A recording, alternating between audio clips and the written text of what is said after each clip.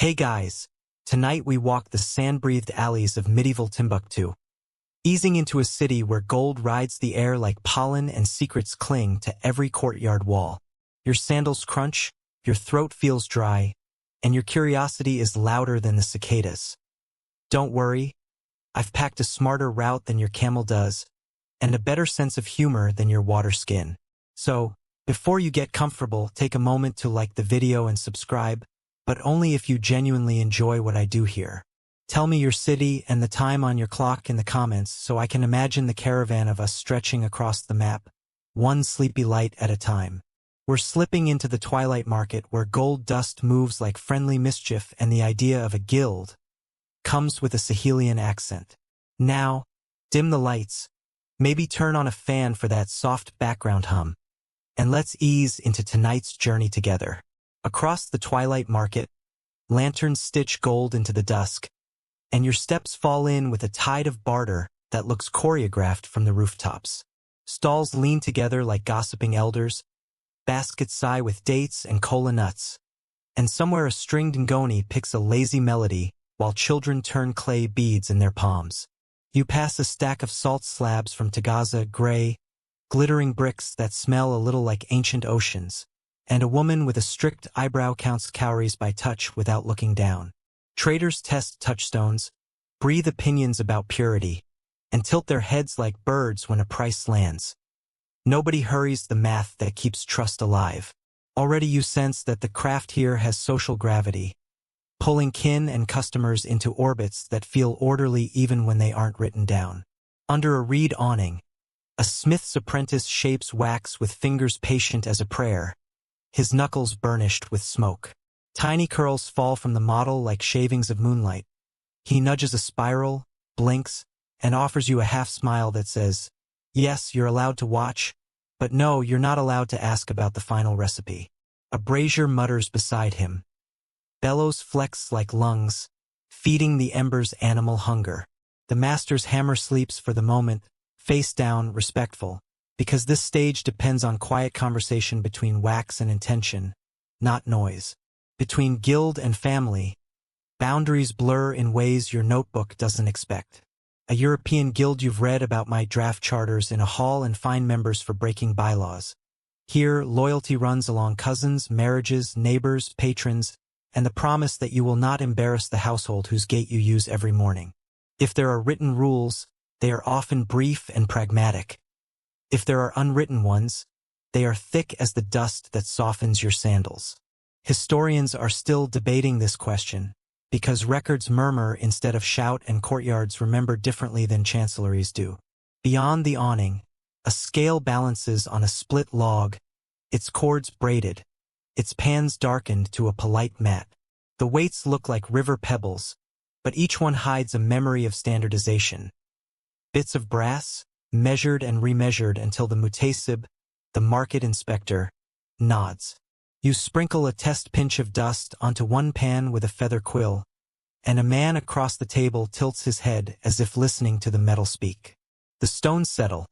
A number is agreed. A tiny parchment chit changes hands, recording a transaction more carefully than many modern text messages do. Meanwhile, big history pads through this scene like a well-fed cat that pretends not to notice you. The Mali Empire's reach gives this market its long shadow. Mansa Musa's 1324 pilgrimage still shimmers in gossip, especially the claim that Cairo's gold price spent under the weight of his generosity. Scholars disagree about the magnitude of that price shock and whether it lasted months or years, yet the story lingers because people like their facts gilded. What you can feel without a ledger is the way echoes of power make hands steadier around the scales. Elsewhere in the market, the smell of leather mixes with sesame, and the slow, patient cool of mud brick walls steadies your heartbeat. Courtyards open like hands, suddenly and without ceremony, and each palm holds a different constellation of tools. Tongs, anvils, clay molds, charcoal sacks stitched with twine. A quiet tabby cat, totally uninterested in your narrative arc, claims the warm circle under a lamp and closes both eyes. You glance up. The sky wears the color of an old manuscript margin. Done, smudged, and generous with interpretation. Near the mosque, the murmur of recitation floats like breath over warm tea. Scholars discuss the ethics of debt while a boy cradles a jar of lamp oil the way a sailor hugs the compass. Both want the same thing, light that holds steady.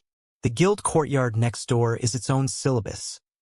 Apprenticeship, patience, taboos about which days to pour, the correct way to greet an elder's tools before your hands touch them. Not everything is solemn. Someone tells a joke about a hammer with better attendance than certain cousins, and laughter files the evening's edges smooth. Sometimes your senses tug you toward the tiny, because the tiny is where gold prefers to live in this town's imagination. Dust doesn't clang like coins. It behaves like a rumor, exciting but unprovable until weighed. Traders keep it in quills, in gourd necks stopped with leather, in little skin pouches that smell of smoke and mint. A quirky practice surfaces at one stall. To test purity without fire, the merchant rubs a line of dust onto a black touchstone, wets his fingertip with TST, and smears the streak just enough to read how it resists. Tonight your walk is not a museum tour. It is participation, soft-footed and slightly mischievous. You trail an errand boy who carries a bundle of charcoal like a newborn, and he teaches you the route of least wind, because sparks waste heat and heat is wealth. He also mentions that the wind sometimes changes because a caravan arrives, drawing breath into the streets the way a flute draws breath into a note. When that happens, everyone reads the news by scent. Camel, sweat, salt, and the oddly sweet breath of dates knocked loose inside a saddlebag. Afterward you're ushered onto a low stool where gossip settles faster than dust. The talk is about an order for anklets commissioned by a merchant's son who wants to impress a bride from Jen. The pattern must suggest both piety and plenty, which is an excellent design brief and a terrible recipe for haste. The master taps the bench once, a signal that means the wax work begins at dawn, because daylight makes fingers truer. Dawn in Timbuktu is serious business. Not just call to prayer and rooster arithmetic, but the cool window when metal minds its manners. Along a narrow alley, a woman's stall wrestles your attention with a display so precise it feels like music. She sells amulets sewn in leather, some filled with verses on rolled paper, others with tiny beads that mimic stars. She winks when you ask which ones charm traders and which ones guard children, then quotes a price that proves her arithmetic has never once lost its way home. An observation crosses your mind with the same certainty as her grin. Markets are partnerships, and many of the steadiest hands belong to women who balance family ledgers with public ones. Here the guild idea shows its local accent. Kinship isn't an accessory. It's the thread that keeps the necklace from scattering. A cousin brings or an uncle lends capital. A neighbor provides charcoal at a fair rate because your grandfather once repaired his roof beam for free. The workshop doesn't exist to police craft so much as to protect reputation, and the strongest lock is a shared supper. Uphill from the main square, a caravan bell flirts with the air, and the sight of blue-veiled Tuareg riders draws a low sigh from a cluster of children with hero-shaped eyes. Guides claim stars as colleagues, wells as calendar pages, dunes as old friends who occasionally play pranks. They swear by tricks like wrapping water skins in damp cloth under a camel's belly to keep it cool, and a couple of elders insist that laughter helps maps remember their lines. True or not, the rules of desert travel exert their own kind of etiquette on city schedules. Eventually dusk kneels fully, and lamps seed ground to a sky that writes with a brighter ink. The smith's courtyard becomes an island of deliberate motion. Wax models completed, the clay molds warmed along the wall, the crucible inspected for cracks like a veteran's knee. Lost wax casting is the main melody here. The wax pattern disappears in the heat, leaving a hollow that welcomes molten metal with the sound you learn to feel more than hear. You notice the clay mix includes grog, crushed old shards, which keeps the mold from panicking at the first touch of heat. Perhaps the most surprising lesson tonight is how much paperwork happens in a place without filing cabinets. Credit rests in pocket-sized ledgers written with a calligrapher's pride. Promises travel in phrases that people remember word for word. Disputes step into the shade with elders who can quote precedent like poets. Islamic law threads through this, offering frameworks for contracts and fair dealing, and the Muhtasib's shadow is long enough to cool tempers before they boil. No one wants a public scolding. Everyone prefers a private correction delivered with tea. Around the corner, a boy grinds charcoal with a stone, adding a pinch of millet husk, because somebody's grandfather swore the ash burns steadier when it remembers its field. Is that chemistry or poetry? In this city, the line is comfortable being blurred, and your hands nod along. The same goes for jewelry patterns. A spiral can be mathematics, aesthetics, or cosmology, depending on who commissioned it and who plans to wear it.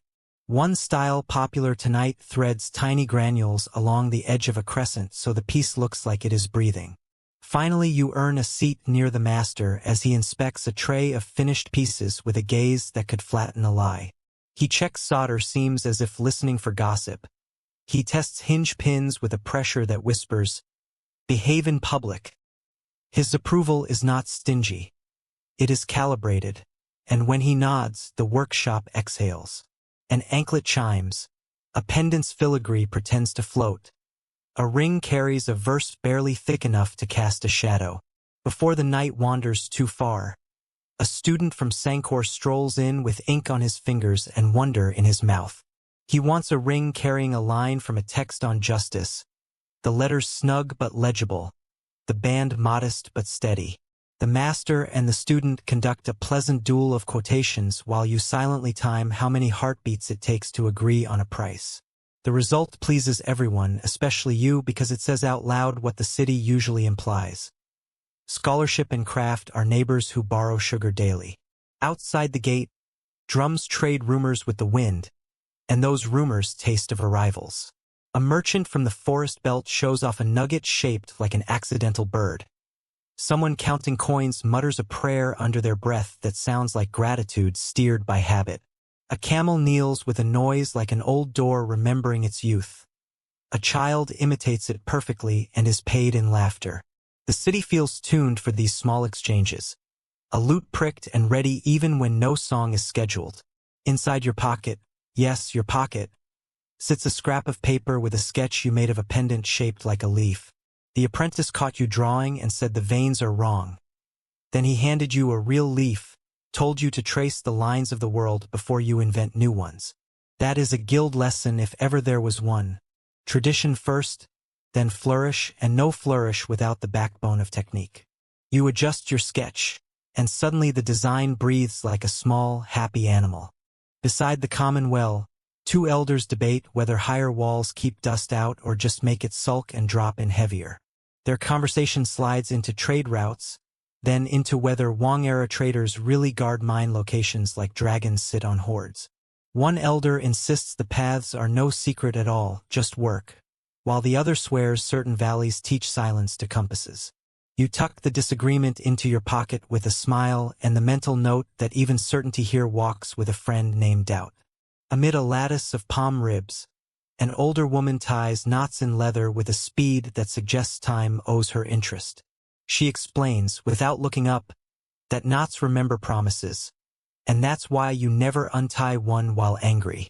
A moment later she slides you a tiny pouch and tells you to listen to it. The grains inside slide against each other like a whisper of rain. Gold dust doesn't clink, she says. It hushes. Forget that and you'll weigh with your ego instead of your scale. Southward beyond the walls, the desert stretches like a sleeping cat, all muscle under calm fur. The city exists because that cat yawns gold and salt, then naps for days, then yawns again. You consider the caravan math. How many days between wells, how much weight a camel prefers, how to read a sky that never repeats itself exactly. A guide once told you that footprints are letters the wind writes in a language only tired people read. And whether or not that's true, patience becomes your favorite tool. Upstream in the neighborhood of kills, the workshop returns to hums and soft clatter. The domestic music of metal slowly learning its manners. Someone brings a dish of millet and stew. Spoons appear from sleeves like small miracles. The bench becomes a table because every flat surface dreams of holding a meal. You taste pepper that lingers without raising its voice. You taste smoke that reminds you you're not in a palace. And you taste hospitality that insists on second helpings. Around here, generosity is not a side industry. It's the operating system. Downwind of the furnaces, a minor dispute blossoms like a puzzled flower.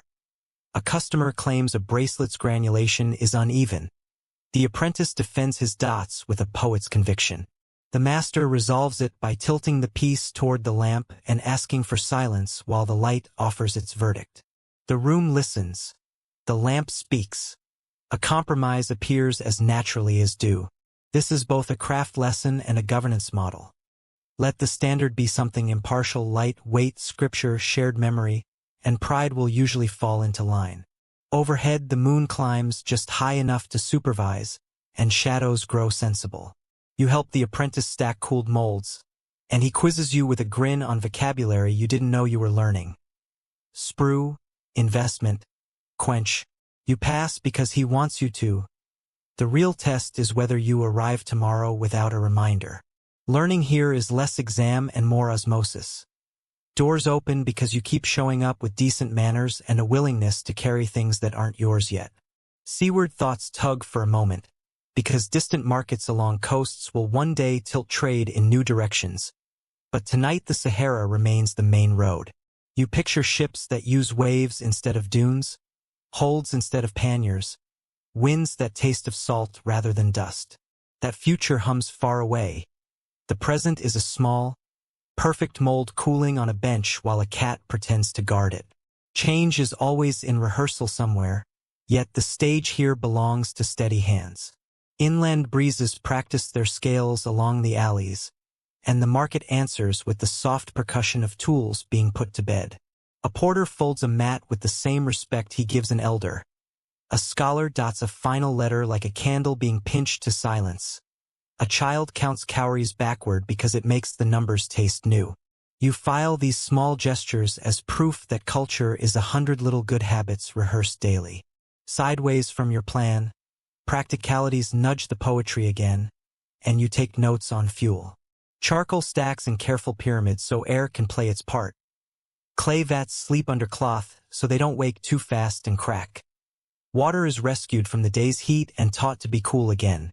A trick you spot and love. Files and alls hide in rolled reed mats so no point blunts against stone.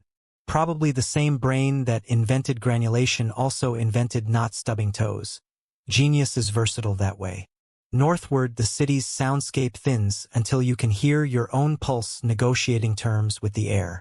A late caller drops off a tiny alabaster jar that will hold a ring after sunrise. He whispers that the proposal depends on the script being lush but modest, which sounds exactly like love trying to be practical. The master promises nothing except honesty of work. The customer bows with relief and leaves a small sack heavier than a handful of hope. You resist the urge to shake it because dignity likes quiet pockets. Afterglow from the lamps floats like tame fireflies as you follow the path toward the guest courtyard. A donkey decides your pace suits its philosophy and matches you for a dozen slow steps, then veers toward a smell it trusts more than your storytelling. You don't take it personally. You are already distracted by a window where a scholar's lamp keeps working on the spine of a book. Gold glitters, yes, but the city seems just as proud of ink that glows on skin-thin parchment when the lamp leans close. Hereafter the horizon blushes with the thought of dawn, though night remains official. The apprentice waves you off with a warning you enjoy. If you show up before the tea will feel judged. Wisdom delivered with mischief is the house style, and you promise to arrive with the appropriate amount of ignorance and thirst. The city accepts your promise in the most flattering way possible, by continuing on without you. Furthermost inside yourself, you notice that fatigue has settled like fine dust on your shoulders, and that's not a complaint. It's a souvenir. Tonight gave you a mainstream truth. Timbuktu's wealth rests on trans-Saharan trade braided from gold and salt, and tucked it beside a strange delight, the T-finger touchstone test, which you will now daydream about, skeptically but fondly.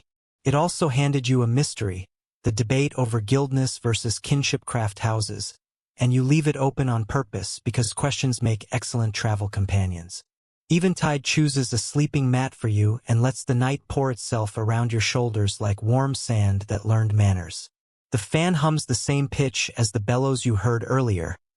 The two songs braid into something that keeps your breath at a sensible tempo. Plans for tomorrow drift in lazy circles.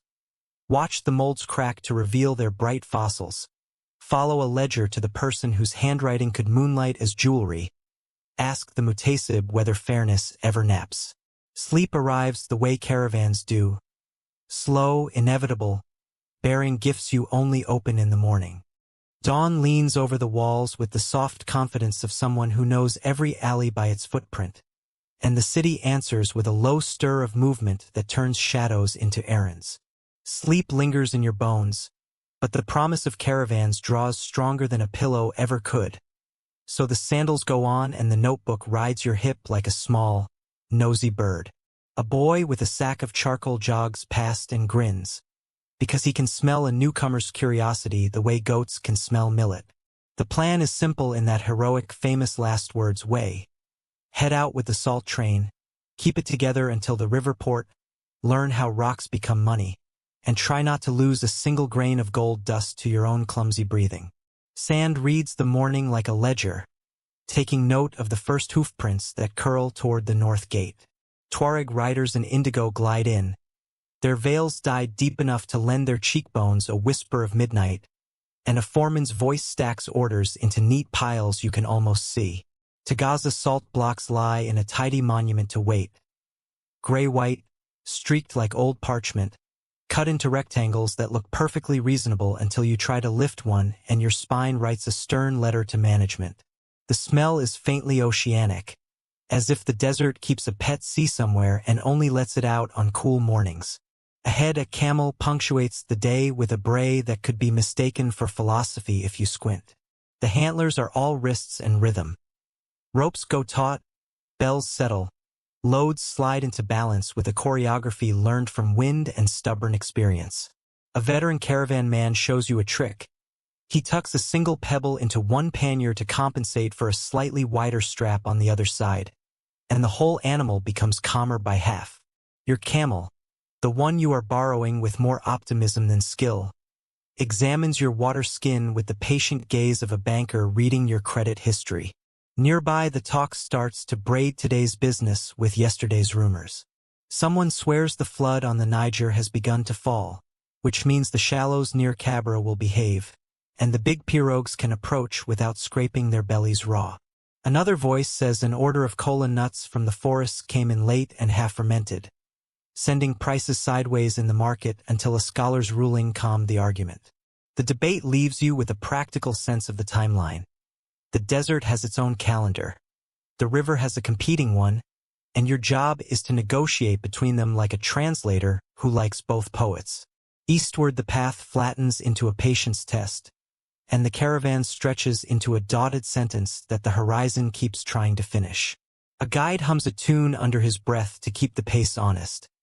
Another tells you that singing makes camels believe the day has fewer edges. You learn to read the rhythm of stops. A quick one for a tack adjustment.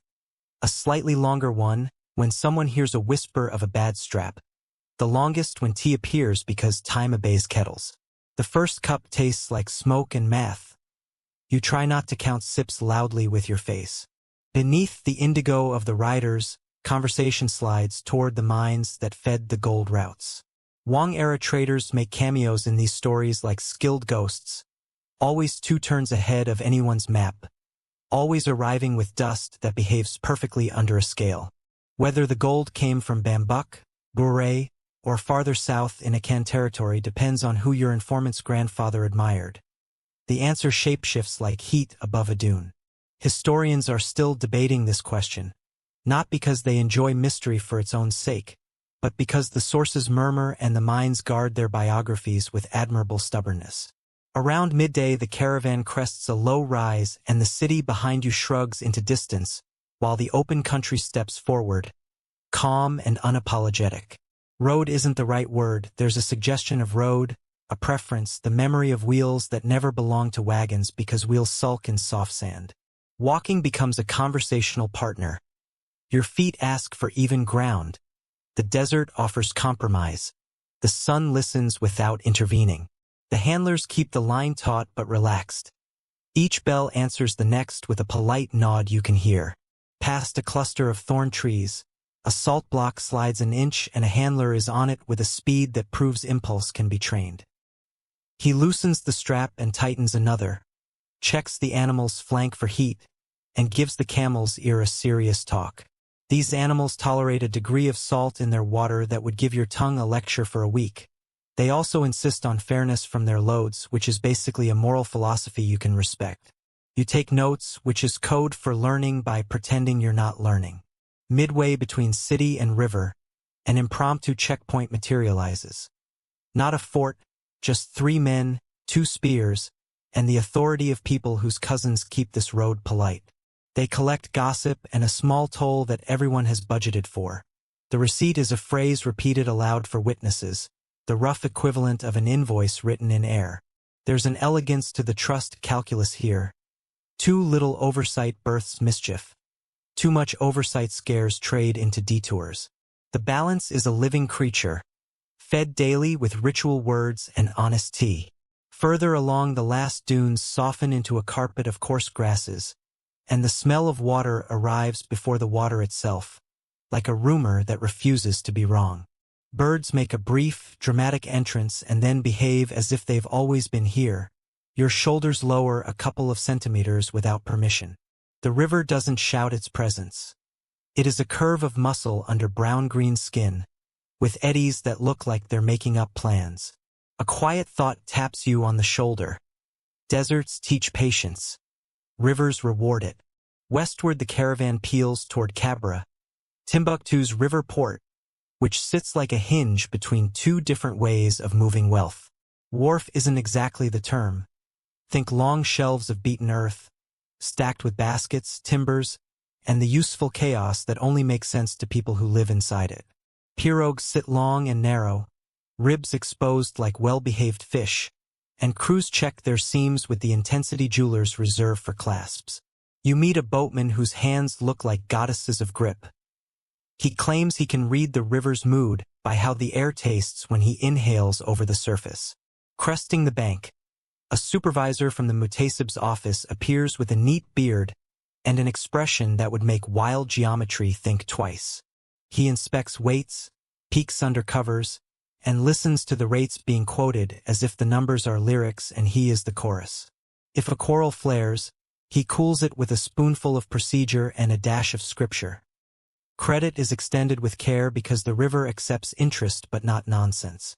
The fact that fairness requires supervision might strike you as obvious, but here it looks like an art, practiced daily with praise for precision and gentle suspicion for shortcuts. Downstream, the conversation shifts into boat language, which is handier than you expected. Terms for eddies, sandbars, and seasonal channels flutter around your head and decide to stay. The crews teach you how floods change the alphabet of the river. In high water, shortcuts appear like secrets. In low water, those secrets sulk and demand tribute in stuck keels.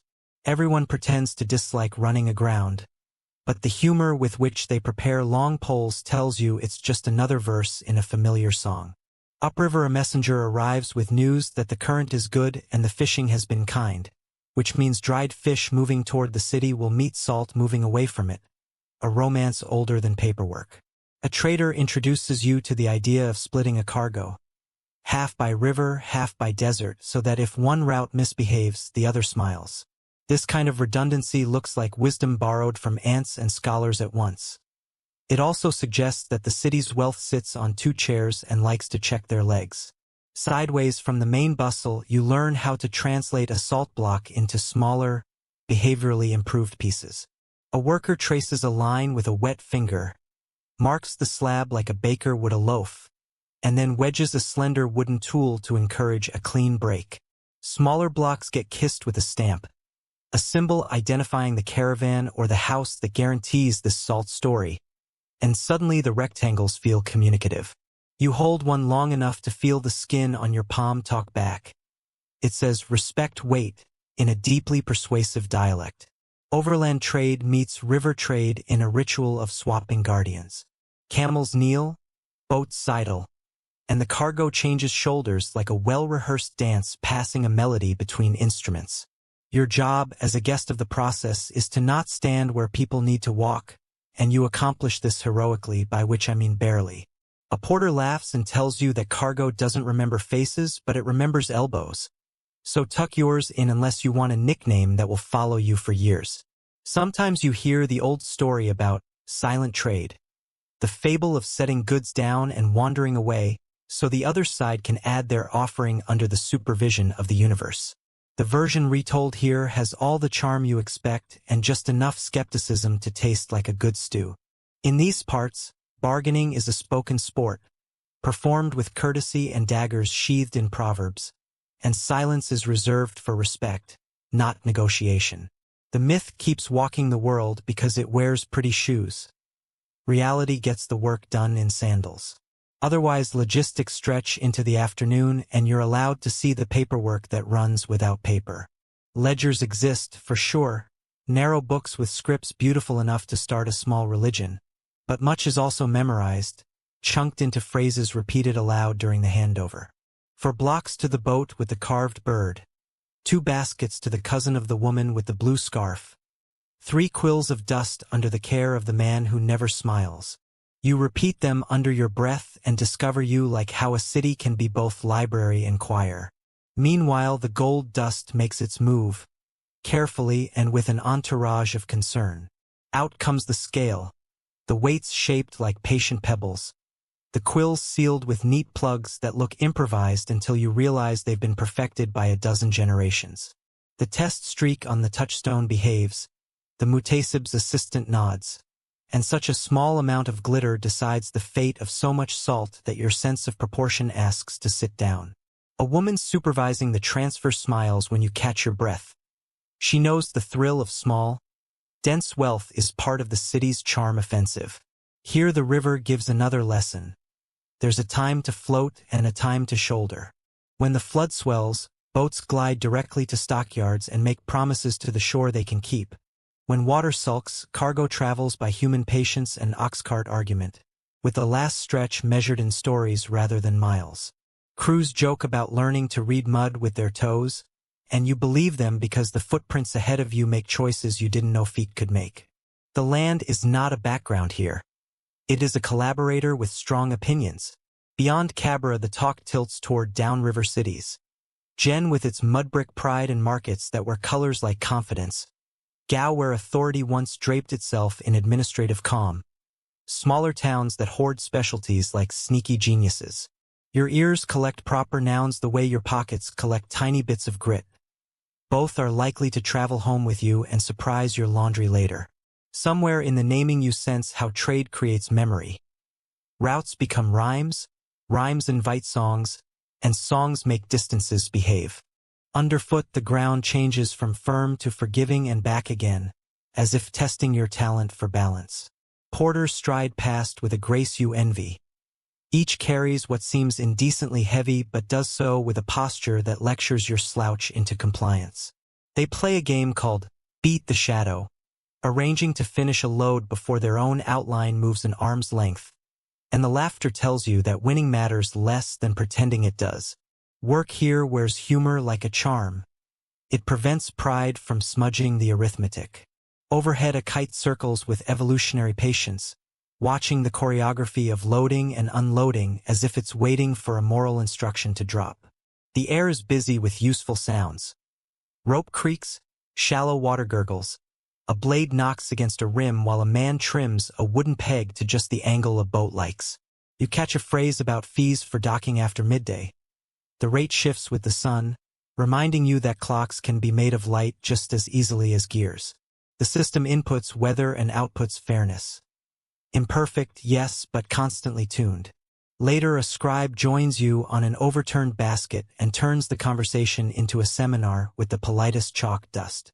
Contracts, he says, need witnesses who don't blink when the wind kicks up. Credit behaves best when wrapped in kinship. A promise likes a porch more than an office. He sketches the circle of responsibility that protects a caravan. Patrons at the center, handlers in a ring, cousins as the ligaments that keep the whole moving part attached to the bone of custom. You ask whether the state watches closely. He smiles and says it watches closely enough to keep thieves thinking, not so closely it scares honest hands.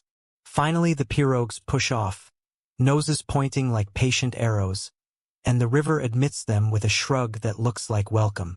Boats carry salt and stories toward markets that treat them like family returning from a long joke.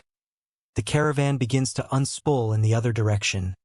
Lighter, quieter, changed in the way a house feels after guests have been fed well.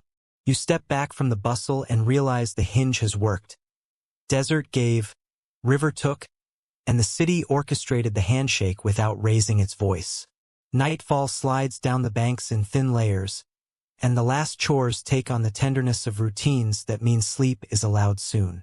A handler rubs a camel's neck with satisfied circles. A boatman wipes the blade of his paddle like a father checking a child's forehead for fever. A woman rolls spare rope into a coil that sits as politely as a well-trained cat. Tonight's lesson crystallizes. At the place where sand meets water, trade is less a battlefield than a conversation in which everyone has learned how to listen to wait. Another mainstream truth fits beside it. The Azalai salt caravans make this economy breathe, and a peculiar delight stays close. A single pebble tucked into the right pannier can calm an entire animal, which feels like advice meant for hearts as much as saddles. A last question hums along the edge of your thoughts, open and inviting.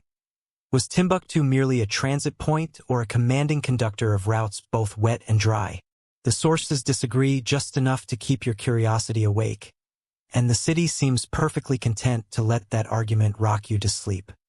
Morning arrives with the unreasonable confidence of a rooster, and the city obliges by stretching its markets awake one hushed stall at a time. A promise tugs at your sleeve, the kind that smells like damp leaves and red earth, and it carries a map without edges. The master in the courtyard nods toward the southern gate, and that nod is a passport. Follow the people who follow the gold, he says, and let your feet learn what your pen thinks it already knows. A small pouch of salt goes into your bag for gifts. A smaller quill sealed with resin rides in your pocket like a secret that doesn't want to learn your language yet. Maps in this town prefer to be told rather than drawn, so the first directions come as a story disguised as gossip. A trader in a faded headscarf explains that the road to the forest mines starts as any road does, with dust and hope, and then veers toward shade as if shade were a saint. Rivers will volunteer to help or they'll sulk, depending on mood and month. Bridges are suggestions, not guarantees, and any path worth the calluses will add extra distance on purpose to keep lazy people honest. Your guide smiles without promising anything, which is how honesty wears its hair in this latitude. Rumor travels with the caravan like a favorite aunt who always gets a seat. The word today is that the Wang era are in motion, stepping between forest towns with the kind of coordination that makes allies feel important and rivals feel late. Some swear Wang era is a people.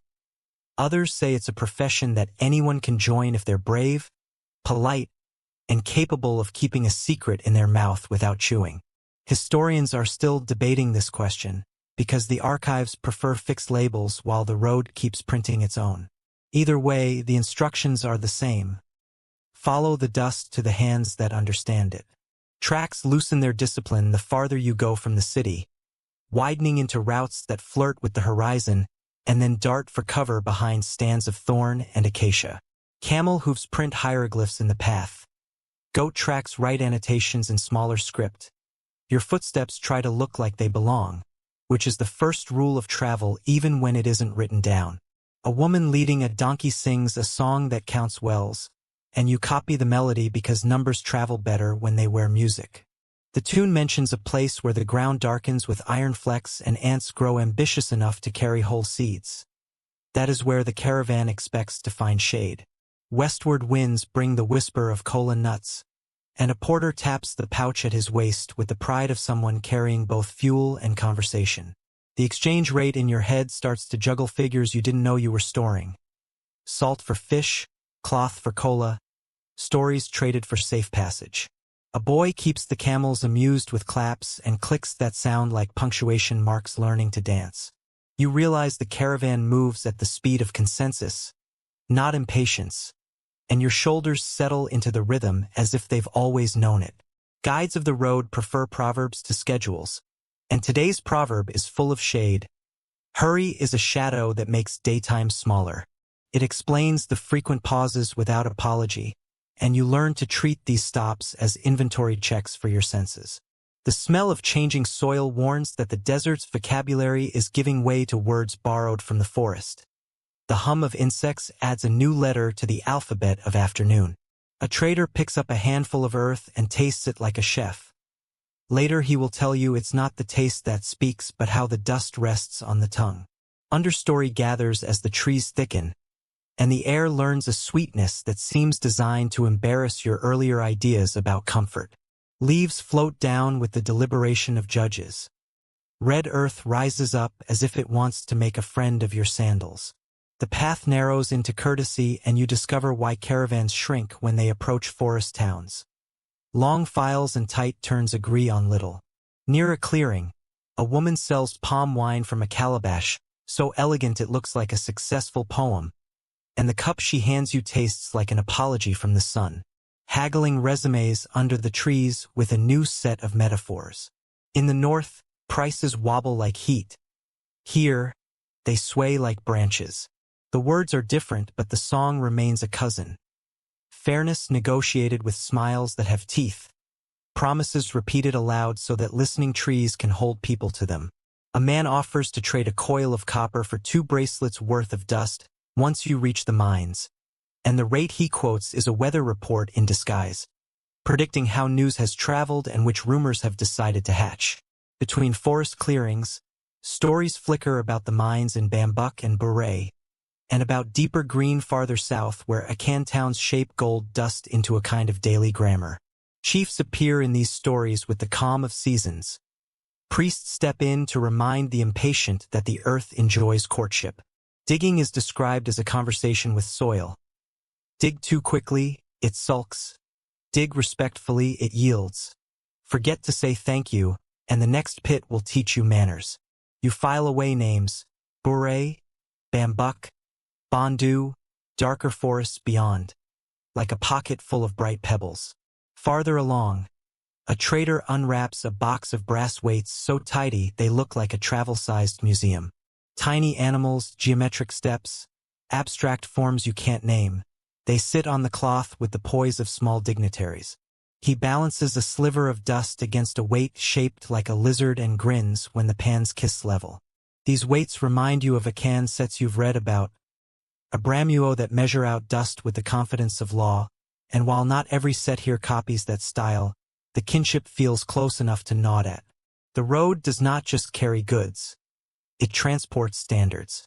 Questions multiply as the path bends toward a village where people say the miners work in teams that rival choirs. You wonder how the dust travels without spilling its temper. You wonder how trust survives so many hands without sprouting thorns. Answers arrive as demonstrations. Quills sealed with resin. Leather pouches lined with the faintest smear of oil so grains don't cling like stubborn guests. Narrow spoons carved from bone that know how to scoop a promise without dropping it. A woman explains that anyone who inhales around the scale does so through their nose, never their mouth, so breath doesn't volunteer weight without permission. Lunch announces itself as a pause too long to be polite and just right to be wise.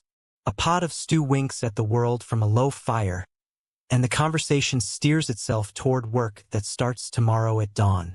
Miners talk about shafts that need shoring, about rain that makes walls behave like tired knees, about the rule that nobody descends without a friend to watch the rope. A boy whittles a peg with the seriousness of a man writing a treaty.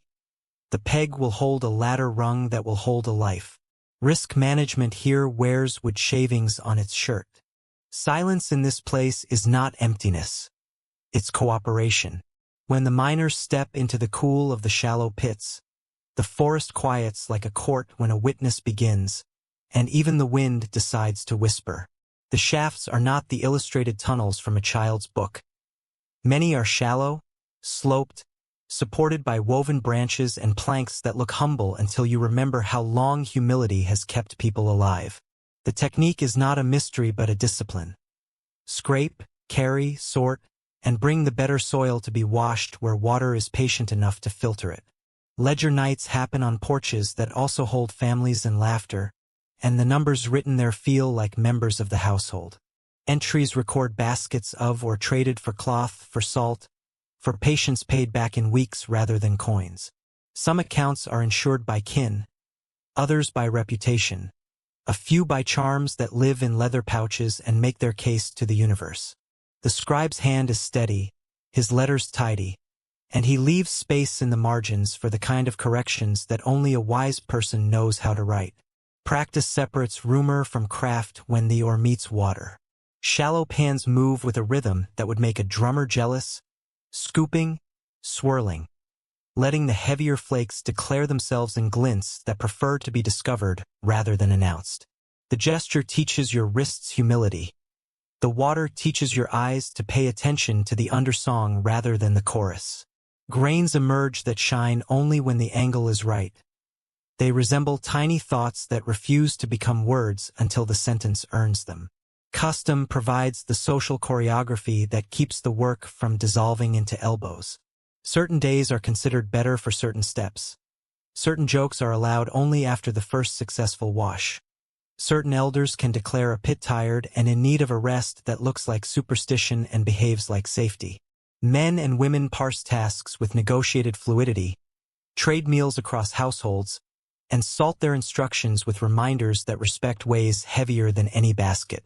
You notice how the work avoids heroics.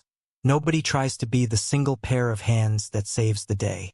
Edges of secrecy hem the whole operation in a way that feels both responsible and delicious. Routes into and out of the mining districts are discussed in phrases rather than names. A bend in a creek becomes the place where the air smells like a mango's cousin. A fork in the path becomes where the ants argue crosswise. Pot hunters and tax-enthusiastic strangers are managed by a strategy older than swordplay. Confusion. True maps exist, but they live in heads that were taught to keep their doors politely locked. The next day, you're gently invited to remember landmarks that don't look like landmarks at all.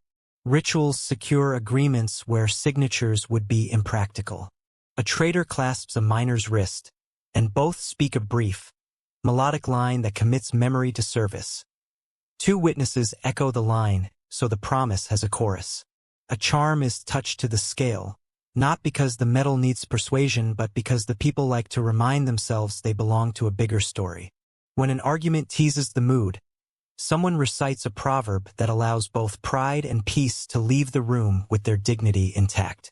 Caution remains the unofficial accountant. A miner points to a shaft and explains the condition of silence required before anyone enters. The pit must be greeted, its timbers inspected with hands that remember every knot and notch, its aches measured by creaks that only experience translates. Someone mentions a tragedy from years ago and the porch falls quiet, not with fear but with respect, and work resumes with the kind of attention that counts as prayer even when no words get involved. The earth, everyone agrees, dislikes surprises. Crossroads towns act like language tutors, teaching caravan and forest people how to conjugate trade. At one such town, cloth from farther north flirts with dyed cotton from nearby looms, and beads negotiate status with the calm of seasoned diplomats. A woman shows off a set of scales folded into a wooden case no bigger than your palm. She tucks tiny brass weights into cavities whose lids click shut with the satisfaction of a solved puzzle. The case is a museum of proportions. You can hear it insisting that fairness must be portable. Evening walks into the village with the posture of a guest who always brings better stories than anyone else. Lamps remember their jobs, and the porches fill with conversation that manages to be both practical and charming. A miner tells how a flood once rearranged the channels overnight and gave them a new wash site that behaved like a gift. A trader counters with a tale of a chief whose horse refused to cross a ford unless greeted by name.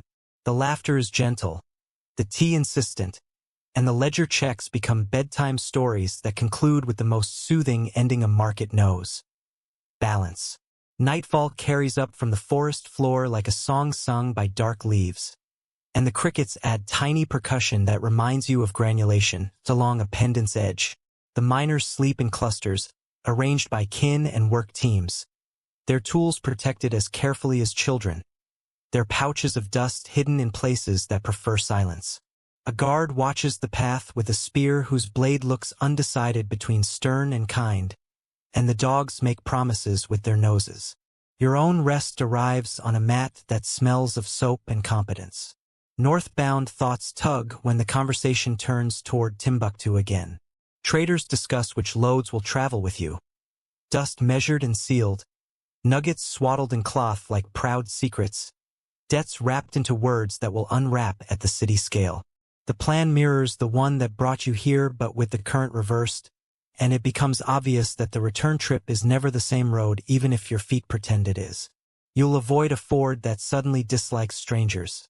You'll stop at a shrine you missed the first time because your eyes were borrowing other questions. Afterward, walking back toward the Sahel edge, the forest gives up its green reluctantly, and the sky rereads its lesson on vastness. Caravans expand again to their desert shape. Queues lengthen, bells resume their measured gossip. The horizon decides to be generous. News from the north rides down to meet you midway. Prices behaving, a scholar's lecture praised for clarity.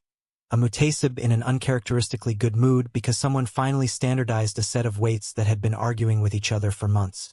The road is a telephone with excellent breath control. Finally, the city greets the dust with the affection of a friend who knew you would return with stories worth the tea. Courtyards accept the quills and the pouches. The scales lick their lips in anticipation, and the weights line up like choir members about to sing truth.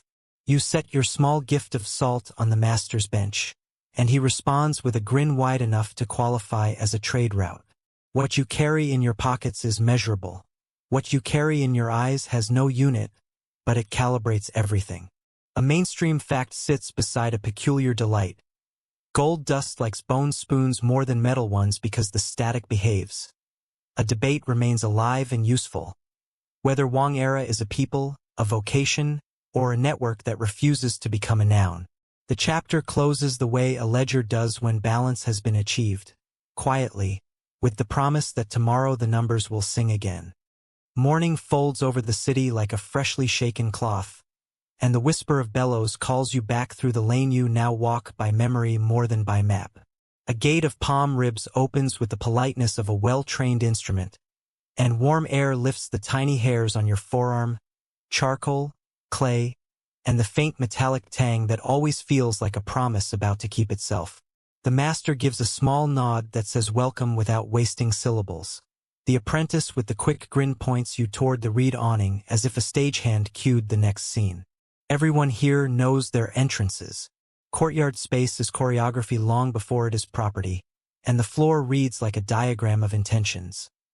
Low and Ville by the north wall, clay mixing trench along the east, wattled rack of molds set to dry where the sun behaves, and water jars shaded like shy officials behind a screen of woven grass.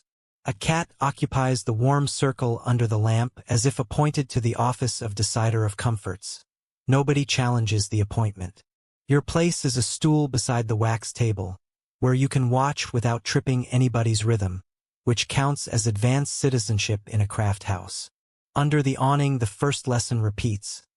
Greet the tools before you touch them, not because they demand worship, but because your hands behave better when they remember inheritance. Hammer faces receive an approving glance. Tongs get checked for spring. The bellows leather replies with a sound like a quiet heartbeat. Masters and kin overlap here in a net that looks casual and holds tight. Apprentices report to elders who are sometimes uncles, sometimes neighbors, occasionally those alarming aunties who measure your progress with a look. Whether this is a guild the way a European charter would define it remains unsettled. Historians are still debating this question, and the argument charms you because it reveals how language struggles to catch up with habit.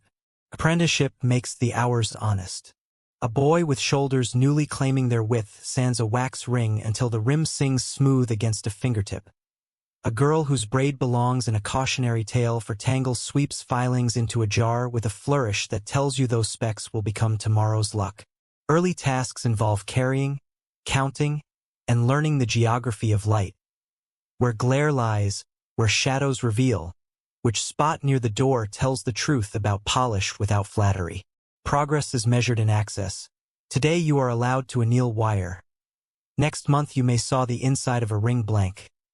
Someday, if your wrists learn patience, you will cut the sprue from a casting while everybody pretends not to watch. Etiquette drapes the benches like a work apron. Greetings rise and settle, the phrase peace upon you, landing as reliably as the bellows sigh, and the reply returns with the same considered weight as a scale pan receiving its partner. Jokes arrive at exactly the right temperature, warm enough to season the mood, never so hot they warp attention. Tea moves in rounds governed by an algorithm that seems to prefer whoever just finished a difficult step, which teaches you to notice effort even when the result hides it. The mood is not solemn. It is attentive, which is a much scarcer quality than solemnity. Taboos operate like guardrails you don't lean on until a night you nearly slip. Pouring on certain days is discouraged. Filing at dawn earns a nod. Hammering during the scholar's afternoon lesson next door is a misdemeanor that only a stranger would commit twice. Resin for sealing quills of dust should never be warmed over a flame used for cooking, because greed has no business borrowing the smell of supper. Clay for molds gets mixed with water that has cooled in the shade, not yesterday's, not a guest's leftover, because clay remembers disrespect longer than people do. An apprentice marks a work in progress with a dab of henna, just a dot. So a piece in waiting has a name without being told aloud, a tiny superstition that never complains. Silence arrives on cue when wax steps into negotiation with fingers. Words shrink to gestures. A raised eyebrow that asks, thinner. A tilt that says, open that curve. Lost wax modeling requires the exact mixture of confidence and humility that keeps songs teachable. The wax yields when warmed, sulks when pushed, and rewards any hand that finds its temperature the way a good gate rewards the person who knows where the latch lives. Error is not a villain. It is a rehearsal partner who keeps difficult hours. Tools glow with the dignity of elders who work daily. The anvil's face is not mirror bright because nobody here wants to lie about flatness. The drawplate wears grooves like roadmaps of wire that learned how to be narrow without losing courage. Files live in a rolled reed mat so points do not blunt against stone. Bellows have names for their moods. One breathes like a camel who has opinions.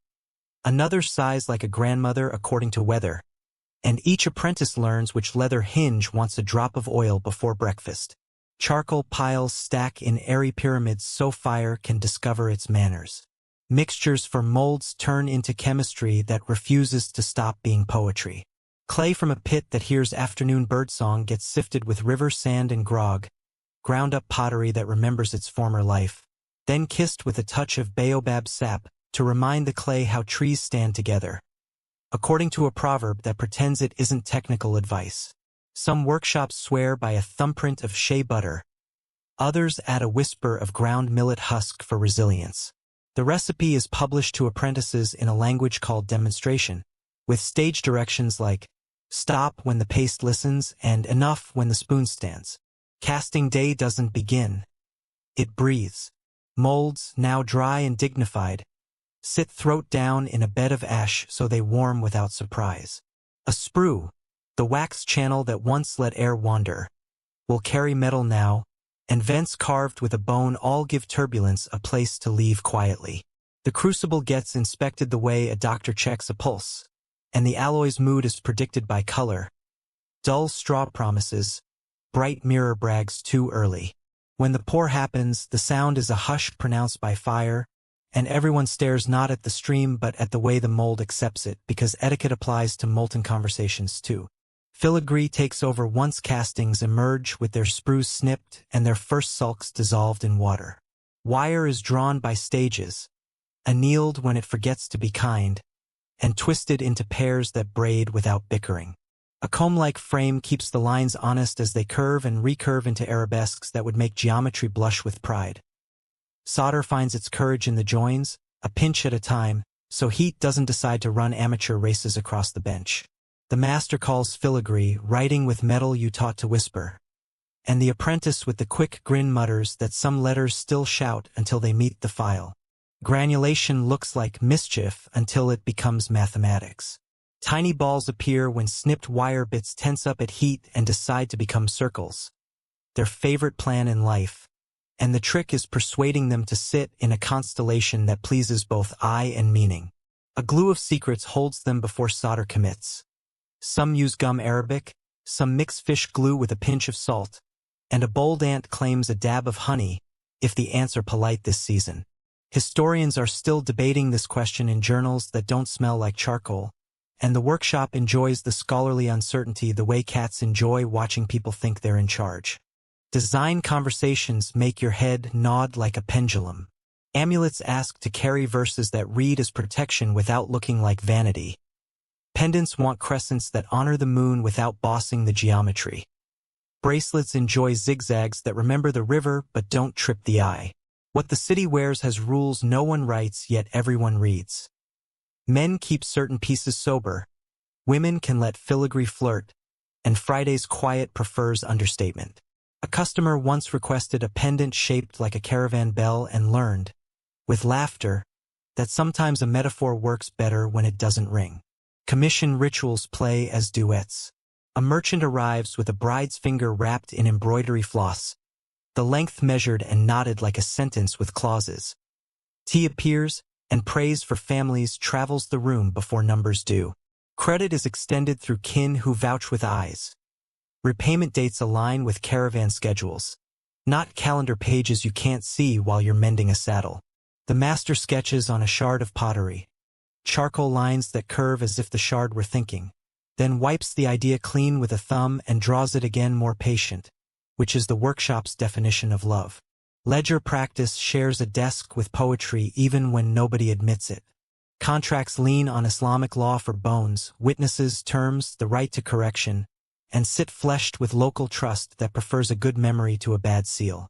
Names are written, weights recorded, and a small line marks the right of refusal if the light is unkind, which means a piece must look honest outdoors as well as on the bench. The Muhtasib's assistant stamps the record with a sign so tiny you need good eyes to respect it. The stamp isn't a threat, it's a promise that fairness will be invited to tea if anything pouts. Reputation polishes faster than any cloth. Cutting corners is a story that sprints ahead of your feet. Generosity walks too, but it chooses a dignified pace and still arrives first where it matters.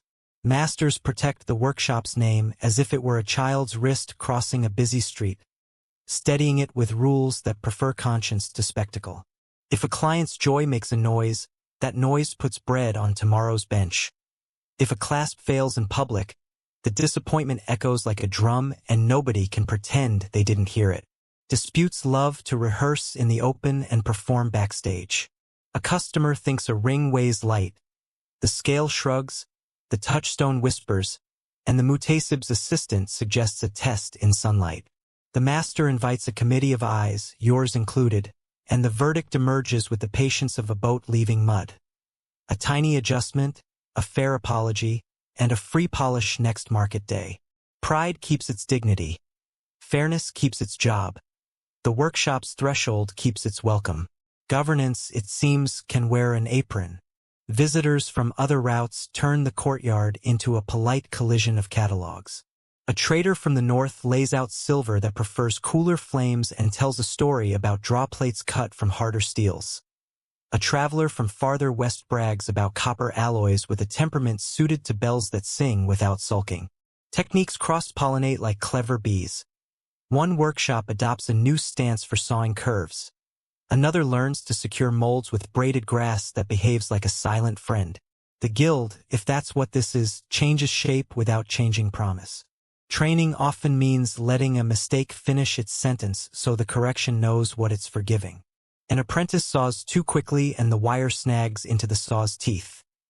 Everybody pretends the world didn't hear the prickly word that escapes, and the master instructs with a gesture that says slow down until the metal believes you intend it well. Scrap returns to the crucible without ceremony. The room resets its breath.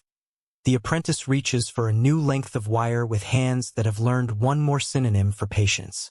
The shop language adds a term, donkey ear, for an ear-shaped buckling that warns you when a curve lost its manners. Women steer the household side of the craft with authority that rarely requests applause. A wife manages orders and deliveries, counting cowries with an expression that can balance a ledger from across the room. An older daughter polishes with powdered stone and a leaf she learned to fold just so. A mother-in-law assesses a finish by stroke and by sound, a kind of percussion exam where the piece answers with a soft, even whisper. Market stalls run by women form the last bridge between bench and wearer, editing designs with a verdict more powerful than any manifesto: what sells and why it does. Safety behaves like housekeeping with a degree in mercy. Wet cloths wait within arm's reach of the furnace not because fire is a villain but because it enjoys attention. Bellows leather is inspected for cracks before a day's worth of persuasion. Ventilation is engineered by clever gaps at roofline and door, which would make any architect hum in approval. No one enters a casting circle with loose sleeves. No one stows charcoal near dripping vessels.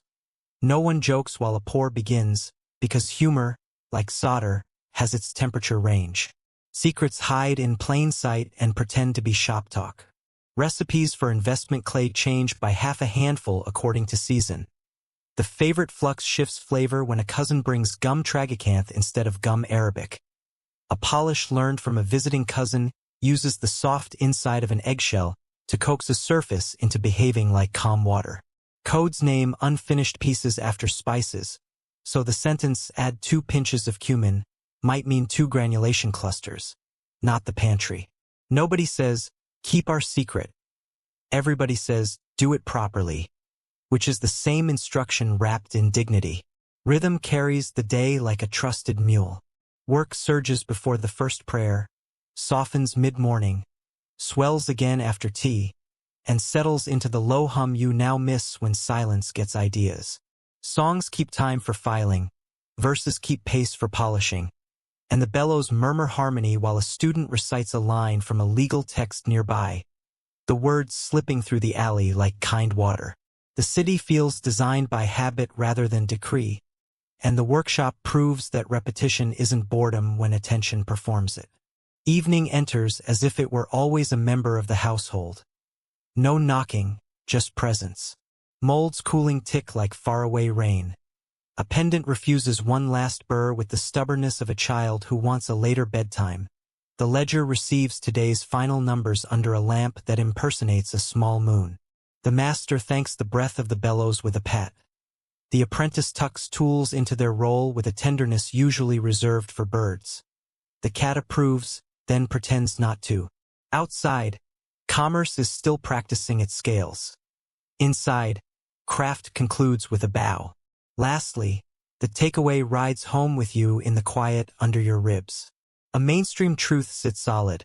A Timbuktu guild is a courtyard system where masters, kin, and apprentices share tools and reputation, enforcing quality through social gravity more than paperwork. A wonderfully odd detail refuses to leave your pocket. An eggshell's inner lining makes a polish so kind it almost counts as flattery. A live question keeps your curiosity awake but relaxed. How formal were these rules, really? And how much did kinship do the heavy lifting that charters do elsewhere? You close the gate with the same care you use to put down a finished ring, soft, committed, sure you'll return when the city's bellows call again. Dawn presses a warm palm against the courtyard wall, and the air replies with charcoal breath and a hush that feels like a stage waiting for its first line. Hands reach for tools without hunting. Your stool remembers you as if it has your name carved into the grain. The day's promise is simple and complicated at once. Begin with wax soft as a rumor, end with gold firm as a vow, and let patience carry the conversation between them. A cat audits the benches with supervisory indifference, then grants the workshop permission to proceed. From the lane beyond the gate, the market hum arrives like a bass line, steady and encouraging, and you settle into a rhythm that allows time to slow down enough for details to introduce themselves. Bellows wake with the low, even cadence of respectful breath, Two small goatskin lungs moving in a choreography that apprentices learn before they memorize prices. A boy keeps time with his heels so air arrives the way a flame prefers. Regular, unshowy, devoted. The older apprentice checks the tuyere, tapping the clay nozzle with a fingernail to hear the note that says it hasn't cracked. A pinch of ash tames sparks, and a scoop of fresh charcoal takes its place like a well-behaved understudy. The master glances once at the color of heat and once at your posture. Both pass inspection. Wax lies on the bench as obedient bars and coils, ready to be persuaded into form by pressure and temperature rather than impatient intent. Fingers warm a strip until it surrenders, then coax it around a wooden mandrel so a ring grows as naturally as a thought becoming a sentence. Blades sharpened on leather strops shave away excess in slices so thin they curl like fish scales. Every curl goes into a jar, because even the practice mistakes have a destination. You pinch a curve too hard and it sulks. A breath of warmth apologizes on your behalf, and the curve forgives you with satisfying speed. Practice draws out rules that sound like proverbs. If a line looks almost right, it will be wrong in metal. If a corner pleases you in wax, it must be introduced to an edge you can feel with a fingernail. If your wrist tries to hurry, set the tool down and drink water because thirst and haste are cousins. An ant with a voice that could lecture gravity into better behavior demonstrates how to roll thin wax wire between palms dusted with powdered clay so it doesn't cling. She winks when the wire obeys, and that wink performs the same function as a signature. Investment begins with a bowl and a realistic grasp of texture. Clay from a favorite pit sifts through a screen into powder that feels like honest flour. Grog joins it, shards of yesterday's vessels ground into grit that reminds the mixture not to panic at heat. River sand adds the memory of coolness. A whisper of baobab sap makes the slurry listen, and a spoon stands just long enough to nod when the proportions are right. Wax trees, spruce, branches, and the pieces themselves lower into the slip, come up coated, and then do it again until the surface remembers discipline rather than decoration. Channels demand a draftsman's patience. Sprues grow along the least stubborn path, thick where the metal will hurry, thin where it must be taught manners. Vents rise toward the highest points so air can show itself out without melodrama. A bone all tears little doorways in the investment that you learn to call whispers, because they let steam leave without announcing its exit to the neighborhood. The master says that a good casting is mostly a good evacuation plan, and the apprentice with the quick grin agrees while pretending he always knew that. Heat performs the delicate betrayal called burnout, when wax abandons the mold to make room for something more enduring. Pottery shards prop the flask's throat down near the coals, and warmth advances in increments because surprise is the enemy of structure. Resin perfume gives way to the faint, sweet smoke of surrender. A trained ear hears pockets release with tiny sighs that keep the clay from cracking. The master tests readiness with a sliver of reed, touch, twist, sniff, and signals a pause that feels like a held breath before the first note of a song. Pouring becomes ceremony. Alloying happens first, gold tempered with a hint of silver for kindness, a touch of copper for courage, measured on a scale that treats fractions like guests of honor. Flux pinches in like quiet advice, discouraging oxides from playing tricks, and the crucible warms until color moves from straw to the living mirror that promises fluidity. A charcoal lid shields from draft. A shout would be vulgar here, so silence hosts the moment. The tilt begins. The stream arcs. The mold accepts with a sound you feel more than hear, a small, satisfied yes pronounced in molten grammar. Quenching answers fire with water in a lesson about temper and timing. The flask cools just enough for clay to bear insult, then meets the basin with a rush that releases a cloud smelling of earth and secrets. Investment softens and gives up its prisoner. The piece emerges chalky and astonished, a newborn in need of a bath and a tutor. You rub with a thumb and the surface brightens shyly. Someone jokes that the first light a casting sees should be kind light, or it will grow up moody. No one seems to know whether that is physics or ethics, and no one wants to find out the hard way. Pickling follows in a jar of lye made from plant ash, strong enough to persuade Firescale to consider a new career. A wooden tong keeps metal from learning the wrong taste, and the solution hums the quiet chemical hymn that all good cleanups sing. When the piece comes out, it wears a pale dignity. Rinse water answers with a cool handshake. A soft brush scrubs the last indecision from corners. Modern minds might picture acids with fancy names, but here the recipe remembers kitchens and fire pits, and the results argue persuasively for tradition that works. Chasing corrects the tiny overconfidences that castings collect. Steel punches with polished noses introduce the surface to its best self. Lines crisp, edges learn to stand up straight without shouting. A pitch bowl cradles the work, pine-smelling and supportive, and the hammer taps match the pace of your breathing because control is a duet. Mistakes confess themselves if asked respectfully. A too soft edge stiffens under pressure. A dull highlight wakes when the punch revisits with better posture. Sound changes with success. The small ring of rightness replaces the dull thud of almost. Soldering builds connections that pretend they were born that way. Joints meet clean and close because gaps are bohemians who refuse schedules. Solder snippets line up like disciplined students. A dab of flux whispers encouragement. The blowpipe tips the flame exactly where it must be. Air from your lungs coaxed into precision by practice that looks like music. Heat travels. Solder flashes. The seam stops being a place and becomes a promise. Cooling returns dignity. Pickle removes the gossip left by fire, and the file erases the memory of division until only unity remains.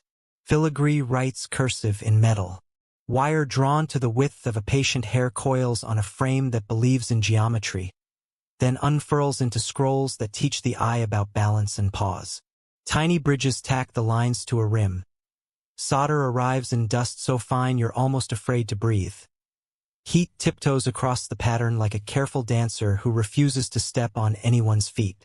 When the smoke clears, the lace holds its own weight, and your fingertips trace a sentence you can read without letters.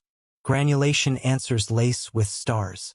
Grains form when clipped wire accepts the invitation of flame to become spheres, their favorite habit, and they collect in a dish like polite planets. A glue of secrets fastens them in pattern before the final heat. Gum Arabic with a rumor of salt, or fish glue that smells faintly of river promises, or a syrup teased from local plants that behave as if chemistry graduated from poetry school. Some masters swear by fusing rather than soldering, claiming the grains kiss the base with a bond born from the gold's own skin. Historians are still debating this question, and the workshop, amused, lets the results speak louder than definitions. Patterns carry meanings that outwalk fashion. A crescent asks for modesty and trust. A lattice repeats prayers without words. A zigzag remembers river paths and the patience they ask from oars. Commission notes arrive as sentences with adjectives. Strong, but not proud. Quiet, but not shy. Blessed, but not showy. The master translates adjectives into geometry, and the apprentice learns that good design is a treaty between form and conscience. When a buyer requests dots along an edge for good fortune, the room adds them without arching an eyebrow, because charm and craft have been neighbors for longer than anyone can recite. Inscriptions thread language into metal so faith and memory learn to be wearable. Letters must be legible without turning the ring into a billboard, and spacing behaves like a new apprentice. Eager, occasionally clumsy, but trainable with patience. A reading sketch on parchment rehearses the curve. A fine chisel recites the line into gold, and the stroke order matters because the tool wants to leave clean exits. Verses from learned texts sit beside short phrases a grandmother loved. Both receive the same courtesy. Clarity, balance, and the decency of straight lines that don't bully. Weighing returns as the chorus behind every solo. A scale you already trust from market days proves its skills again here. Pans balanced, chords true, weights calibrated by a Muhtasib who always seems to appear just before anyone asks whether numbers still remember their jobs. Dust pays for time. Nuggets pay for reputation. Craft pays for both by refusing to lie. The smallest adjustment, a file stroke here, an extra link there, changes the reading, and you feel arithmetic become tactile, nudging your fingers into habits that mathematicians would approve of. Standards enforce themselves through taste as much as through documents. The town prefers a certain color of alloy for jewelry that announces marriage. A darker tone suits the sober dignity of scholars' gifts. Wire widths whisper class and context. Granule sizes tell the attentive observer whether a piece was born in a courtyard that favors patience or haste. Stories circulate of a workshop that altered standards in a lean season and discovered that customers hear with their eyes. Business recovered only when quality did. The lesson comes without scolding but with volcanic clarity.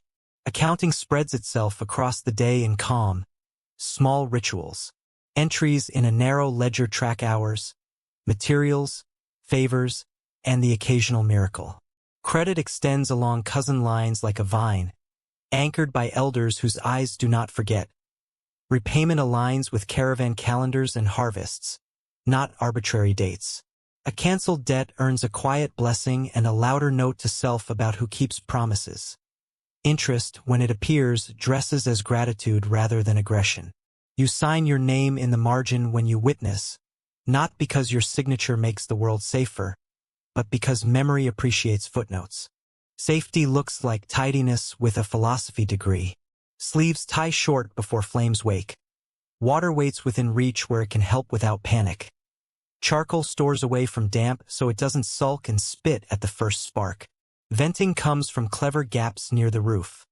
Smoke understands the invitation and leaves like a guest with good manners. When someone carries a flask hot enough to teach, the room becomes a clear corridor and jokes hold their breath. The rule is simple. No heroics because heroics are expensive. Learning wears 1,000 faces and no graduation cap. A visitor from farther north demonstrates a way to twist wire that keeps its spring without picking fights. A cousin from the river shows a polish with a plant leaf that persuades light to settle down. The master adopts what proves itself and thanks the visitor with a piece of advice that will keep them safe on the road. Knowledge travels disguised as hospitality, and the workshop acts as an inn where good tricks sleep well and wake adopted. Influence drifts across trade winds with the soft insistence of dust. Techniques show cousins in Jen and Gao, in Saharan oases with names that taste of vowels, and in coastal markets that send gossip upriver in rafts of dried fish and bright cloth. Some designs nod toward Andalusian scrolls filtered through Maghribi hands. Others find cousins in forest lodges where Akan waits teach arithmetic by being beautiful. A mainstream fact holds steady. Lost wax casting is the spine of West African goldsmithing for centuries. Adaptable as a caravan route and as precise as a scholar's grammar. Debate keeps scholars busy and artisans serenely amused. Did filigree and particular solder formulas travel south from North Africa with scholars and merchants, or grow from local experiments encouraged by trade conversation? Do some granulation joins in older pieces show true diffusion bonding rather than solder? Historians are still debating this question, the footnotes multiplying like granules themselves, while the master taps a pendant and says the argument matters less than the proof in your hand. You learn to enjoy disagreement the way the workshop enjoys tea, regularly without losing temper. Oddities make the day memorable and sometimes useful. A superstition forbids whistling near the furnace because it invites the wind, which is a poetic way of asking apprentices not to fan smoke into everyone's lungs. An eggshell's inner lining offers a final, gentle polish that makes surfaces breathe rather than glare. A tiny smear of shea butter on a stubborn hinge pin teaches it manners. One elder swears that a single hair laid across a mold can rescue a bubble by giving it a road to the vent. Maybe physics, maybe theater, definitely a good story. Women run the front-facing theater of completion with a competence that scares laziness into paying attention. Stalls display finished work on cloths whose colors flatter without lying. Prices come wrapped in arithmetic that never trips. Advice to customers arrives with the tone of an aunt who loves you but respects your budget. Feedback loops back to the bench through these voices. Clasps that pinch get redesigned. Chains that tangle learn to mind their behavior. Patterns that sing their reasons out loud. Households and workshops share ledgers even when they pretend not to. Rhythm sorts hours into comfortable drawers. Morning belongs to wax and molds, because decisions made in cool air age gracefully. Midday favors filing and solder, careful heat under careful eyes. Late afternoon enjoys polishing, when light tells the truth about surfaces. Evening invites ledgers and design talk and the gentle arrogance of inspection. Music borrows from work. Filing strokes make tempo. Bellows hum harmony. Hammer answers with percussion. And the city outside keeps beat with the market's unhurried drums. Evening bows over the courtyard with a gold tone softer than jewelry, and the tools climb back into their roles like tired saints. Tea settles the dust that words kicked up. Laughter edits the day into a version everyone can live with. The cat forgives gravity by stretching until it looks like a river with opinions. A final touchstone streak confirms an alloy's honesty. A final entry fixes numbers into memory. A final prayer thanks breath and steadiness and light. The gate closes as respectfully as it opened, and the night takes the watch. Takeaway rests in your pocket with useful weight. A mainstream truth sits bright. The lost wax process. Wax modeling, investment, burnout, pour, quench, chase, solder, is the dependable backbone of Timbuktu's Goldsmith craft, refined by families who enforce standards with reputation and daily grace. A delightfully peculiar note keeps smiling. An eggshell membrane, of all humble things, adds the last kindness to polish. A live, friendly uncertainty keeps your curiosity awake. The exact pathways by which filigree styles and granulation techniques took root in the Sahel, local invention versus imported conversations, remain a field where scholars plant footnotes like seeds, and the workshop waters them with results. Afternoon settles on the market like a shawl with pockets, and the stalls begin showing their brightest arguments about why metal belongs on skin. Every lane feels like a fitting room without mirrors, because the only reflections that matter are in other people's eyes. The bench work from earlier becomes a living vocabulary the moment clasps click and loops sit against pulse points. Vendors invite your hands toward trays as if they're introducing friends. The wind edits perfumes into short reviews. Somewhere a drummer tries a slow beat that makes every anklet imagine applause.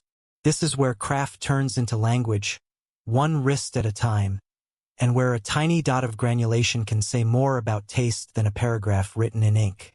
Baskets lined with indigo cloth cradle pendants that look like commas, crescents, lattices, and little architectural secrets. A woman taps your sleeve and threads a cord through a leaf-shaped charm, lifting it to your collarbone as if she's checking the weather there. Her arithmetic is fearless. Her smile is polite. Her judgment about proportions lands softly, but with the authority of someone who has seen every mistake in the book and forgiven most of them. Cloth swatches appear for color testing, and when you reach for a ring she laughs, offers silk thread, and measures your knuckle like a tailor who moonlights as a fortune teller. Side-eye waits in the wings for anyone who tries to pretend a tight ring is comfortable. Honesty is stylish here. Charcoal memory from the workshop clings to a few pieces, reminding you that adornment has a biography. The stallkeeper turns serious when a young man asks for a gold ring. Her voice lowers into the register reserved for caution and care. In this city under Maliki jurists, men avoid gold jewelry as a rule. Silver suits signet rings and sobriety better, while women enjoy gold without a frown so long as modesty and context travel with it. The guidance is religion braided with custom, enforced mostly by raised eyebrows and the occasional gentle comment from elders. A Muhtasib might not confiscate a ring, but he might recommend better choices if he catches a gleam in the wrong place on the wrong day. Design here isn't decoration so much as grammar, and the piece's conjugate virtues. A crescent whispers trust and the rhythm of months. A rosette hints at learning arranged into petals. A lattice makes a quiet argument for balance. Figural motifs exist but behave modestly, deferring to geometric and calligraphic confidence that sits comfortably with devotional sensibilities. When a pendant stacks small squares into a greater square, the composition reads as both geometry and prayerful tidiness. The city enjoys ambiguity that leans toward virtue. It lets adornment be devout without becoming solemn. Earrings command their own kingdom of leverage and physics.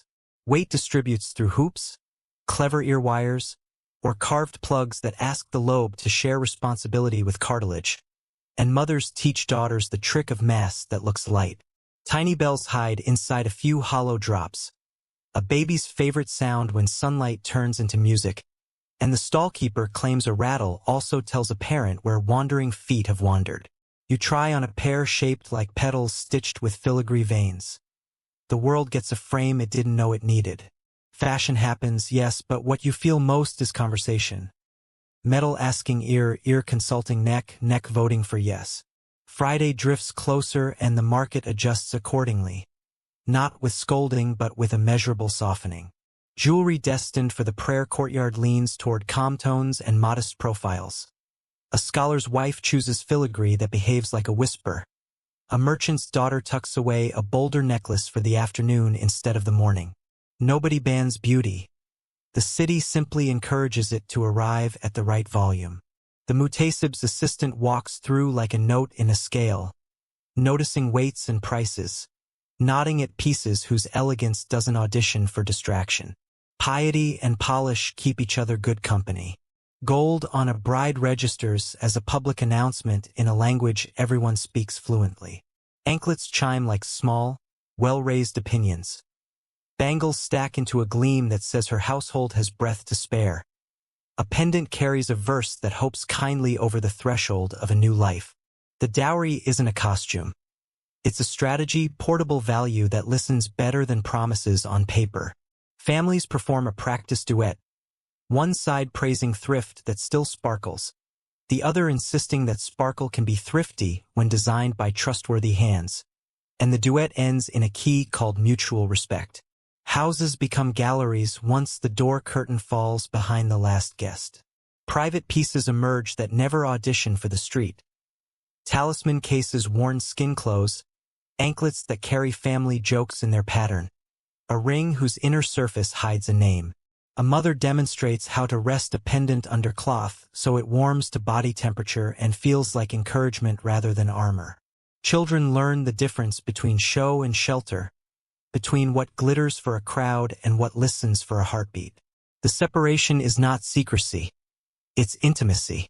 Inscriptions braid scripture and affection into curves that understand wrists better than margins do. Names settle into bands like promises keeping their backs straight. Verses run along rims with spacing that breathes. Numerals hide in latticework where only patient eyes find them. A scribe from Sankor consults with the jeweler over letter forms, choosing a line that remains readable when the hand turns or when sunlight fades to lamp. The discipline is devotional. The result is wearable text that refuses to be loud yet insists gently on clarity. Touching those letters feels like tracing a thought into steadiness. Jewelers and scholars share alleys and tea, which means design often travels with footnotes. Permissible phrases are clear, praise, blessings, names, but talismanic diagrams spark productive conversations. A learned man quotes principles against superstition while admiring the artistry. The Goldsmith replies that a square of numbers is only arithmetic until the wearer gives it intention. Somewhere in there a compromise appears. Quranic verses are honored. Cosmological doodles mind their manners. Amulets receive their place under cloth rather than on the pulpit. Theology and aesthetics conduct a duet whose tempo is friendship. Knots hold more information than a casual glance admits. Leather cords tie with loops that mean secure but not proud.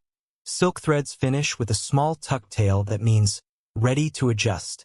In one family, the number of wraps around a pendant's bail matches a count of prayers said for a traveler. In another, a knot records a child's first word by existing at all. A woman confides that she counts granulation dots along a bracelet to measure patience during long lectures. The habit works, though she winks and says the bracelet doesn't always agree. Leather amulet cases, triangles, rectangles, little houses, carry folded paper written in practiced hands. The script sits on lines like birds on a reed. The paper folds into a packet that keeps ink safe from sweat. The seam seals with beeswax that smells like afternoon. Some makers perfume the case over a puff of incense, believing that good scent trains good outcomes, while others swear by a whisper of shea to soften the edges against skin. A few talismans hide tiny mirrors that flash at the sun just enough to suggest look elsewhere, mischief. A charm that doubles as theater and refuses to apologize. Markets curate identity as much as inventory. A stall near the date sellers favors revereish motifs, zigzags that remember oxbows and eddies, while another by the parchment shop displays pendants whose borders quote geometric margins from local manuscripts. Regulars can identify a workshop by a favorite solder seam, a preferred granule size, or the angle of a crescent's tips. Brand exists here without logos, embedded in consistent kindness to proportion. Reputation buys loyalty more reliably than discounts do. Necklaces speak in layers so sentences can have clauses. One cord carries a plain bead of carnelian for courage. Another strings blue glass that locals call river eyes. A third holds a gold element whose filigree reads like a careful compliment. Venice contributes some glass. Saharan oases contribute others. Coral arrives from coasts in histories that taste of salt and bargaining. A single shell sits at the center of a strand and says memory in a language everyone can hear. Weight and rhythm decide how these sentences read when the wearer walks, and the best compositions turn footsteps into punctuation. Opinions about what's tasteful arrive with the calm certainty of rain deciding to fall. An aunt remarks that too many crescents make a neck look like a calendar. A cousin counters that calendars are helpful. A neighbor advises saving the calendar for weddings and letting everyday loops be quiet. The Muhtasib's assistant hovers near a scale and smiles without picking fights. Fairness at the ledger matters more than fashion, but fashion still enjoys arguing into the evening. In this dispute, everyone wins because laughter pays the tax. Patterns sometimes carry meanings that behave like shy guests. A grid of 9 little squares may reference numerological traditions carried in manuscripts. A border of repeating triangles can mean road with teeth, a traveler's protective pun. A lattice might be simply lovely or might echo the idea of a garden where thoughts and shade grow together. The ambiguity isn't evasive. It's generous, allowing a wearer to narrate significance at their own pace. When somebody asks outright, the jeweler answers with options rather than decrees. Questions about origins attach themselves to certain objects the way kittens attach to yarn. Crosses from Tuareg regions, famously of Agadez, Iwelamedin, and other places, arrive with a dozen stories. Navigational signs, clan marks, a father-to-son gift called, "I give you the 4 corners of the world." Some are silver rather than gold, but the motifs mingle with market talk and shape taste even here. Historians are still debating this question, not only about meaning but about dating and diffusion, while wearers happily select the version that matches the melody of their own life. Jewelry, like folktales, gets truer the longer it's worn. Rituals of life attach themselves to metal as easily as to memory. Births earn tiny bells that announce the child's presence. Weddings gleam with disciplined extravagance. Mourning prefers matte surfaces and careful restraint, though not absence. Henna drawings curl over hands and ankles, staging the pieces the way good lighting stages a stage. A bride's procession becomes a conversation between chimes and footsteps, between blessings spoken aloud and those tucked inside leather. None of this is random. All of it is rehearsal for belonging. Scholars from Sankor contribute frameworks that feel like gentle rails rather than fences. A much-quoted opinion allows silver rings for men while discouraging gold, praises adornment that does not distract prayer, and appreciates beauty that does not upgrade itself into bragging. Debates flourish around specifics. Signet rings used for seals, inscriptions that include sacred names, talismanic squares that flirt with numerology. The workshop listens, the market adapts, and a workable middle keeps families on friendly terms with the pulpit. Law and taste, when they walk together, manage to arrive on time. Talismans show up in caravans as quietly as water bags. Traders wear pouches that contain verses for safe paths, numerical squares meant to confuse bandit logic, or a simple folded name that promises to remind the wearer of home at the worst moment. Some have ink written in saffron on thin parchment, the writing later washed into water and sipped in hope of courage. Others are hung above doors or under saddles because comfort has a wide imagination. No one pretends a charm replaces a watchful guard. They call it a companion, not a guarantee. Underneath loose cloth, a pendant can travel all day with a heartbeat for company and emerge at dusk like a word that waited for its sentence. The privacy changes how it works. No need to persuade the street to clap, only the wearer to breathe easier. A mother shows a locket with space for a twist of a child's hair. Another keeps a sliver of parchment that names a virtue she is practicing this season. Hidden jewelry reads like a journal, no audience required, plenty of authorship. Veils teach jewelry how to behave around modesty without becoming shy. A carefully placed pin with a tiny crescent holds fabric with such casual authority that people forget its metal at all. An earring peaks rather than proclaims. A brooch stands in for a button where a button would feel rude. Tailors and goldsmiths conspire kindly, ensuring that nothing snags, that weight falls where it flatters rather than nags, that gesture and garment compose a poem together. Modesty, here, isn't the enemy of delight. It's the editor that makes delight readable. Weights on the jeweler's scale double as weights in the social ledger.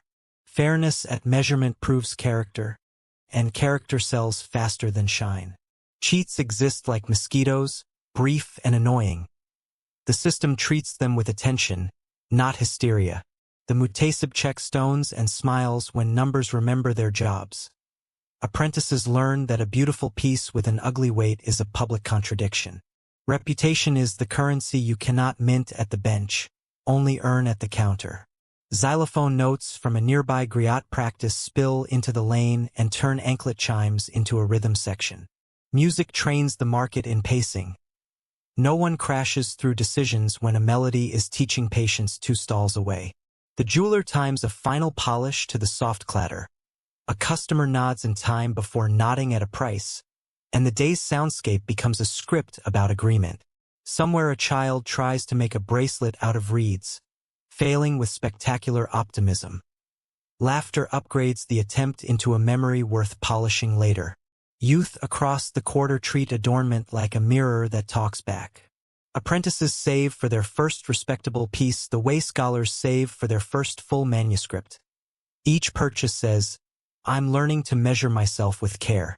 Boys flirt with silver signets that make their handwriting look bold. Girls experiment with filigree pendants that negotiate with collars and friends. A misguided fad for oversized beads lasts exactly 1 market week before gravity and fashion collaborate to end it. Lessons learned at the neck are rarely wasted at the heart. Zakat conversations find their way into the courtyard at account time. Gold and silver above a certain measure, O charity, say some authorities. Personal women's jewelry in daily use doesn't, say others. The Maliki view here often leans toward leniency, though households still choose generosity as a policy. Weighing isn't only for metal, it's for gratitude. A family brings bracelets to the scale each year not to calculate obligation alone, but to rehearse a story about provision and responsibility. Numbers become a prayer when they politely include other people. Finally, the day closes with a pocketed clarity that wears as comfortably as a well-fitted ring. A mainstream truth sits steady. In medieval Timbuktu, jewelry communicates status, faith, kinship, and protection, with Maliki jurists steering public taste. Men in silver signets, women in gold tempered by modesty, and the Muhtasib guarding fairness so adornment keeps its dignity. A delightfully odd detail keeps smiling at your sleeve. A hollow drop with a hidden bead turns a child's first steps into music, letting a mother find safety by sound. A friendly question stays awake on the bench. Do those talismanic squares and caravan-echoing motifs encode specific routes and numerologies adopted from Maghribi texts? Or are they elegant abstractions that scholars simply read too hard? Historians are still debating this question, and tomorrow's market will keep making evidence designed to be worn, not archived. The last clasp clicks. The last price lands. The city puts its ornaments to bed the way it puts its children to bed. Gently, proud of the shine, prouder of the stories. Mid-morning draws a careful line through the market, and stalls on either side behave like pages in a ledger, waiting for numbers that will keep reputations tidy. Bells from camel tack make a loose grid of sound, and the air tastes faintly of warm brass and date syrup. Your path chooses the row where weights gleam like obedient stones, where touchstones lie ready for truth, and where the word Muhtasib, market inspector, moves through the crowd like a breeze that straightens collars. A small boy sweeps dust away from the scale table with the seriousness of a scribe. Even the broom understands that arithmetic deserves clean floorboards. Outside the awning, a balance sits on a stump with its cords newly braided. The pans darken to a respectable mat that refuses to flatter. A trader offers a pinch of dust from a quill, taps the touchstone with 2 practice strokes, and moistens a fingertip. Not with spit, he insists, but with tea before smearing the streak to see how stubborn it stays. Your eyebrows perform skepticism. His smile replies that tea remembers where it has been. Whether or not the trick is chemistry, the habit is theater that keeps negotiations patient, and patience is how fairness keeps its shoes clean. Ledgers in this quarter resemble small boats, narrow and ready to carry an exact weight of words. Lines record who brought salt, who offered cloth, who measured dust, and who vouched for the scale that did the measuring. A Muhtasib's assistant leans over one such book and taps the margin where weights and measures live. Mythical for gold. Dirham more a money idea than a metal one. Kairat a nibble of a unit used to keep tiny decimals honest. Historians are still debating this question of conversions, because the Sahel's mythical doesn't always agree with Cairo's, and travelers learn to translate the way you learn to breathe when the wind misbehaves. Underneath a shaded canopy, a set of brass weights glows like a tame constellation. Some are cubes with shy numbers. Others are little domes that feel good in the hand. A few look like flattened seeds, an old mnemonic that once told apprentices. This one equals so many grains of wheat. The inspector checks them against a reference kept in a leather pouch that stays at his belt as if arithmetic were a companion animal. One weight hesitates on the pan. The assistant hums. A file appears. A whisper of metal becomes dust. Balance returns with a sigh that sounds like relief learning to speak. Toward the river gate, a portable rod leans against a post, marked in hands and elbows. The kind of measure that turns cloth into agreements and rope into promises. A woman buying indigo steps alongside and reads the rod the way elders read grandchildren. Fabric stretches. Merchants nod. The Muhtasib notes the width allowed so witnesses help the memory behave. Standard lengths wander a bit between towns, people admit, the way dialects do. What matters is that everyone in earshot hears the same sentence and the rod doesn't get timid around big orders. Across the spice lane, a dispute starts quietly, the most dangerous kind because it respects itself. A customer argues that a bracelet weighs light. The maker counters with a number that sounds right but feels ambitious. The Muhtasib arrives with no more drama than a well-brewed tea, sets his own balance, invites both to breathe, then gestures for the touchstone to speak. The streak behaves. The weights kiss level. A compromise walks out wearing 2 smiles and a polish. Governance looks surprisingly like hospitality when it finds the right table. Beside the scales, a jar of tiny lead-shot weights for calibration day, when balances are fed in single grains until the tongue learns to sit in the center without fidgeting. Apprentices count them the way novice drummers count rests, more carefully than notes, and the Muhtasib reminds everyone that accuracy has 2 enemies: pride and hurry. A visiting trader displays a set of Akan-style brass weights. Little animals, steps, abstract shapes, used farther south for dust. The inspector admires their beauty while insisting that here, today, the guild's own weights rule the pans. Standards travel, jurisdictions choose. Because dust behaves like rumor until constrained, tools that limit opinion earn honor. Touchstones keep knives honest. Narrow spoons carved from bone dispense small exactness. Quills sealed with resin turn 3 breaths of glitter into a ledger line. A scale with pans cut from gourd shells proves itself nimble and accurate in gentle air, while a heavier iron set refuses to be bullied by the breeze. Your hands learn to shield wind with the corner of a shawl, a gesture half courtesy, half physics, all discipline. Nearby, a clerk from the Muhtasib's office demonstrates the audit that keeps sellers and buyers awake to their better selves. Weights are checked against a central set, measures of volume, small baskets for grain, scoops for spices, are rinsed to prevent sticky residue from impersonating honesty. A stamp warmed over a candle marks those that pass. A quiet instruction marks those that do not. Penalties prefer to be warnings. Fines exist but carry shame more than glitter.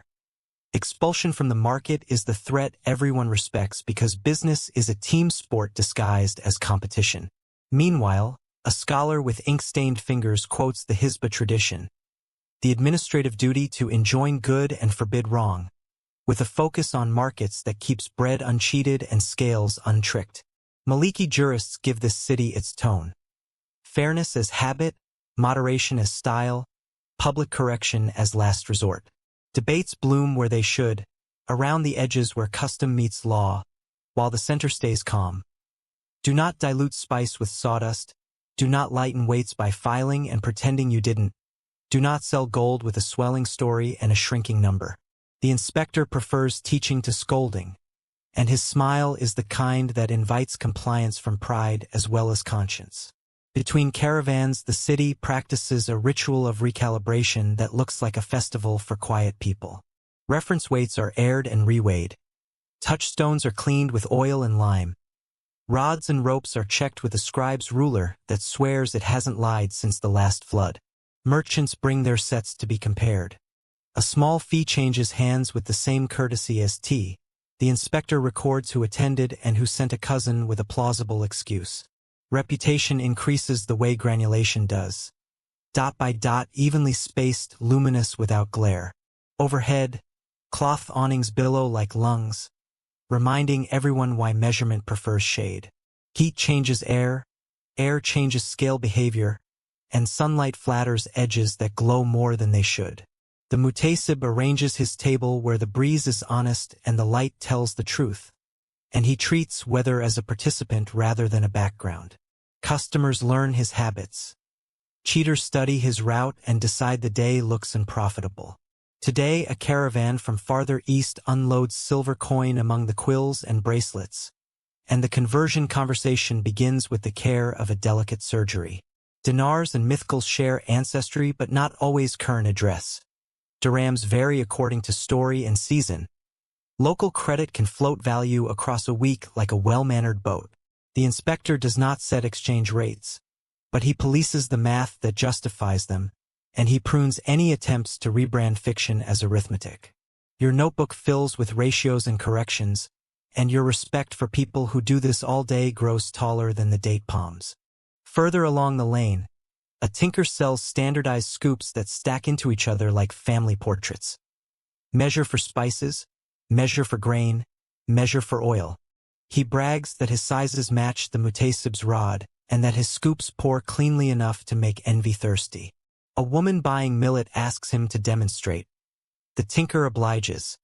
The inspector watches with the detached warmth of a teacher auditing a former student. The sale concludes with a stamp on the handle and a conversation about maintenance that sounds suspiciously like ethics disguised as woodworking. Southward, the tax booth collects tolls that are not the inspector's domain but still intersect with fairness. Receipts get written on palm slips. Quantities are read aloud. Witnesses repeat numbers because repetition teaches honesty, and honesty likes a chorus. When someone grumbles that the levy bites a little harder than last season, a clerk shrugs toward the governor's house. Politics lives uphill, he says, while fairness lives here at the balance. Policy changes. Standards must not. Northward, the Muhtasib walks the street where jewelers take final payments, and he pauses when two ledgers disagree by the width of a whisper. Weights are brought, dust is unsealed, and the inspector suggests that breath should exit through the nose, while pouring to avoid gifting the pan any compliments it didn't ask for. You remember this from earlier. Dust listens to airflow like a sensitive animal. The solution, a reweigh under a shawl's windbreak, produces a number both ledgers adopt without sulking. Afterwards, a scribe tells a story about a past inspector who made annual rounds in Jen and Gao as well, carrying a wooden chest with the master set of weights bound in cloth like little babies. Whether or not the itinerary is precisely true, the moral is unambiguous. Standards travel with authority, not the other way around. The scribe quotes a line, "God loves those who give full measure," and you watch how the sentence makes everybody's shoulders square up just a touch. Theology here is a friend to arithmetic, not a rival. Sometimes the market plays defense against clever mischief. A trader once drilled a hollow in the underside of a weight and filled it with wax, shaving off a sliver of honesty each hot afternoon. The trick died the first time the Muhtasib set the weight on his own balance after warming it in his palm. Another attempted to oil the pan so dust would shy away from the edges and read light. The inspector dusted the pan with fine ash and invited the trick to retire. Storytelling remembers these failures so new apprentices can enjoy them without repeating them. Elsewhere, a silversmith argues with a customer about whether a ring can call itself pure when a dollop of copper keeps it brave. The inspector refuses to adjudicate the adjective and insists on the number. A say on the touchstone says what it says. The sale proceeds with language adjusted to fine and everyone's dignity intact. Words and weights share a border, the Muhtasib remarks, and borders are happiest when neighbors agree on fences. Later in the afternoon, the inspector invites you to the courtyard where he keeps his reference set. A modest treasure. The box opens like a calm secret. Inside, weights wrapped in cloth nestle beside a scroll that records their pedigree. The day they were checked against older ones, the names of the witnesses, the flood that inspired a recalibration because swollen river air was flirting with pan behavior. No gold glitters here. The glamour belongs to order. Your breath slows the way it does in a library, and the inspector's smile suggests that was the point. Eventually, the conversation loops back to trust, which turns out to be the commodity with the highest turnover and the lowest storage costs. Families build it like houses, layer by layer. Guilds maintain it like roads, with attention rather than panic. The Muhtasib curates it like a garden, pruning when necessary and encouraging what grows without supervision. A city's wealth survives new routes, new rulers, even new fashions, so long as weighing remains a habit rather than a performance. Your own pockets feel lighter simply from listening to competence. Witness the dance at the grain row where volume, not weight, rules. Baskets fill to a line stitched in red thread. Levelers skim the excess with a straight stick. The Muhtasib's aid checks for the forbidden cone, a little mound that dishonest sellers love and honest buyers hate. Grain shifts in size and tries to pretend it earned that small extra hill. The stick says otherwise. Fairness applauds without clapping. Not all justice needs a pan. Quietly, the inspector enforces manners around promises. Delivery tomorrow becomes after the second prayer. Not because faith needs measuring, but because time does. Half in dust, half in cloth requires two separate entries. Not a single sentence that tries to hold both truths by the neck. When a traveler pleads unfamiliarity with local units, the Muhtasib assigns a cousin to tutor him for the afternoon. Ignorance here is not a crime. It is a job opening. Deliberately, the chapter edges toward its odd delights, one of which belongs to a woman who keeps a private standard for her own stall. A seed tucked into the base of her scoop.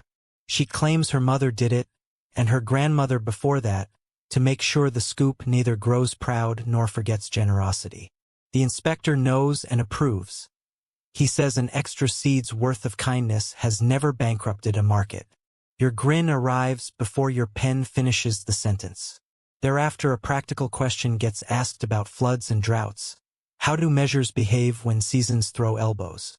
The Muhtasib answers with the kind of calm that makes benches feel sturdier.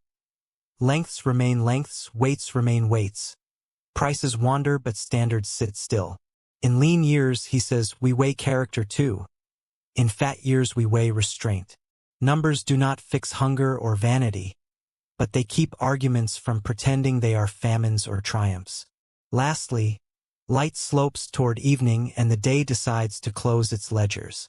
The inspector stamps a few more scoops, nods to a line of tidy weights sitting like small polite mountains, and thanks the touchstones for telling the truth without becoming conceited about it. Your final notes braid into a simple clarity. A mainstream truth sits steady. Timbuktu's market keeps trust through standardized weights and measures, watched by the Muhtasib whose authority draws on Maliki law and local habit. A quirky small knowledge refuses to leave, tea on a fingertip, not spit, for smearing a touchstone streak, and a friendly debate stays lively. Whether the Sahel's mythical matched the Maghribi or Cairanais standard exactly, traders negotiated conversions like poets argue. Meter. The market exhales. Scales rest. The city, pleased with its own arithmetic, turns toward supper with a conscience as even as a balanced pan. Morning sidles in with a solemn glow, and the courtyard greets it like a clerk opening a ledger before the first transaction of the day. The master's kettle settles on coals. The apprentice with the quick grin arranges finished pieces in a tray. The cat approves of gravity and claims the warmest shadow. Rumor has already reached the benches, hitching a ride on a trader's voice. A visiting griot will sing about kings who turned roads into rivers of gifts, about a pilgrimage that made prices in faraway Cairo wobble like heat. Curiosity sits in your chest with coin-like weight. Stories in Timbuktu treat borders like suggestions, and royal gossip prefers the longest routes. A merchant from the caravan quarter swears the tale begins with a name that marches like a drum. Mansa Musa, ruler of Mali, overseer of goldfields distant and deep. His court, the merchant says, traveled with tents like patient clouds and with generosity heavy enough to make accountants breathe through their noses. Your benchmates don't argue. They pour tea and let the narrative do its work, because every workshop knows that politics eventually arrives at the scale pan. Laneways toward the mosque fill with afternoon scholars and late morning traders until the street itself starts to sound like a debate with good manners. A manuscript seller strokes the spine of a volume and whispers that Cairo once watched gold behave like sand after the Mansa's caravan passed through. Grains everywhere. Dunes where there hadn't been dunes. Prices shifted. Exchange rates blinked. Some men wrote letters full of adjectives. Historians are still debating this question, how large the shock was, how long it lasted, but everyone agrees the pilgrimage did not walk softly. Accounts from travelers, scribes, and the kind of merchants who treat numbers as household gods color in the outline. The route from the Sahel to the Nile demanded oases by name, Tuwat, Wargla, perhaps Got depending on the telling, and the procession size kept growing with retellings the way a camel's patience grows with water. Figures arrive. Thousands of attendants, dozens upon dozens of camels carrying gold dust and gift-worthy bars. A schedule that treated charity like air. Whether the totals are exact or ceremonial, the core remains steady. The Mansa made giving his gate. Courtyard talk shifts naturally to what happens when a king uses gold the way poets use metaphors. Lavishly, persuasively, with intent. Cairo's markets speak a language where coins tell stories about scarcity and confidence. Gold arriving in waves rewrote those sentences mid-conversation. Value tilted. Those holding stored gold frowned into their ledgers. Those paid in other goods recalculated with useful speed. In your city, the effect would arrive as a rumor in prices. A bangle ordered last month costs a little differently today. A quill of dust whispers a new truth to the pan. Ledgers at home do not live far from the palace's shadow, even when the palace sits beyond a week of dunes. A patron's mood can become an alloy, changing color without notice. A governor's request for ceremonial gifts can make wire scarce for a week. The master reads these currents the way pilots read water, careful, unsentimental, adaptable. When kings travel, the whole trade learns to tie knots that can be loosened gently or pulled tight in a hurry. Voices in the market remember a second name important to timelines and to the way courtliness maps onto scholarship, Sankor. Patronage turned learning into a visible craft here, and rulers who loved prestige understood that endowing mosques and paying teachers did more than gather blessings. It recruited scribes to write your version of events. A jeweler polishing a pendant with eggshell membrane mutters that kings buy time in 2 metals. Gold for immediate applause, ink for the longer echo. The phrase lodges in your pocket like a tidy weight. Compared with temple aisles of Europe or bazaars hugging Mediterranean harbors, West African gold culture exchanges more dust than coin, more quill than stamp, and that reality tempts rulers toward spectacle when they step beyond home. Largesse during pilgrimage turned invisible dust into visible favor, translating the inland grammar of weights into coastal languages of coin. Translators at every exchange point must be both mathematicians and diplomats, and anyone who thinks one skill replaces the other soon learns humility. Debates bubble behind the polite surface like water rehearsing tea. Did Mansa Musa bring with him an Andalusi architect, Al-Sahili, so the song goes, whose genius designed mosques across the Sahel and remade mud into palace? Some claim yes with confident faces. Others tilt their heads and point to local traditions of earth architecture that predate any rumored foreign stylists. Historians are still debating this question, not to spoil a good story but to credit the hands that truly carried the craft. In your courtyard, the master nods at the mud walls as if to say they don't need a passport to be excellent. Across the street, a griot begins, voice low like a prayer that found a melody. Verses coil around the Munsa's meeting with Al-Nasir Muhammad in Cairo, a courtesy call that involved gifts heavy enough to require assistance with excellent posture. Protocol had its own metallurgy. Bows and compliments were hammered into shape until they shone without blinding. The storyteller's hands sketched the caravan's geometry, the long line of animals, the square of tents, the circling of guards, and the market hushes not because it worships kings, but because it worships details. Numbers elbow back into the tale like careful accountants who waited their turn. A mythal defines units in people's heads. A dinar prepares to be translated. Dust speaks in measures that prefer scales to stamps. As gold's abundance rose in Cairo, its price in other terms softened. Some say it took years to recover, a decade, perhaps longer depending on which documents you trust and which you rate as gossip disguised as officialdom. The important fact for a bench like yours is simpler. Supply in one place can bend taste in another, and taste is where orders begin. Craft houses feel these distant changes inside the smallness of tasks. A patron, high on stories of Cairo's brightness, orders filigree loud enough to compete with an imagined crowd. Another, anxious, requests modest pieces that whisper solidity. The Muhtasib keeps weights honest while kings keep dreams busy. Between the two, your file learns to work at 2 speeds, lullaby and drumbeat. The workshop becomes a diplomat, translating rumor into ring size, ambition into alloy. Religion gives the gold its itinerary as much as politics does. Hajj is discipline before it is parade, and the road to Mecca demands logistics that only a treasury and a patient army can satisfy. For towns like yours, this means the calendar fattens certain months with caravan traffic, thins others with absence, and populates the in-between with travelers who carry questions you will answer with tools.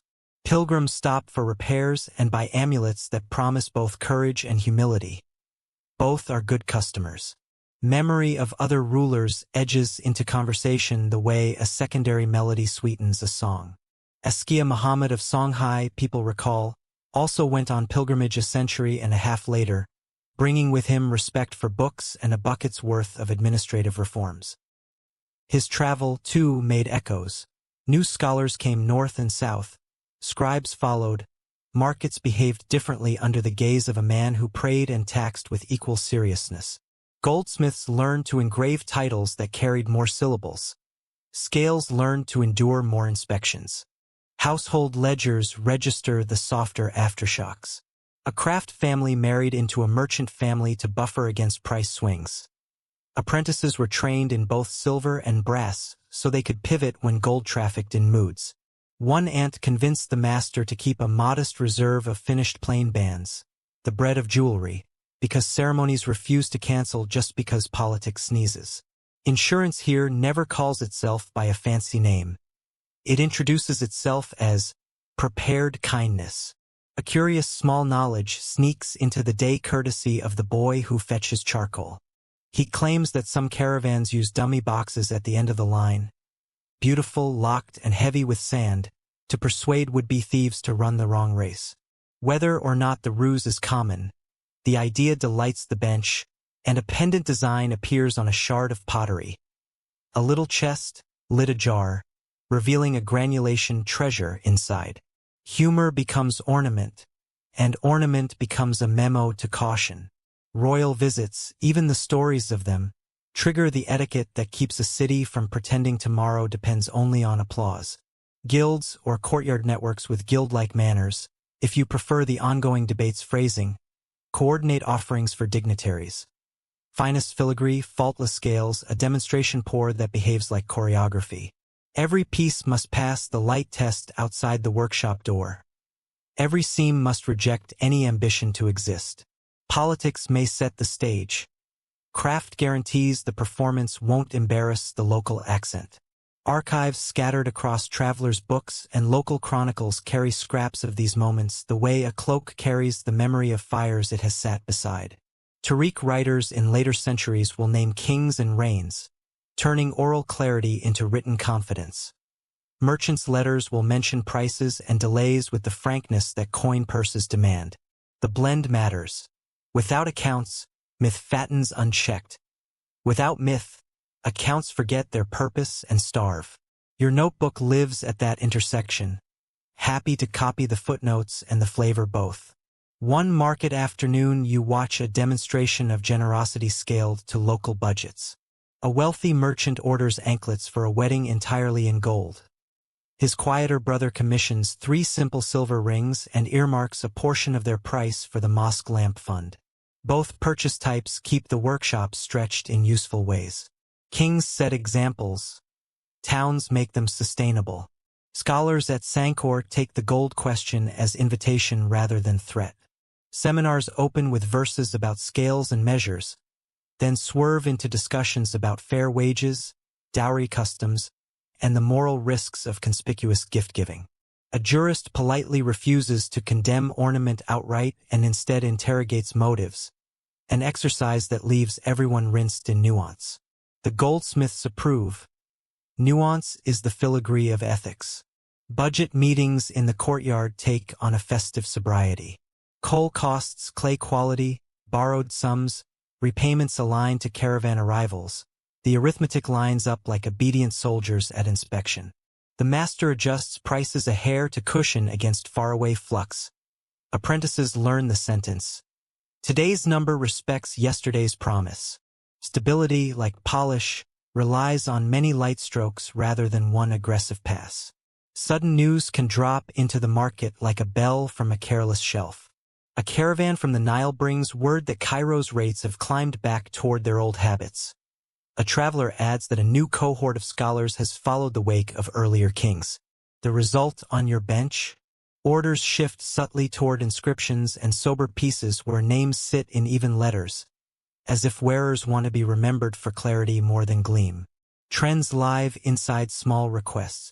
Travelers' tales about the Munsa include that famous boast disguised as humility. Mosques endowed, students supported, scribes fed, roads remembered by gifts. Another anecdote claims he lost his way in Cairo's labyrinth of courtesies and gave more than his schedule had prepared, borrowing before the return and repaying later with spices, slaves, or more gold. Whether those details are colored for effect or not, the moral that arrives at your stool is practical. Plan for generosity the way you plan for noon heat. Local rulers and governors near Timbuktu play their own quieter variations on the theme. A Qadi places a special order for a wedding gift from the court's allowance. A tax collector requests weights checkups before a new season's levies. A military captain orders sturdy signet rings that prefer duty to applause. Royalty in headlines. Bureaucracy in receipts. Your craft does business with both, and both prefer punctuality. Economics whispers its favorite lesson through every pore and polish. Supply and demand believe themselves clever, but trust holds the pen when the market writes history. A city that keeps its scales honest can survive gusts of fancy from kings and pilgrims alike. A workshop that delivers on time will inherit customers regardless of distant spectacles.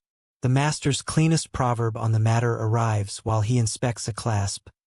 Let rulers command sunlight if they wish. We will command seams. Curiosities, meanwhile, insist on sneaking into the record like mischievous pets. Someone swears a wealthy man once requested a belt whose inside was plain gold and whose outside wore polished copper, so as not to announce wealth in the street yet still feel weight around the waist. Another tells of a ring made to weigh exactly the same as a particular seed so its owner could test a stranger's scale by pretending to fidget with botany. Such tricks charm without derailing the rule. Honesty first, cleverness second. Scribes conspire with goldsmiths whenever inscriptions must wear dignity. Letter forms travel from manuscript margins to ring rims. Spacing learns to breathe on curved surfaces. Flourishes remember their manners. A patron chooses a verse about measure and gratitude. The scribe suggests a shorter line to preserve legibility. The jeweler nods because function outranks flourish in the court of durability. Law, art, and weight reach handshake. An evening visit from a Tuareg trader adds desert pragmatism to the royal parade. He explains that news of price shifts changes which oases he hugs and which he only waves at. He mentions that a light caravan can outrun rumor and therefore profit, while a heavy one must negotiate with it politely. His gifts are modest salt, leather, but his advice is treasure. Travel with 2 plans and 3 friends. Memories of Mansa Musa finally land where they matter most, in the behavior of tomorrow's orders. Brides still want crescents that sit neither proud nor shy. Scholars still prefer signets with letters steady enough to pass a fingertip test. Dignitaries still commission showpieces when the mood insists. The difference, after the story, is that buyers look a little farther beyond the alley, beyond the city, and measure their wants against a horizon populated by kings whose footsteps altered the cost of want itself. Night hovers and the bench lights show their useful halos. Apprentices roll tools into reed mats with the tenderness of librarians closing a reading room. The master balances the ledger with a last patient line. Tea aims its steam toward noses that earned it. The day's mainstream truth settles beside the tools. Royal pilgrimages and princely largesse, especially the famous journey of Mansa Musa, could tilt gold's value and reorder expectations from Cairo to the Sahel, making courtyards like yours both resilient and imaginative. A quirky small knowledge lingers for dessert. Decoy chests at the tail of a caravan, heavy with sand and confidence, fooling thieves into a sprint in the wrong direction. A generous uncertainty remains companionable. The exact scale and duration of Cairo's price shock and the true role of imported architects in Sahelian monumental style. Historians are still debating this question, and the city seems content to keep working while the footnotes stretch their legs. Noon lingers like a bookmark in the day, and the alleys tilt their quiet toward the long walls of Sankor where voices turn ink into air. A breeze nudges the reed mats above your head. Children carry wooden slates whose black sheen catches bits of sky. Somewhere a kettle sighs as if punctuation just learned to steam. The same hands that filed filigree last night now brush dust from their sleeves. The city doesn't separate scholarship from craft, so much as let them share a courtyard wall.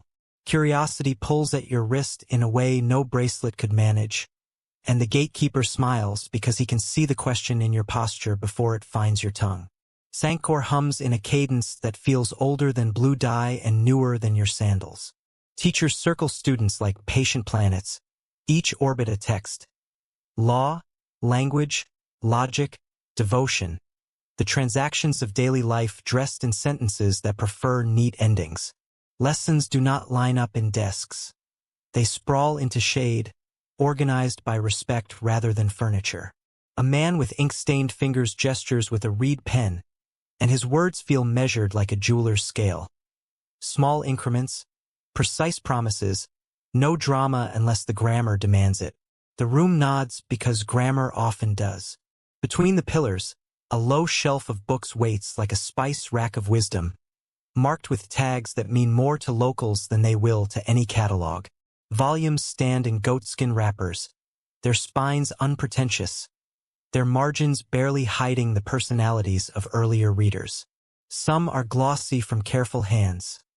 Others wear the gentle scrapes of travel. A student straightens a stack with reverence, and you recognize the motion from the workshop, the same attention reserved for molds before a pour. Different materials, same religion of tidiness. Books here are capital that earns interest in the form of understanding. Owners lend them out with terms precise enough to keep friendships unburned. Copying allowed, alterations forbidden, return before the third Friday or else your reputation dines without you for a month. Prices float like skilled swimmers. One codex can cost more than a fine horse according to a merchant who declares this with the calm of a man who loves both paper and hay. That's not a complaint. It's a map showing where value lives. Paper introduces itself with accents from far places. Sheets arrive with watermarks faint as humility, probably from North Africa, maybe farther north across the sea depending on who's telling the story this season. Others are local or regionally made, sized with starches that give the surface just enough resistance to keep letters honest. Historians are still debating this question, how much European paper moved along these routes and when, but everyone agrees on the important part. The city will write on whatever honors the reed pen and keeps ink from behaving like gossip. Ink smells like a kitchen that learned philosophy. Soot from tame flames gives black that refuses to fade. Iron gall makes a stern blue-black that ages into wisdom. Gum Arabic, courtesy of trees with excellent manners, binds everything into a line that doesn't wander. Color arrives when needed. Red for rubrics and corrections. Gold leaf on festival pages if a patron insists and a budget nods. Indigo in the margins when a scribe's niece gets playful and the teacher is secretly proud. The recipe travels by demonstration, not proclamation, and you learn more by stirring than by asking. Margins carry the city's sense of humor and its memory for detours. Notes argue with text in tiny polite fists, disagreeing with footnotes that haven't even been born yet. A drawing of a scale peeks at a clause about fairness. A sketched bracelet naps beside a line on dowry because the scribe's cousin happens to be a goldsmith with opinions. Doodles do not diminish the page. They announce that learning here has a pulse. Seriousness, yes. Stiffness, no.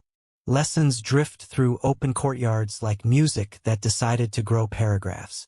Students test each other on verses and opinions. A teacher asks not for memorized noise but for reasons that can walk by themselves. When trade law appears, the part about contracts and defects and whether a promise can be measured, ears sharpen as if a file just met a burr. Craft and classroom shake hands over the same table. The rules that guard bread, cloth, dust, and dignity. Across the square, a bookseller arranges titles the way a jeweler arranges stones. By weight of subject, clarity of script, sparkle of commentary. He knows which families prefer Maliki handbooks brisk and decisive, which scholars want the long rivers of gloss that edge into elegant argument, which traders request abridgments because daylight is money. Prices astonish, then begin to make sense when you watch his sons copy a page with the calm speed of rain soaking a courtyard. Copying is labor. Labor has weight. Weight deserves balance. Teachers here carry authority the way good hammers carry heft. It's there even when resting. They receive stipends from endowments and gifts from grateful parents, and they repay with patience and careful scruples. A certificate, a need Taghaza. Records that a student has heard a text, understood it, and can pass it along without embarrassment. The document is not a crown so much as a bridge. The student now stands where others may step without falling in. You nod because bridges are your new favorite architecture. Contracts step out of books and take a seat on the ground, where buying and selling prefer a little dust on their ankles. A scholar mediates when a buyer and a goldsmith disagree about a seam. He recites rules that were old before this wall dried, then pats the bench beside him until pride sits down and listens. The Muhtasib may hold the scale, but the scholar guards the story the scale tells. Both honor the same God. Both fear the same shame. Geometry sneaks in wearing a smile. A teacher sketches an 8-pointed star in 3 quick strokes and the circle that births it. A student takes the chalk and draws a grid that could cradle filigree without breaking its spirit. Proportions become the quiet thread between mosque arch and bangle rim, between manuscript margin and pendant border. Nobody says design school, but the courtyard acts like one anyway. Astronomy claims a slice of afternoon with the confidence of someone who knows when the sun will slip. A muwakkit, a timekeeper for prayer, demonstrates a low-tech instrument that has more clarity than pride. A stick, a string, a shadow, and a table of numbers grown from thoughtful nights. People learn to trust the sky's schedule and the curve of shadow. Boats leave on tides of habit. Casting begins when light is honest rather than reckless. Practicality and wonder share a stool and never quarrel. Calendars keep their appointments for scholars and for smiths alike. Fasts shape work rhythms.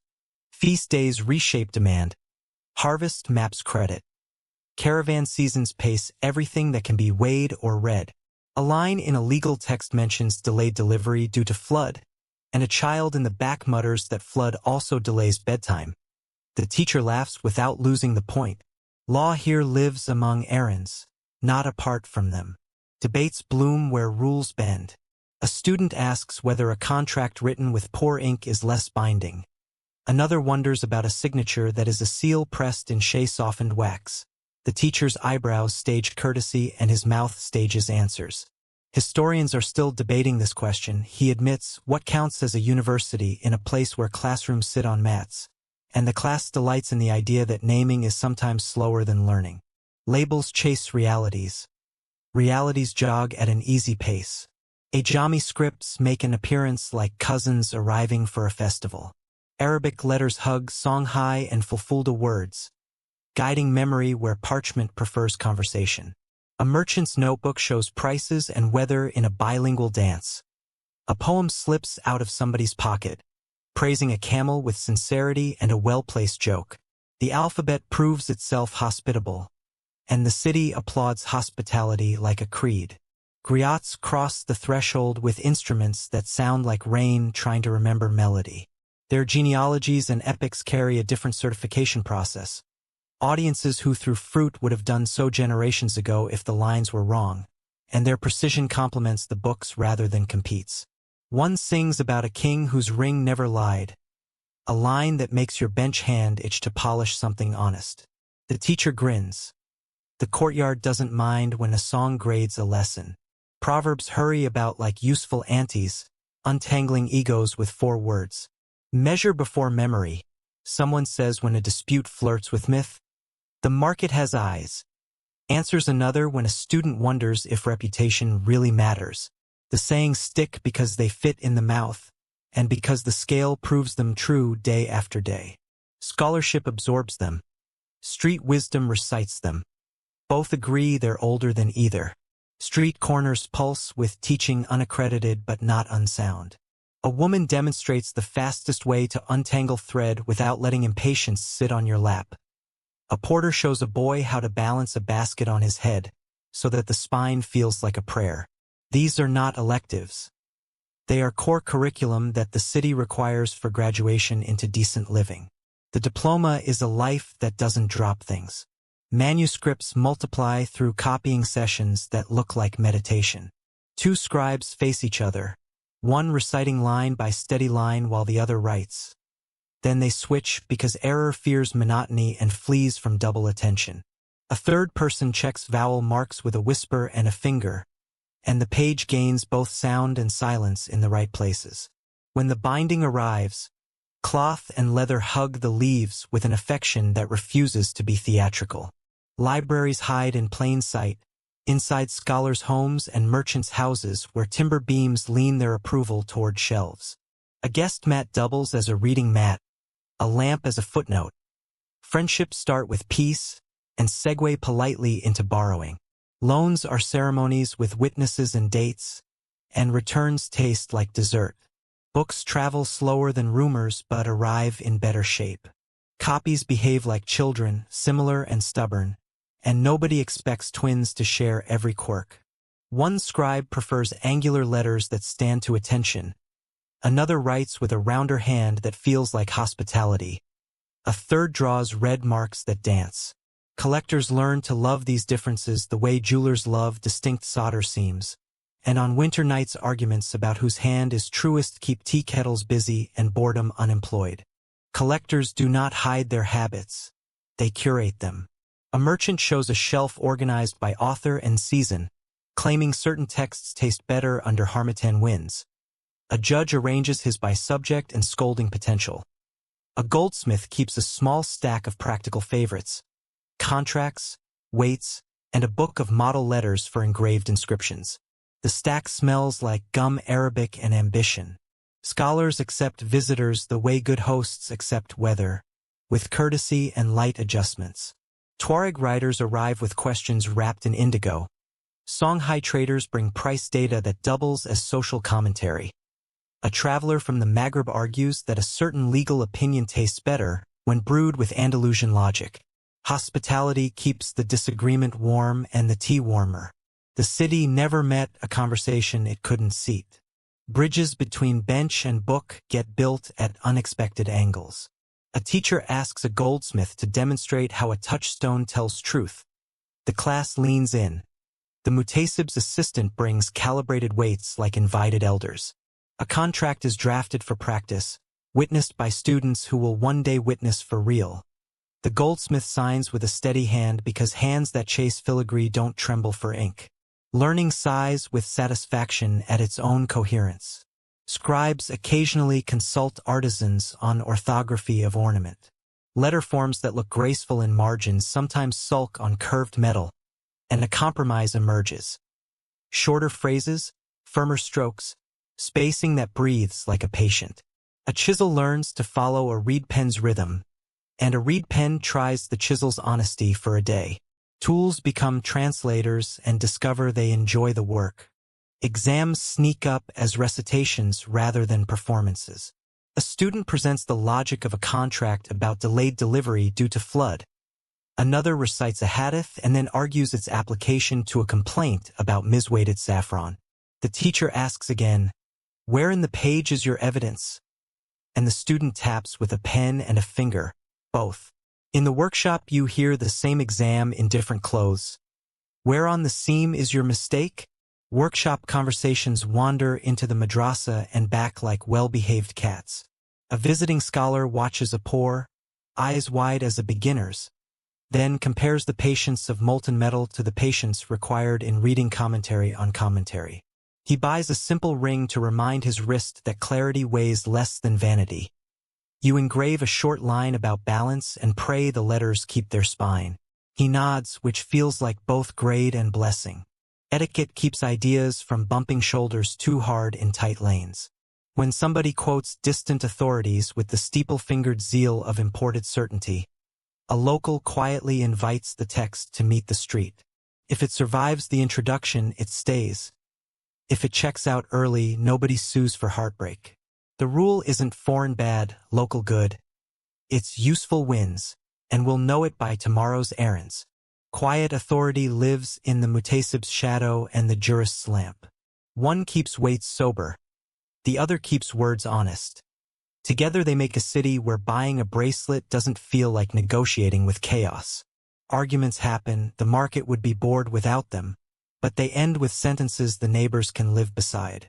That sounds small until you lose it somewhere else. Evening drapes the mosque's walls with a softness that looks rehearsed, and the slates lean against pillars like tired dogs that still want to listen. Students roll up mats. Books resume their shelf posture. Merchants clap dust from hems that studied all afternoon without complaining. The market resumes its percussion. Mortar, pestle, step, price, and scholarship waves from the doorway like a cousin who knows breakfast will bring another chapter. No one feels separate. Everyone feels necessary. Takeaway follows as faithfully as a shadow that respects itself. A mainstream truth settles in your pocket. Timbuktu's learning, rooted in mosques like Sankor, nourished by endowments and the traffic of caravans, braids law, language, astronomy, and trade into a civic habit that protects scales and sentences alike. A cold, delightful tidbit clings to your sleeve. Ink recipes here can include soot from carefully chosen lamps and gum arabic that started life inside a tree which also sweetens tea. A kitchen of chemistry hiding inside devotion. Alive, companionable uncertainty keeps the best seat by the door. Whether to call Sankor a university in the European sense or a constellation of scholarly houses with open thresholds, historians are still debating this question, and the city replies by copying another page and tying another good knot. Mid-afternoon loosens its grip on the shadows, and the market reveals its real architects. Women with ledgers in their heads and scales that obey their tone of voice. A row of stalls breathes in unison, cloths lifted against the sun in practiced handshakes with the wind, and laughter passes down the lane like change. A seller in a saffron scarf adjusts a string of bracelets so the light lands where it should, then flicks her fingers at a shy apprentice to bring the small scale. The gesture is polite, final, and unmistakable. Commerce here knows who keeps it on the rails. Arithmetic arrives without ink, elegant and relentless. Cowries clatter into piles that add up faster than your pen can keep pace. A thumb presses two shells together to signal rounded, and a palm opens for the amount that will make everyone sleep tonight. Prices do not come from nowhere. They walk down from memory with the unhurried confidence of relatives who never get lost. When a customer tries a joke about paying in compliments, the stall answers with the softest smile and the firmest number in town. Households extend into this lane the way a river extends into irrigation. Quietly, thoroughly, with a logic that keeps meals on tables and apprentices out of trouble. Pots, cloth, spices, and little boxes of quills are not women's things, so much as a domestic treasury made mobile. And the person who understands both the stewpot and the ledger becomes the treasurer of everything. The master in the courtyard will always be the master. The person who arranges repayment dates with a look over tea will always be the master's equal. Kinship here acts like the strongest clamp, and marriage is the hinge that can hold two workshops steady through weather. A bride enters with her own property secured by law and custom. A groom arrives with obligations that include respect for that boundary. Together they negotiate the everyday physics of salt, cloth, and patience. Maliki jurists back the separate purse principle in theory, and neighborhoods back it in practice because everyone has a story about a household that stayed afloat thanks to a wife who could do math while stirring a pot. Historians are still debating this question of how evenly theory and practice matched, but the stalls behave as if the ink and the dust agreed long ago. Aprons double as ledgers, not because pockets hold coins, but because seams hold systems. A knot on the right means a debt that will be settled at sundown. A rolled hem hides an emergency cowrie or two for change that would otherwise unravel tempers. A niece watches the ritual like a play she has seen a dozen times and will someday perform flawlessly. Greet, weigh, name the number, smile like a host, negotiate like a captain steering into current, close with a blessing that keeps the path open for tomorrow. Gifts travel along these counters with more strategy than their ribbons admit. A small packet of saffron finds its way into the basket of a woman who recently sent her cousin to help during a busy afternoon. A handful of dates crosses lanes to a stall that lent a measuring scoop when a crowd surged. Reciprocity makes inventory move in circles that no single ledger can capture. But the city's memory is a superb bookkeeper. The interest on kindness here compounds in gossip. Grandmothers run quality control with a glance that has never yet been successfully argued with. A bracelet's clasp earns a raised eyebrow. An anklet's chime wins an instant absolution. A mismatch between stated weight and wrist feel gets sent back to the bench with a phrase that could only be translated as "try again" with sincerity. Experience condenses into judgments that save time, material, and pride. Apprentices learn to crave that nod the way a sailor craves a good wind. Indigo cloth glows from a nearby stall with a blue that looks like it has been thinking for a long time. Women there know the dye's moods and the number of dips a thread needs to remember the sky. They also know how to price the work without turning skill into apology. When a goldsmith's household needs cords for pendants, the indigo women measure not only length and width but the dignity the piece must carry. Collaboration works like a braid. 2 hands, 3 strands, 1 intention. Markets provide the last mile of reputation, and women are the dispatch riders who deliver it intact. A talkative customer asks whether a certain courtyard's granulation is as even as rumors claim. The stall answers with a kindly story about the master's steady temper and a sharper story about the apprentice's recent comeuppance. Details never become gossip. They become guidance. With each exchange, standards float from bench to bench along a current everyone pretends not to notice. Children orbit these stalls like small comets powered by errands. One runs for more charcoal. Another returns a borrowed scoop. A third holds a sleeping sister on her hip while counting cowries with a toe. Learning comes embedded in routine. How to greet with the right blend of warmth and brevity. How to step aside for elders without dropping your number. How to tie cords so a parcel survives a jostled lane. School for this knowledge has no tuition and no graduation, only competence. Ledgers in women's stalls treat time differently from the books you saw under the Muhtasib's awning. Here, a debt can be a story patiently told. A son on the road, a caravan delayed, a promise glued to a date that breathes, not a page that shouts. This flexibility is not softness. It is engineering for a world where traffic moves by weather and willpower. Trust is the collateral. The interest is paid in public respect. Nuptial negotiations spill into the market like a fine scent that improves the air even when you don't know who is wearing it. The jewelry order for a wedding travels through several voices. Mothers, aunts, sisters, who align taste with budget and pride with caution. A bride's gold is both display and reserve, declaration and safety net. And the women who assemble it know the music of those dual purposes by heart. They also know when to say, enough sparkle, save a little for coal and shoes. Property rights, always the secret protagonist of any market. Walk here on 2 feet and wear bracelets without explaining themselves. A woman buys a ring with her own money, chooses the inscription, and sets the repayment schedule if there is one. Her husband nods because that is the script and because deviating from the script has a cost no one wants to pay. Maliki doctrine recognizes her separate purse. Custom defends it as fiercely as a favorite recipe. The result is a household economy elastic enough to bend under weather and rigid enough to discourage nonsense. Quiet production hums inside courtyards that outsiders might label with the wrong nouns. Spindle whirls spin, beads are strung, cords are braided, leather is stitched. Polishing happens while stories are told and toddlers negotiate treaties over wooden camels. This is not helping.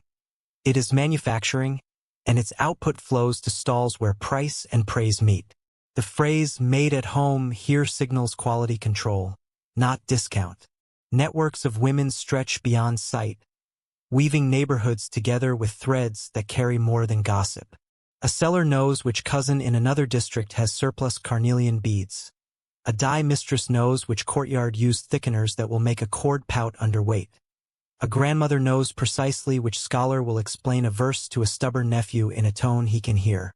These connections reduce waste, shorten arguments, and turn emergencies into brief inconveniences. Debts between households sometimes sit in the form of objects rather than numbers. A pot travels to the next wedding. A measuring rod borrows an afternoon's work. A set of polished weights visits for a week during an audit of one stall's scattered tools. Ownership remains clear, but use flows like water through irrigation channels everyone respects. A city that practices this kind of lending sleeps better and wakes earlier. Recipes for survival circulate under the fan of conversation. Keep finished pieces in cloth that does not flatter them too much. Overpraise tempts the wrong kind of attention. Hide a little salt inside a quill of dust to remind your fingers that glitter and necessity need to travel together. If a number refuses to balance in your head, hum the multiplication tables to the rhythm of your own footsteps. The tune corrects pride before the Muhtasib does.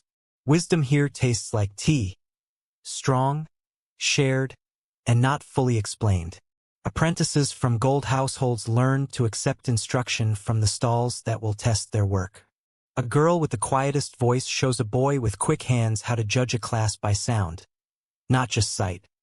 A market ant adds a lecture on polishing under different kinds of light because the street tells the truth a lamp sometimes refuses. No one thinks this is strange. The line between bench and counter dissolves wherever quality wants it to. Reputation is a group project. Jokes keep labor from pretending to be tragedy. A seller claims she can count calories faster than a camel can change its mind. Another claims she once frightened a counterfeit weight back into honesty by scolding it. The laughter has teeth, though, and everyone knows teeth keep the market healthy. A light heart and a steady hand are not opponents. They are allies that split tasks like courteous partners at a dance. Mothers of markets do not only feed customers. They feed decisions. A buyer comes to return a bracelet that pinches, and the stall does not punish truth-telling. It edits the problem away with a swap that saves both face and wrist. Another tries to purchase beyond budget. The stall gently nudges the basket toward pieces that won't require hiding from a husband or a ledger.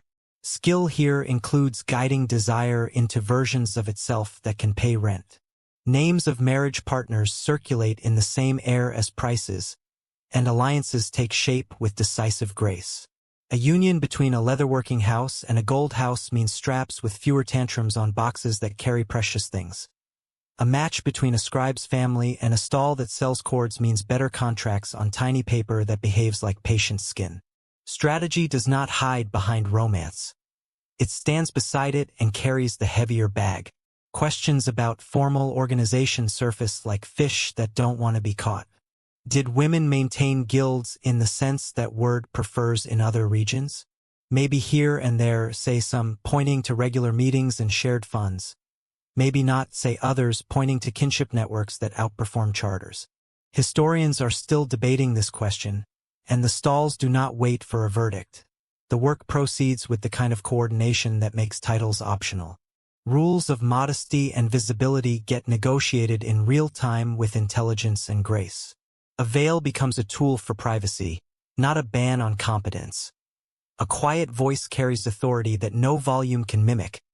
A careful wardrobe keeps envy tired and attention aiming in the right direction. Commerce wears courtesy here. Piety carries a calculator. Balance looks flattering on everyone. Safety, ever the backstage manager of prosperity, gets enforced with the same irony-resistant tone grandmothers reserve for knife drawers. Keep the smallest children behind the table, not in the lane where impatient legs could forget to see them.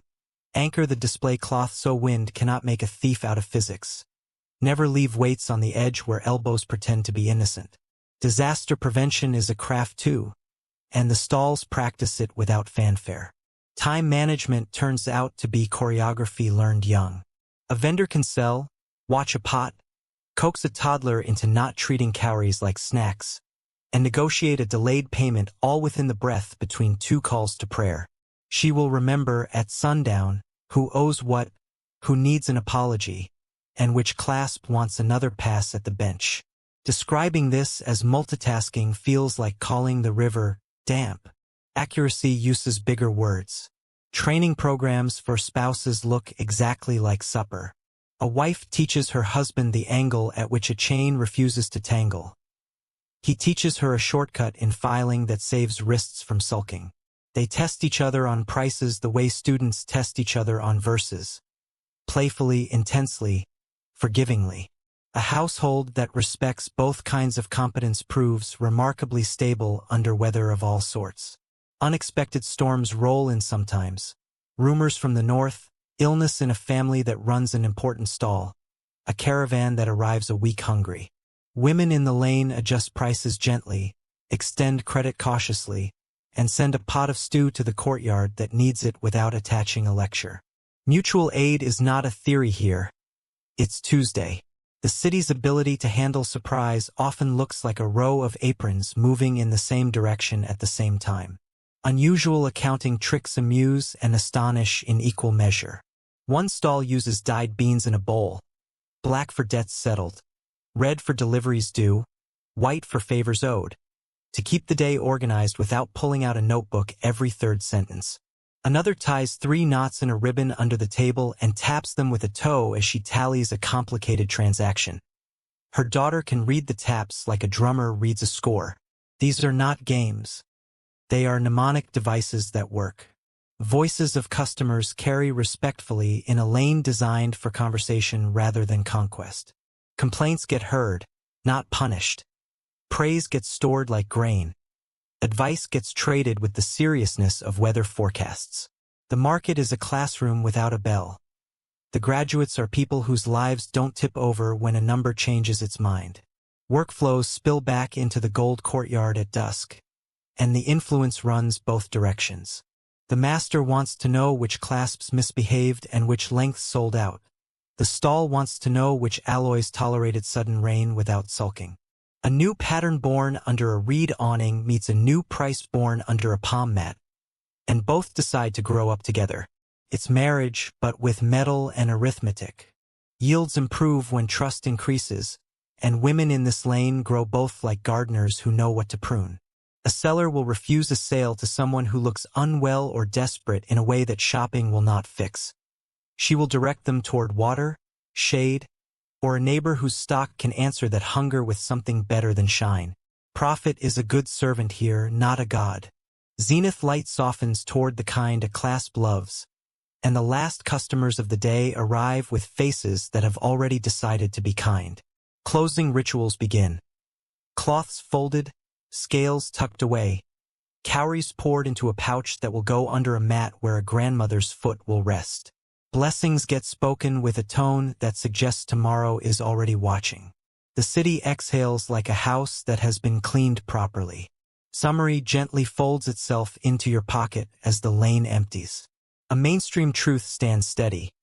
Women in medieval Timbuktu are indispensable managers of market exchange and household production, operating separate property under Maliki norms, coordinating credit, inventory, and taste across kinship lines that make workshops and stalls into one organism. A deliciously odd detail refuses to stop smiling. Dyed beans in a bowl or knots tapped by a toe serving as fast, portable ledgers for a day's burst of transactions. A sturdy question keeps its seat on the bench. Were there formal female guilds here or networks that simply behaved like guilds without charters? Historians are still debating this question, and while they argue gracefully, the market sleeps with its accounts balanced and its aprons folded, ready to open again like a well-practiced fan. Twilight leans into the alleys with the discretion of a friend who knows when to lower his voice, and the city answers by tucking valuables a little deeper under cloth. Pouches slide from daylight to sleeve, shutters learn to close without drama, and even the bells on a donkey negotiate their volume down a notch. A gold-smelling hush collects in your throat. Not fear exactly, more like the sensation you get when stepping onto a narrow boat. You adjust, you breathe, you pay attention. Everyone around you is doing the same arithmetic. What to show, what to hide, what to promise aloud, and what to let the night remember for you. Signals travel faster than footsteps here, and they do most of their work in eyebrows and elbows. Two light taps on a reed table say, "Count again." A folded corner of cloth says, "Known customer." A thumb rubbed once across a seal says, "Tamper evident," and I checked. The apprentice with the quick grin has learned to read this ballet of hands. And so have you, though the humor in your eyes can't be loud about it. What looks like improvisation is choreography practiced over years. Gestures that keep risk from pretending it owns the room. Pouches of dust, stitched from leather that knows how to forgive a scrape, ride high and tight under sashes. Quills sealed with resin carry the glitter like quiet thoughts. Plugs bear tiny signatures, ridged lines, impressed grains of millet that a family can recognize without squinting. You watch a seller pinch a quill near the seal. Listen to the soft crunch that means, still honest. And your shoulders drop a centimeter. A clever trick takes its turn. A single grain of salt hidden among the dust, so a thief with a sweaty palm reveals himself by dissolving the witness he didn't know was there. Hideaways sprinkle the architecture with surprises that make thieves and storytellers equally ambitious. Mud brick walls remember secret recesses shaped around jars. Earthenware lids sit under mats exactly where feet do so no one thinks to lift them. A hollow in a beam holds a narrow box whose latch knows the difference between a fingertip and a casual tug. One courtyard keeps a safe under an innocent pile of firewood, caging a small chest with logs too heavy to move quietly. Another uses a gourd with a worm-chewed scar as a bank because no thief brags later about stealing a broken bowl. Ingenuity, it turns out, loves camouflage more than iron. Lingo keeps secrets polite without turning them into conspiracies. T for the elder translates as, bring the weights I trust. Walk the long way means change the route because the short one has eyes. Dust with a polite temper identifies a source known for steady essay. In the workshop, a phrase like, add a pinch of cumin never means seasoning. It means 2 granulation clusters, placed as agreed, without announcing the plan to any bystander who thinks kitchens and benches share a language. You learn the vocabulary the way you learn touchstone streaks, by listening for tone. Caravans school you in the statistics of patience. Night watches rotate by an order nobody writes down because writing it down would invite the wrong kind of reader. Camels sleep with their heads pointed into wind so their noses warn of strangers. The last animal carries an ugly box that looks boastful but isn't. The decoy that thieves are allowed to win so they don't chase the real prize. Guards know which dunes amplify footsteps and which eat sound. They also know when singing keeps courage from scattering. Plans are layered like the sky at dusk. Decoys deserve a paragraph of their own because they serve 2 masters: safety and comedy. A chest with brass corners and a smug air sits near the tail of the train, heavy with sand, wrapped in rope that argues loudly when cut. The real treasure rides in a basket of dried fish whose aroma discourages sophistication. Another batch snugs under palm mats beside rope and saddle soap. Thieves who boast afterward become messengers for your strategy, and rumor does your next night's work for free. Countermeasures in the market stand closer to good manners than to martial law. The Muhtasib's assistant checks weights with affectionate suspicion. A touchstone sits where the light is honest rather than flattering. A shawl becomes a portable windbreak when dust and arithmetic need privacy. A vendor oils a gourd pan so grains don't cling. A buyer insists on the bone spoon that pours without donating. A clerk repeats the number aloud so witnesses help the ledger remember.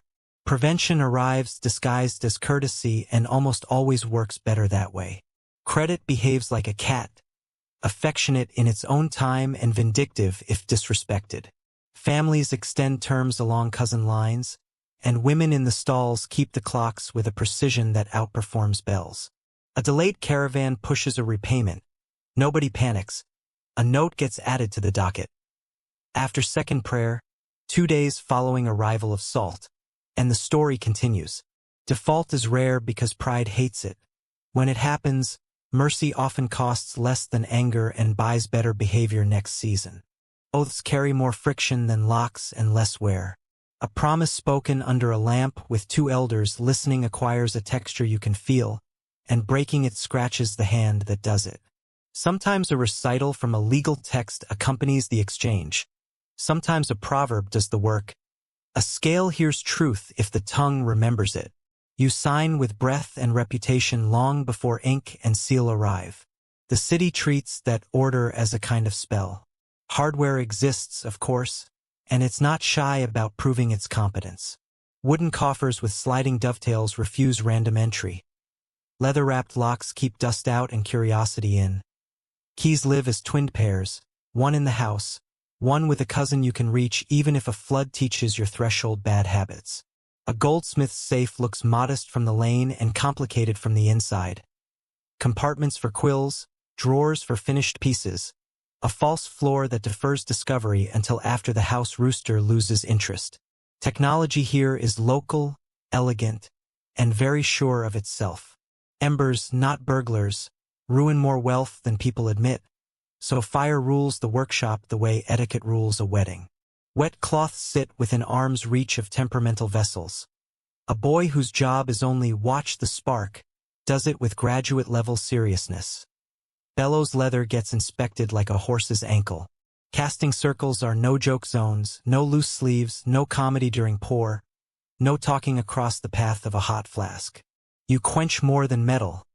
You quench the day's appetite for unnecessary drama. Patrons, in their better moods, act as insurance policies with names and tea preferences. A governor who values your courtyard's sobriety sponsors locks for the street gate, and the gesture pays itself back in a year of calm. Wealthy clients spread orders across 2 workshops so a single disaster can't embarrass one family beyond repair. In return, each shop keeps a plain band reserved to serve ceremonies when politics coughs. The system looks improvisational, but the improvisation is structured, like jazz that respects its rhythm section. Formulas, the kind that give metal its temper, live behind lips that practice discretion as a craft. Ratios for alloys, how much silver to calm the gold, how much copper to teach it courage, travel by whispered demonstration. One ant swears by a pinch of plant ash in the crucible. Another calls that superstition and prefers a cleaner melt.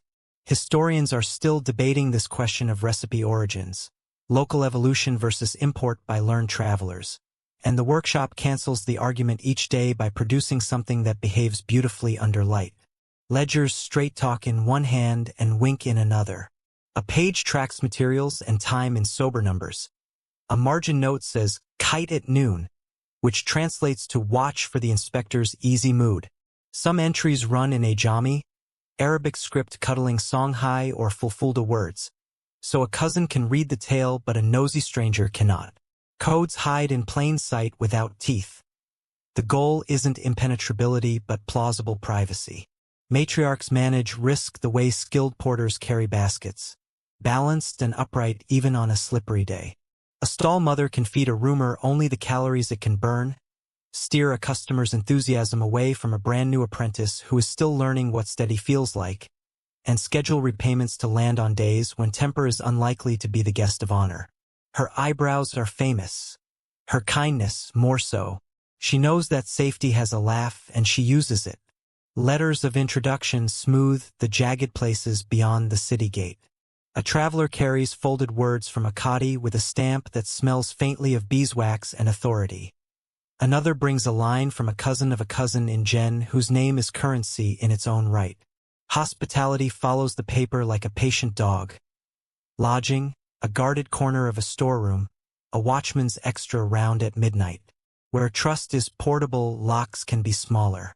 Rumors breed in corners that light forgets, so merchants train the day to patrol them. A story about bandits near a well gets vetting from someone who was there. A complaint about counterfeit weights is marched to the Muhtasib before it can sprout claws. A tale about a miraculous alloy that uses hyena whiskers is filed under Stop Lying to Children. You become competent at triage. Which rumors deserve tea, which deserve a walk, which deserve a nap. Courts take their turns when stories grow bones, and their tone is crisp without weaponizing dignity. Theft cases get witnesses, not pitchforks. A stolen bracelet returns with apology and a fine measured in public contrition rather than spectacle. Judges prefer restitution that leaves the city stronger than it found the argument. Where violence is boring, fairness can be interesting, and people show up to watch it practiced because it reassures them about their own pockets. Watchmen practice a choreography that looks casual until you try to imitate it. Routes change nightly. Pauses happen where shadows used to misbehave last week. A knock on a wooden gate becomes a signature nobody can counterfeit for long. Lanterns carry hoods that throw light down and keep stars unoffended. Neighbors know which cough means, "I'm bored," which means, "Come outside." The best deterrent in the quarter is familiarity on patrol. Lessons for the young treat secrecy as etiquette, not paranoia. Children learn that the word for gold dust is tea leaves when spoken in the lane. They practice counting without announcing. They get to hold the safe's key in a game whose rules ensure the key never travels farther than a grandmother's sigh. Mistakes are corrected pleasantly but immediately, the way a good teacher fixes a pencil grip. The tone is not "the world is ending," it's "we prefer to keep our mornings tidy." Vetting new partners becomes ceremony conducted with the same grace you use to introduce friends whose temperaments might quarrel.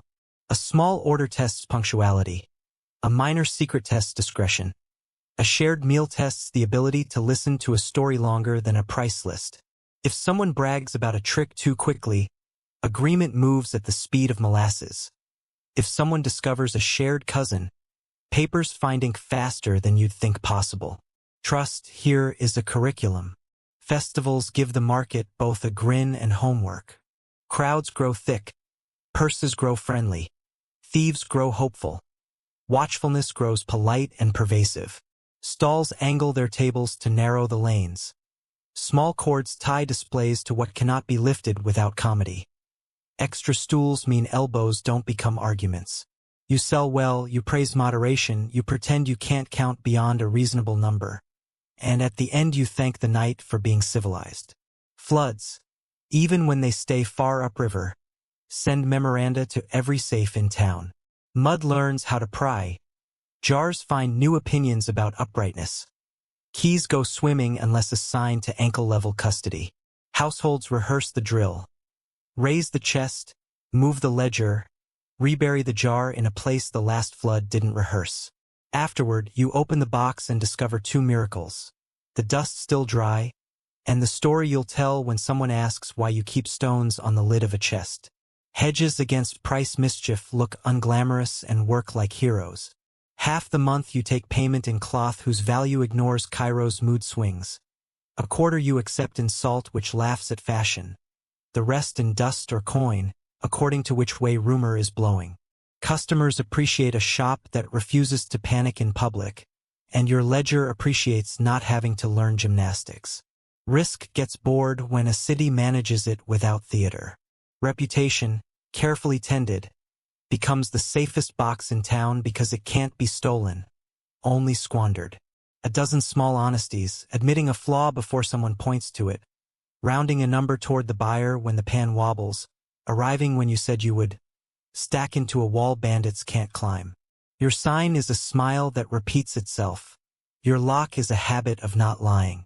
Even the cat respects that sort of architecture. Anecdotes make good teachers because they carry coats for multiple weathers. An old man tells of a millstone that hit a hollow under it, the family rolling the stone aside with a lever and a proverb. A woman adds the one about a gourd safe painted to look cracked and useless, the perfect theater of nothing to see here. Someone else offers the tale of the ring that weighed exactly a certain seed so its owner could test any scale while pretending to fidget with botany. Trickery and virtue, holding hands, walk home together.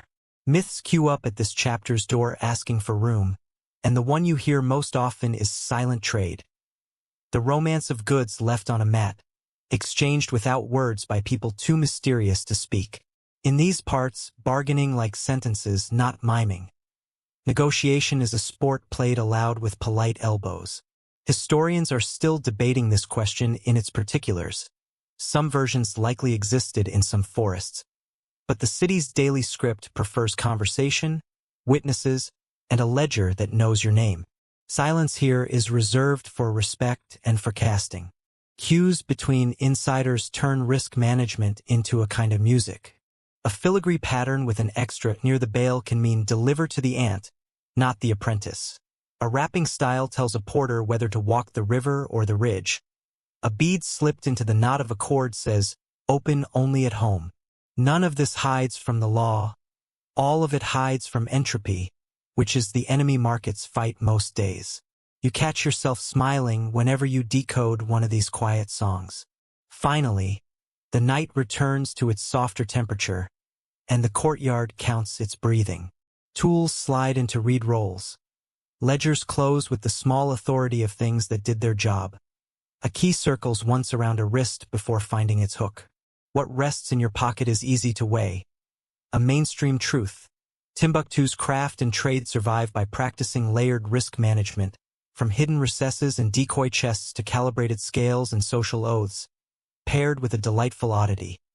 A single grain of salt tucked into a quill to expose a sweaty thief, and a question that refuses to sit quietly. How secret, really, were the routes and recipes, and how much did kinship, not formal guild charters, enforce the silence? Historians are still debating this question.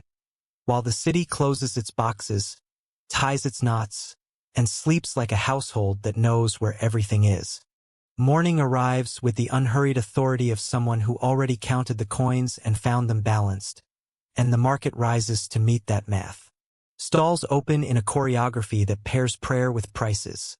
A clerk from the governor's house walks the lane like a comma, pausing where sentences about tariffs need to breathe. The master in your courtyard has put aside a small tray of bracelets labeled for official eyes, because even honest work prefers to wear its most polite face when tax collectors are within earshot. Numbers today will be the city's weather. Across the square, a pair of tables under a striped awning marks the customs post. One for goods entering the walls, one for goods leaving by way of Kabara's river breath. A stick thick with tally notches rests beside a small jar of clay seals. When a bundle is approved, the jar gives up a pinch of mud that becomes a seal the size of a thumbnail, pressed with the office's mark and tied to the parcel with dyed cord. The color is not random. Blue for river, red for desert, green for items exempted by patronage. Those small facts changed the way people move through a day. Between a trader's sigh and the clerk's pen, prices tack toward compliance like boats trimming their sails. The rate schedule is both simple and treacherous. A tenth on certain imports under the heading of usher, a lighter touch on goods that are local and already kissed by zakat, a negotiation for anything rare enough to make the list nervous. The Muhtasib polices fairness at the scale. The customs office polices memory at the gate. Together they keep the city's pulse regular. Your job is to walk the seam between them without catching your sleeve. Receipts come in multiple dialects. There is the official slip, ink on paper bearing a seal that smells faintly of beeswax, a comfort to men who like files. There is the cord tied in a pattern around a bundle's neck, 2 loops and a twist that says, "Tax paid at river," a language anyone can read without a desk. There is also the oldest receipt, a pair of witnesses who say, "We saw," and whose names weigh enough to discourage later theatrics. The system works because it respects 3 kinds of memory: ink, habit, and neighbor. Beneath the politeness of forms lies a practical game of weight and timing. Caravans coming from the desert prefer dawn, when the office's mood is alert but not sharp. Boats prefer late afternoon, when clerks wish to finish their stack without inventing complications. Households that can afford it keep a cousin on good terms with the gate, someone who can announce arrivals quietly and fetch a fair-minded inspector when the wrong sort of zeal stands up. Influence, like solder, holds best when heated only as much as necessary. Somewhere between a statute and a proverb lives the rule about gifts, which everyone pretends not to understand while obeying with finesse. The clerk never asks. The trader never offers first. Yet a small parcel of dates placed near the inkstone or a bracelet set aside for a niece helps oil the day's machinery. The difference between a bribe and a courtesy is a charter no one has written. The city prefers courtesies that pass the light test. Given openly, counted modestly, recalled as friendship rather than leverage. The workshop calls it polishing the hinge. Customs tradition in this region has inherited multiple fathers. Tuareg custodians of the roads brought toll points and kin-based guarantees long before walls learned the habit of gates. Mali's governors formalized demands in tables of rates that made ledgers purr.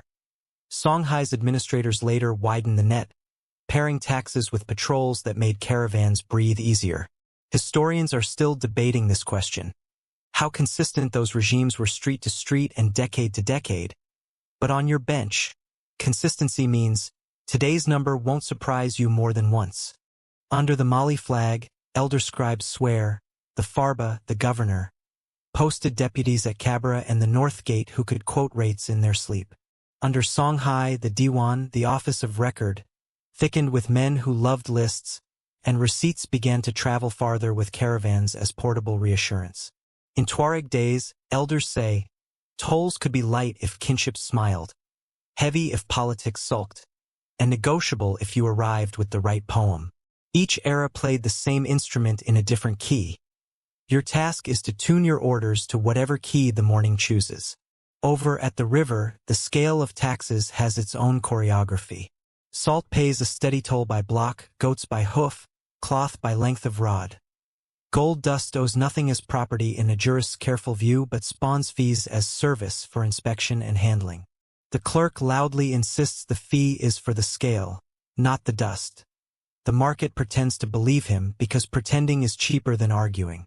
Everyone agrees that the wording matters because consciences prefer tidy shelves. Clerks practice a stern courtesy that is half training, half theater. They weigh with deliberate slowness so the crowd can see. They announce numbers like proverbs. They close books with the same finality you use when snapping a clasp. A master clerk leans toward you and murmurs that a good customs man is part gardener. Pruning greed, watering trust, pulling weeds of rumor before they flower. A bad one is hail. The analogy lands like a coin on a drum. Resonant, practical, memorable. Roads into Timbuktu are themselves an economy. The dune path north to Arawan and beyond to the Sahara wears tolls like anklets. Light, rhythmic, increasing near watering points where geography attends the meeting.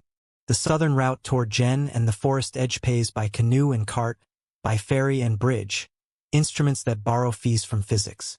The city does not apologize for these charges. It explains them. Protection costs money. So does the maintenance of honesty. Where the explanation is absent, the price feels heavier. Gatekeepers handle more than gates.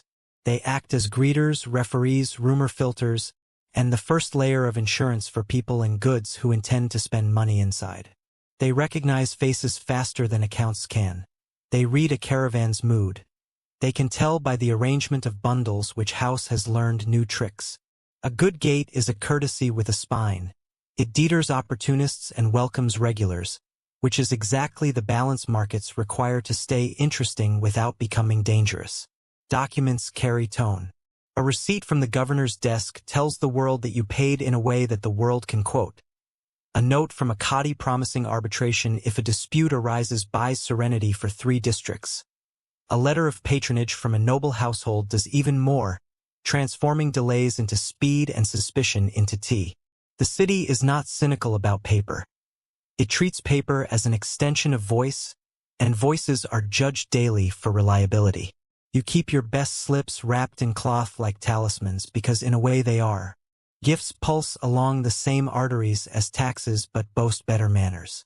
A governor's wife orders anklets with a crescent and a verse. A judge's daughter receives a pendant that prefers modest light to loud rooms. A scholar's library gains a brass lamp with good balance that refuses to tip. Each commission pays invoices and also pays a second economy, reputation you can spend later when a form decides to grow difficult. Patronage isn't a trapdoor. It's a staircase used correctly, and the city frowns on people who try to jump. Networks of favor knit households into something braver than any single purse. When tolls rise for a season, your courtyard borrows from the leatherworkers slack month and repays during wedding season. When a clerk grows overzealous, the market's grandmothers escort him to tea with a Qadi whose eyebrows are famous for correcting deviation. It looks informal. It isn't. The choreography has footnotes in 100 kitchens and 1,000 mat-side conversations.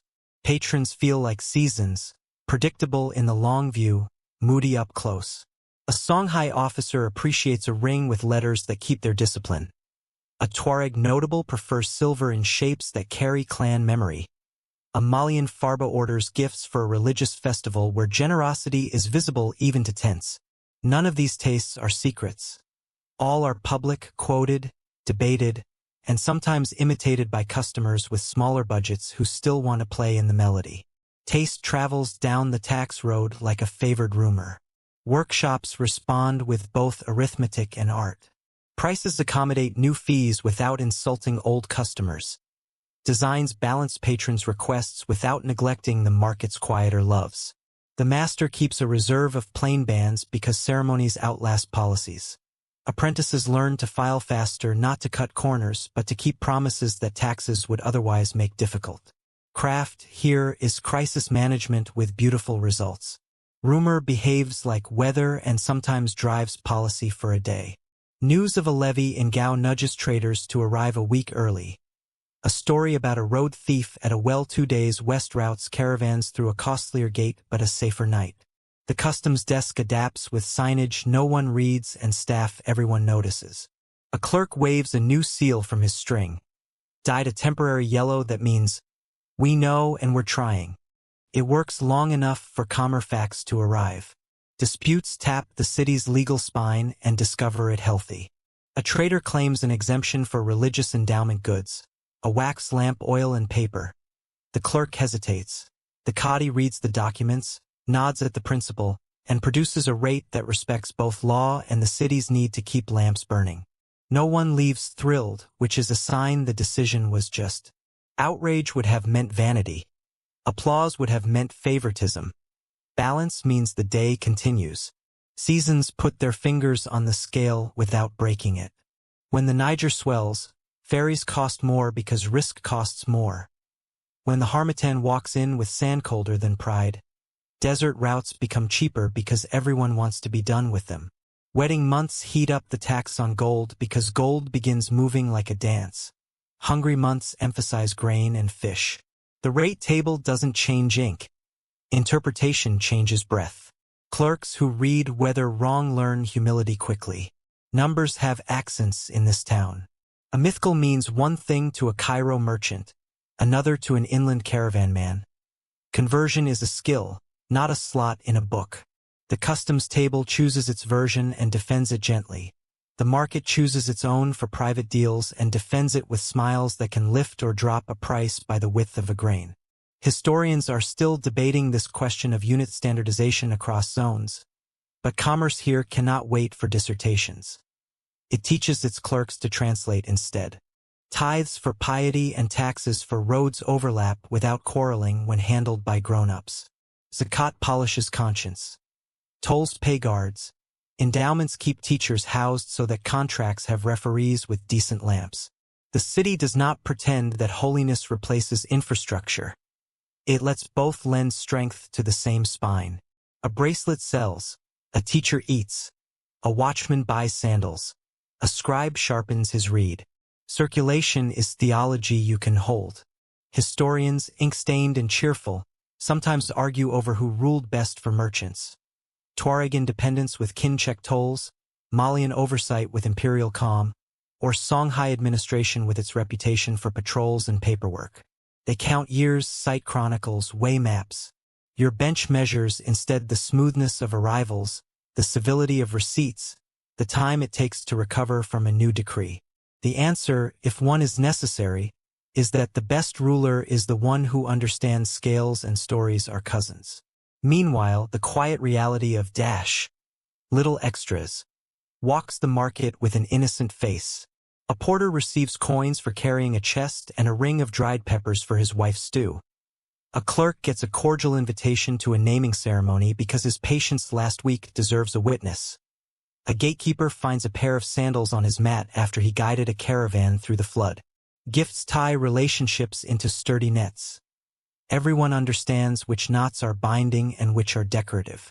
Farther upriver, a scattered network of toll huts belongs to people whose names cluster in your ledger like helpful constellations. One family controls a ford and charges fairly because they like customers. Another guards a hill path and charges more because they like poetry and claim the view costs extra. Agreements signed under trees hold as well as one signed under domes, provided the witnesses are people the road itself acknowledges. Geography and kinship right laws the city merely ratifies. Porters in the lane convert policy into muscle memory.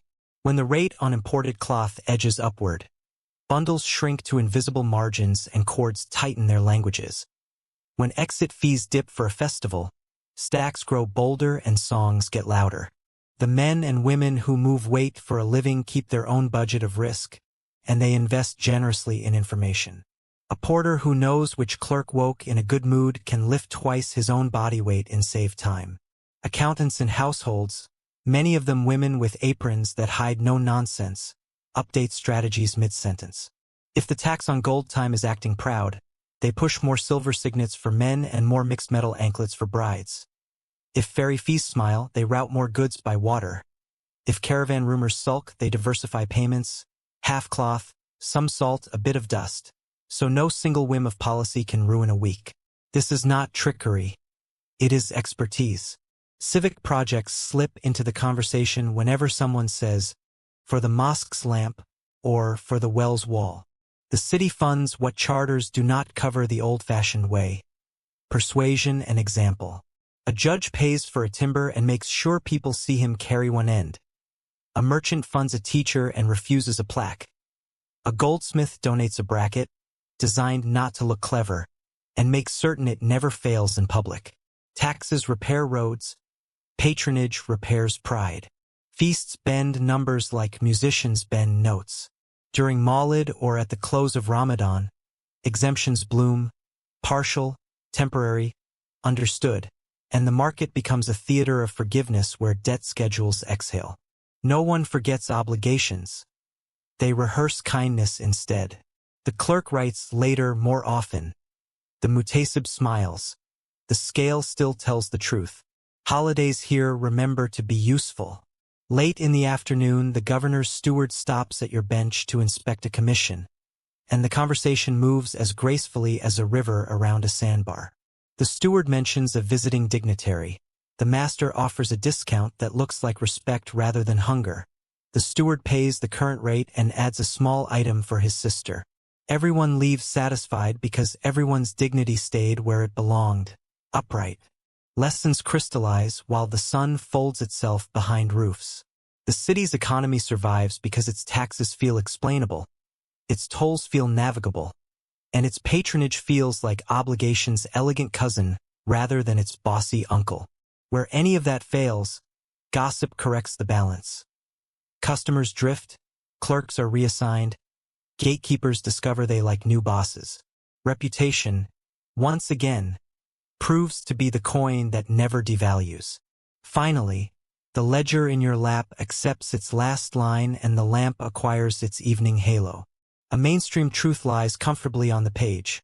From Tuareg tolls to Malian imperial levies to Songhai's more formal diwan, Timbuktu's wealth runs through a braided channel of tariffs and favors, kept honest by clerks, qadis, and the Muhtasib's stare. A quirky tidbit smiles from the margin. Dyed cords tied in specific knots work as color-coded, tamper-evident tax receipts. Blue for river, red for desert, green for exemption, that let anyone audit a bundle at a glance. A continuing uncertainty hums softly at the edge.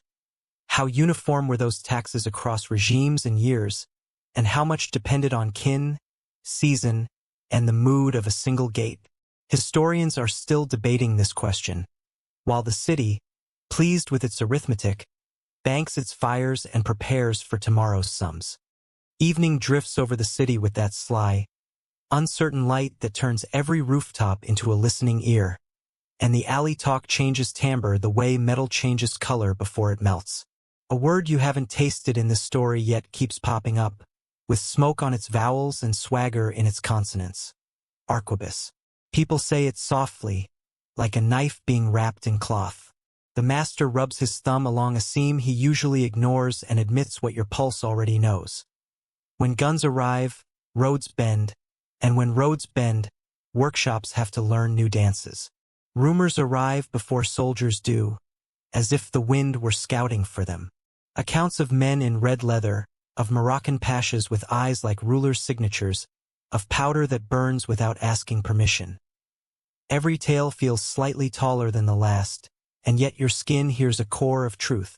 Merchants who love arithmetic more than adjectives begin to budget for delays. Guides who never dramatize get precise about new tolls and unfamiliar uniforms. The market keeps selling bracelets while it listens for the clatter of a new century at the gate. Stories step ashore from travelers' mouths with dates attached the way seals attach to bales. The fall of Songhai's pride at Tondabai in 1591 is recited like a verse that nobody enjoys saying aloud but everyone respects. Timbuktu's politics pivot under Moroccan pashas whose stamped orders make clerks sweat and scribes write very carefully. A mainstream knowledge fits into your pocket whether you like it or not. Muskets and mercenaries tilt the balance that used to belong to lances and numbers. The city doesn't break, but you can feel it shifting weight from one foot to another. Change takes the form of inventory because power always teaches itself to count. Salt still moves. Gold dust still husks like whispering seeds. But powder, lead, and iron bits begin courting their own lanes, tugging attention away from the old romance between desert and river. Bowyers listen for employment. Leatherworkers learn the measurements of bandoliers. A tinsmith becomes more interesting to strangers than he ever expected to be. Your bench keeps its tools on familiar hooks, while your ears learn new vocabularies they didn't ask for. Musket barrels lean against walls that used to know only plow handles and spear shafts, and the smell of powder sneaks under door curtains like an uninvited cousin who still gets fed. Soldiers visit the market with that brisk, practical greed that military pay breeds. A pasha's aide examines scales with a gaze as even as the Muhtasib's, but his math includes the weight of silence. History's volume turns up a notch, and you adjust your breathing until it matches the rhythm of feet on patrol. Scouts for the new order prefer maps to stories, but they allow stories to carry their maps. They ask how long it takes to reach a rowan if camels are treated with respect. They price ferries like men who trust no current except a ledger's. They count towers as if counting will help them live longer. A few find your courtyard, curious about chains for standards, finials for lances that have not yet retired, decorative plates for muskets that want to look official even when they are already loud. The master's faces practice neutrality and become very good at it. Panic doesn't break the market. It frays the edges. Traders argue without raising voices. Scribes write with their nicest pen so as not to offend anyone's future mood. Mothers in stalls count cowries a little faster and close a little earlier. The Muhtasib measures as steadily as ever, but now he does his work with a set of eyes he didn't need last month. Eyes that look for uniforms first and dispute second. You keep buying tea. You keep rehearsing patience. You add a new line to your list of things that can catch fire. Power wears new fabrics, and you can feel it when you brush past. A Moroccan officer orders a seal-engraved signet in silver, his accent laying a careful bridge between Maghreb and Sahel. A local notable hedges his bets with gifts in both directions, one to the pasha's household, one to the scholar whose sermons calm the street. The balance of favors changes its choreography. The old steps still work, but the tempo is less forgiving. Your job becomes translation, from rumor into ring size, from decree into delivery date. Orders for jewelry do not vanish. They molt.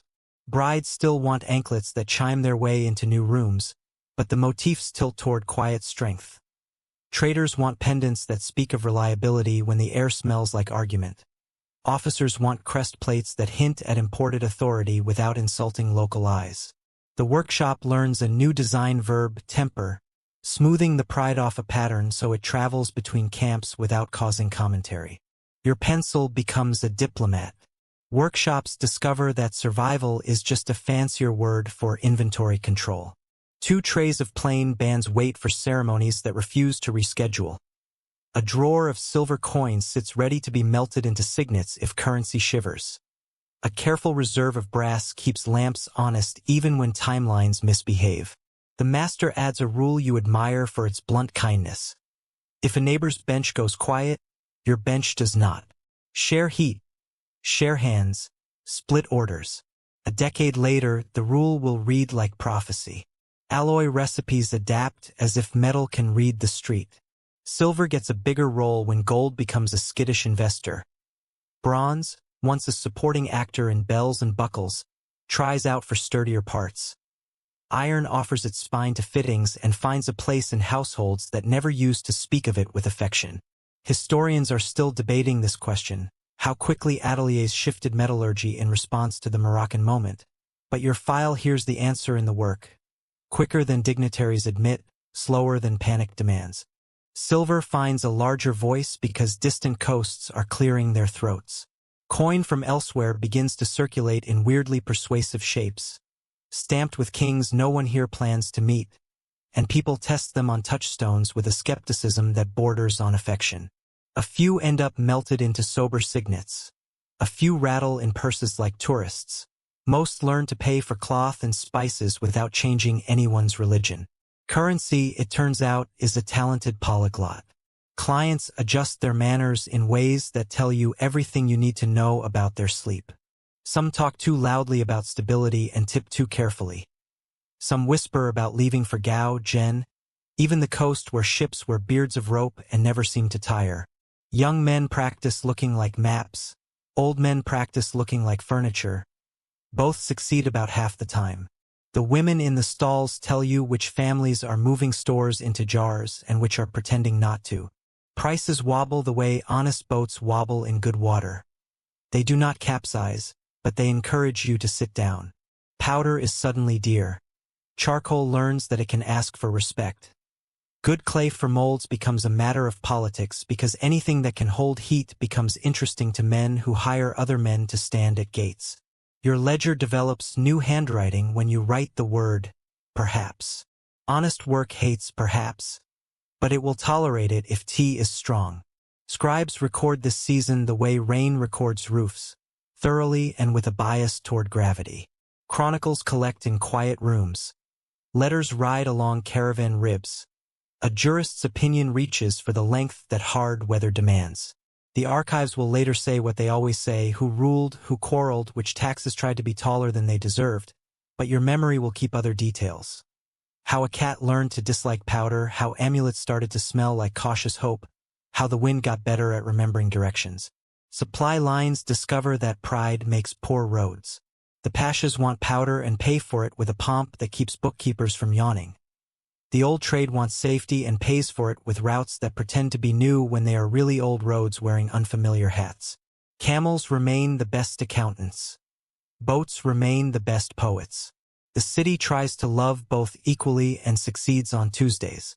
Caravans still link north to south, but their spines look tighter, their jokes arrive later, and their bells experiment with being quiet. A train that used to brag about speed now brags about discretion. A guide who used to sing under the moon now sings under his breath. The desert hasn't changed its policies. Sand still votes quickly, thirst still vetoes speeches, but the politics on its edges have become suddenly interested in efficiency. You step more carefully because careful steps last longer. Smugglers pretend to be adventure siblings, but they are just accountants who dislike receipts. They move powder in sacks marked for grain. They move silver in gourds that argue about being filled. They move gossip in laughter that knows how to shut the door. Some are thieves. Some are patriots. None are boring. Your courtyard hears their names on the wind and decides to work late without complaining. Desert forts sprout along routes like punctuation marks written by men who believed commas can prevent arguments. Watchtowers collect views that used to be free. Toll huts collect coins that used to be cowries. Patrols collect stories that used to travel without supervision. The city tolerates this with the patience of a person who has eaten a meal slightly too salty, grateful for the food, willing to drink more water. Your patience learns to stretch further than your sleeves. Harbors on the Atlantic nibble the edge of your map until the paper tastes different. Ships talk in a vocabulary the desert finds insulting. Holds, masts, leagues, and they bring cloth that blushes differently, beads that brag differently, and rumors that have learned to swim. Trade begins to tilt as if a friendly giant leaned on the table. The bowls do not slide off, but they attend to his weight. Timbuktu keeps being Timbuktu. It just learns to read a new horizon line. Coast talk enters the market with the swagger of a young storyteller who knows he has a good ending.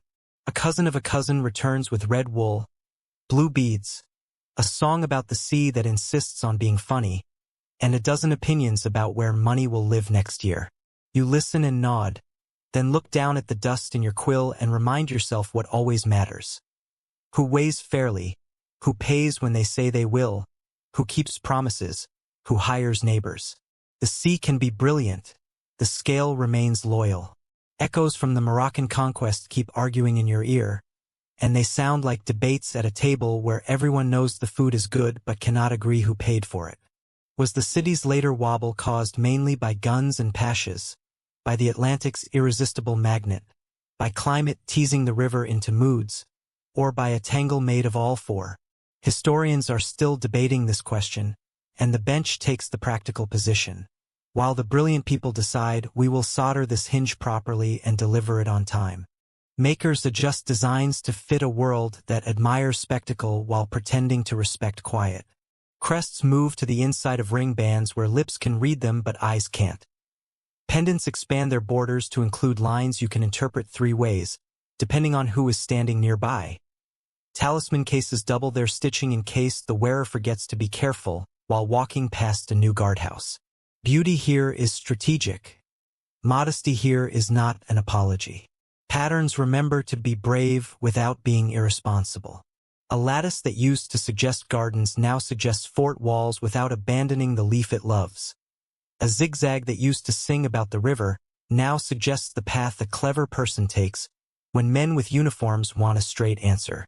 Customers notice and nod. Nobody names the change. Everyone wears it. You call the style polite resilience and find that it sells. Teachers at Sankor step into the conversation with a patience that makes your shoulders loosen.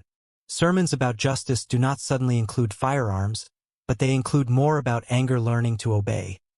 Lectures on contracts include more examples about force and its limits. Classes on astronomy remain astronomy because the sky refuses to be dragged into local politics. Learning becomes a shelter that doesn't hide you so much as make you taller. The city kneels to pray and gets up a little steadier. Faith holds the rumor mill by the chin and asks it to enunciate. A jurist points out that courage belongs to God regardless of who holds the arquebus. The market nods and decides not to sell powder on Fridays. People who like to shout discover they are less interesting than men who can repair a broken hinge in under an hour. Piety does not solve prices. It does remind everyone to put their scales away neatly. Families turn into little parliaments and pass budgets that sound like poetry when read aloud by grandmothers. One cousin proposes diversifying into brass bowls for a pasha's dining tent. Another argues for a reserve of plain silver rings because officials never stop needing signatures. A third insists on stockpiling charcoal because nothing happens without heat. The arguments end in a meal, as they should. Meals are how cities keep going. Adaptation becomes a daily calisthenic, not a dramatic rebrand. You angle the bench toward the door so the master can see who approaches. You weave a little more leather into your packaging so a patrol can't justify calling your pieces loose. You pair orders, one loud, one quiet, so tomorrow still recognizes you if today's badge doesn't. Contingency planning convinces pride to become useful. Neighborhoods maintain order with a choreography that looks like gossip until you notice the results. An ant tells a young officer which stall to avoid if he wants honest grain. A scribe reminds a merchant to put a seal on the right loop so the tax cord doesn't sulk. A stall mother warns a cousin that a certain lane is collecting accidents after sunset. The city never stops policing itself. It just adds chapters to the manual. Seasons continue their responsibilities without requesting political advice. Rains insist on a schedule nobody votes on. Harmattan breathes its dry arithmetic. Flood and ebb remind you that the river was the first boss and remains an excellent one. Muskets arrive. Caravans adjust. Weddings still prefer good weather. Anklets still sound best on mornings when the air behaves. Normalcy keeps working part-time and refuses to quit.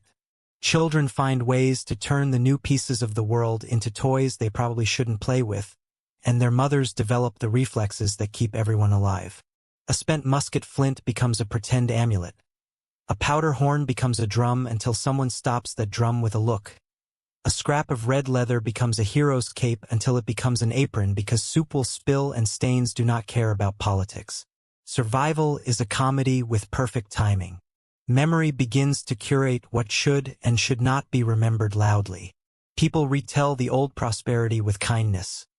They retell the rough years with dignity. They retell the present with a voice that suggests the future is listening. A chronicle praises a pasha's building program. A street corner praises the grandmother who refused to raise prices on soap. Your bench praises the apprentice who learned to file a curve that looks like calm under pressure. Heroism shrinks to fit the room and becomes easier to wear. Finally, the chapter of guns sits down and lets other chapters speak again. Weights, measures, courtships, quarrels about taste, lessons about clay and patience. The market doesn't forget the muskets. It learns to make a living next to them. A mainstream truth packs itself neatly for the road. After 1591, power from the north and pull from the Atlantic forced Timbuktu's trade to reroute, and goldsmiths endured by shifting alloys, clientele, and rhythms without betraying their standards. A small strange fact keeps grinning. Some smiths fashion powder flasks with filigree lids because even caution likes to be beautiful when it can get away with it.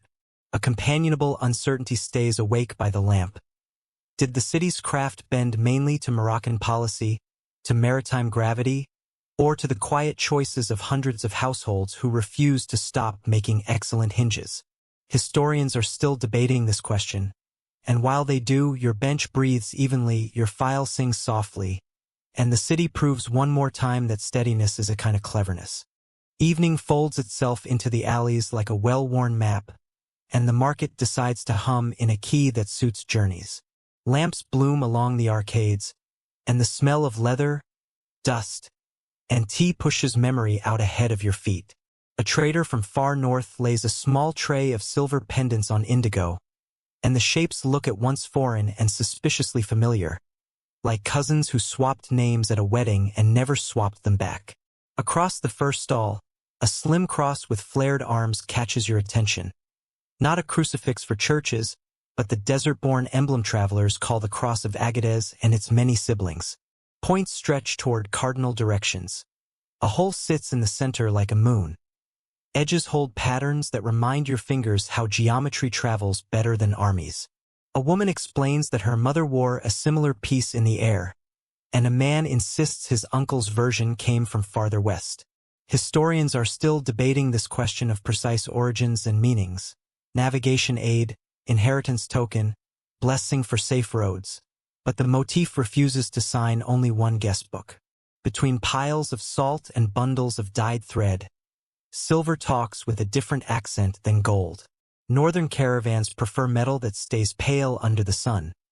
Saharan clans, especially Tuareg lineages, treat silver as a sober companion and gold as a more complicated guest. Down here, courtyards warm to gold dust like old friends to share jokes. Up north, silversmiths boast of chisels and stamps that can carve wind. A mainstream truth steps forward without apology. The trans-Saharan system braided a gold-rich south to a silver-fond north, and preference rode with coinage, law, and style. Under a reed awning, a Maghribi merchant rolls out filigree brooches whose scrolls echo cities beyond the dunes. Fez, Tlemcen, perhaps even the Andalusian memory that refuses to sit still. Lines of wire loop into arabesques that your eyes just learn to read in Timbuktu pendants. Here they curl a touch tighter, a shade cooler, like shadow and light swapping recipes. Patterns are passports, and the stamp they carry says, conversation. From a basket of beads, blues stare up like bottled sky. Trade glass, some born in Venetian furnaces, some molded in Saharan oases, has learned the river routes as confidently as any camel. Strings of cobalt dots flank gold elements without blushing. A child mutters river eyes, and the phrase fits so perfectly that everyone pretends it was theirs first. Beads, unlike camels, do not get tired, so they carry stories where people sometimes cannot. Elsewhere along the lane, a silversmith hammers motifs onto a cuff with a rhythm that turns gossip into percussion. Triangles march, zigzags whisper river and dune at once. A border of tiny stamped suns remembers days when clouds forgot to show. You ask to feel the weight, and the cuff answers with an honesty you respect, solid but not proud. In another life, that pattern would be granulation in gold. In this stall, it is a hammered constellation that thinks in silver. Along a carpet spread directly on the packed earth, Tuareg women arrange leather amulet cases whose red and black geometry glances straight at your memory of city talisman boxes. Threads cross like a private grammar. Tassels behave like punctuation. The smell of cured hide carries whispers from camps where music keeps time with stars. Function agrees with faith here. The packet inside the case may carry a verse, a square of numbers, or simply a name written by a careful hand. Meaning packs light, courage packs lighter. Beyond the gate where caravans uncoil themselves after long days, an oasis map ticks off the names that knit your atlas to theirs. Tuwat, Gadams, Got, Sijilmasa once upon a time, Tafalelt after, then farther to Fez, perhaps to ports with names that taste of salt and lingo. Traders list distances as if reciting proverbs. Guides add, if the wind is kind, as the punctuation that keeps optimism manageable. A necklace lifted in Timbuktu can find its cousin's cousin in a market 3 moons away, and neither piece is surprised to be related. Nearby, a scholar with an ink-cool voice reminds you that law travels too. In Maliki lands north and south, men wear silver more than gold, scholars teach moderation in ornament, and fairness at the scale matters whether the pan holds dust, coin, or dates. Differences do their work. Coinage up north, dust down here, but grammar remains shared. The Muhtasib stare, it turns out, crosses dunes without needing to breathe hard. Meanwhile, a griot tells a story that answers a question you did not ask aloud. A woman in the air once wore a necklace whose central pendant was a crescent learned from a scholar's margin in Timbuktu. When a caravan rest day turned into a wedding, the bride from the river brought a cuff stamped with diamond lattices she learned at a desert camp. Everyone clapped because everyone recognized themselves in the other, and the song insists that this is how taste becomes kinship. Southward tells a different tale with the same smile. Forest towns shape gold into weights and ornaments that bend pattern toward proverb. Akan Abramuo teaching arithmetic by being beautiful, delicate filigree that would feel at home under your reed awning. Traders carry those grams of meaning north. Desert women admire the fineness. A design is copied in silver because that is what the purse approves this season. Metal changes costume. Pattern keeps its posture. North, rumor says, certain cities carry silver tubes of coal that double as amulets. Cosmetic on the outside, verse within worn close to the heart because eyes and courage both require care. The idea smiles at your memory of leather cases and local pendants. You see a thread that stitches vanity to virtue without scolding either. Odd details travel well. Someone swears a drop of scent goes into the tube so even fear remembers to be graceful. Westward winds deliver news of coastal tastes, where coral beads argue pleasantly with silver plates, and where sailors insist on charms that prefer knots to chisels. Those seas feel far, yet echo finds you anyway. A twist in a wire, a way of cradling a stone, a choice to leave a surface mat so light behaves like a guest, not a conqueror. Styles ride stories faster than caravans ride sand. You can track their speed by how long it takes a new line to show up in a stall that pretends not to be listening. Eastward, a trader from Kanem-Borno displays brass anklets with a bell each, light enough to flirt, heavy enough to keep their promise. The pattern jokes with your Sahel bracelets, then bows toward motifs that prefer triangles like watchful tents. At the edge of so much geography, your taste learns to stretch without tearing, and the stretch feels less like compromise and more like learning a song with a wider range. After a pause for tea, debate arrives with the gentleness of cinnamon. Did filigree here inherit its exact breath from the Maghreb and Al-Andalus? Or did similar solutions rise from similar tools wherever wax and wire met competent hands? Are those Tuareg crosses clan marks with long genealogies, or navigational emblems whose lore hardened into family nameplates? Historians are still debating this question in journals and at stalls alike, and the market demonstrates the healthiest answer by buying what is well-made and telling stories that keep peace. Before the light slips completely, a young silversmith shows you a trick learned from a grandfather who swore by usefulness dressed as delight. Hollow beads hide tiny balls that turn steps into quiet music. Women smile because toddlers are trackable by sound, and because beauty should earn its keep. The trick matches a detail you loved in gold, bells inside drops, and you watch the pattern ricochet between alloys without losing its charm. Sometimes a design you thought belonged to one place turns out to have stolen your heart in multiple languages. A sawtooth border appears on a desert cuff and on a river pendant, both arguing they thought of it first. A lattice of 9 squares hides in leather and in metal, in ink and in wire. A border of dots walks gracefully from silver to gold because footsteps do not ask permission when the ground is friendly. Your fingers learn to say both, and the word becomes a habit. Often the road itself commissions ornaments to keep promises visible. Caravan bells receive sleeves of stamped silver, Small plates for standards carry crescents that smile at moons, and powder flasks, when the century insists they exist. Acquire lids with filigree because even caution likes decoration on days when luck might be watching. A mainstream fact keeps its seat at the table. Form follows function, then refuses to stop at obedience. It performs a little joy.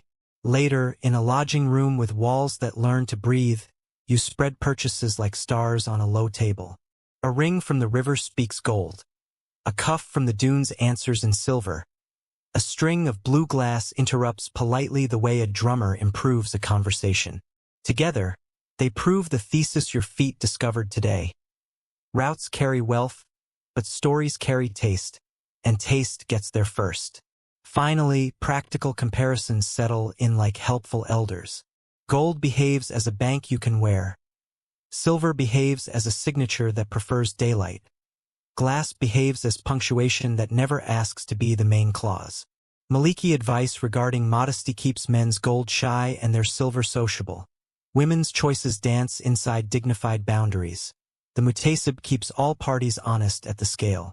Law and style, far from quarreling, seem to admire each other's shoes. Meanwhile, the whisper network of workshops takes notes. A desert stamp with a clever son becomes a city punch in 2 weeks. A river granulation cluster shows up on a northern brooch by the next caravan. A leather braiding method sneaks into pendant cords and refuses to apologize for being useful. The guild that isn't a charter but certainly behaves like one tightens standards by paying attention. And attention, you realize, is the first guarantee. Mist tells the river how to shine.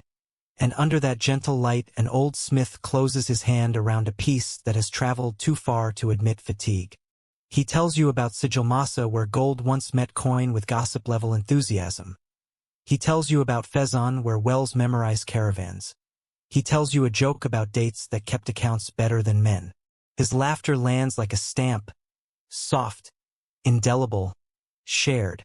Night creates small islands of fellowship at tea kettles. A woman from the dunes teaches a knot that means open only at home.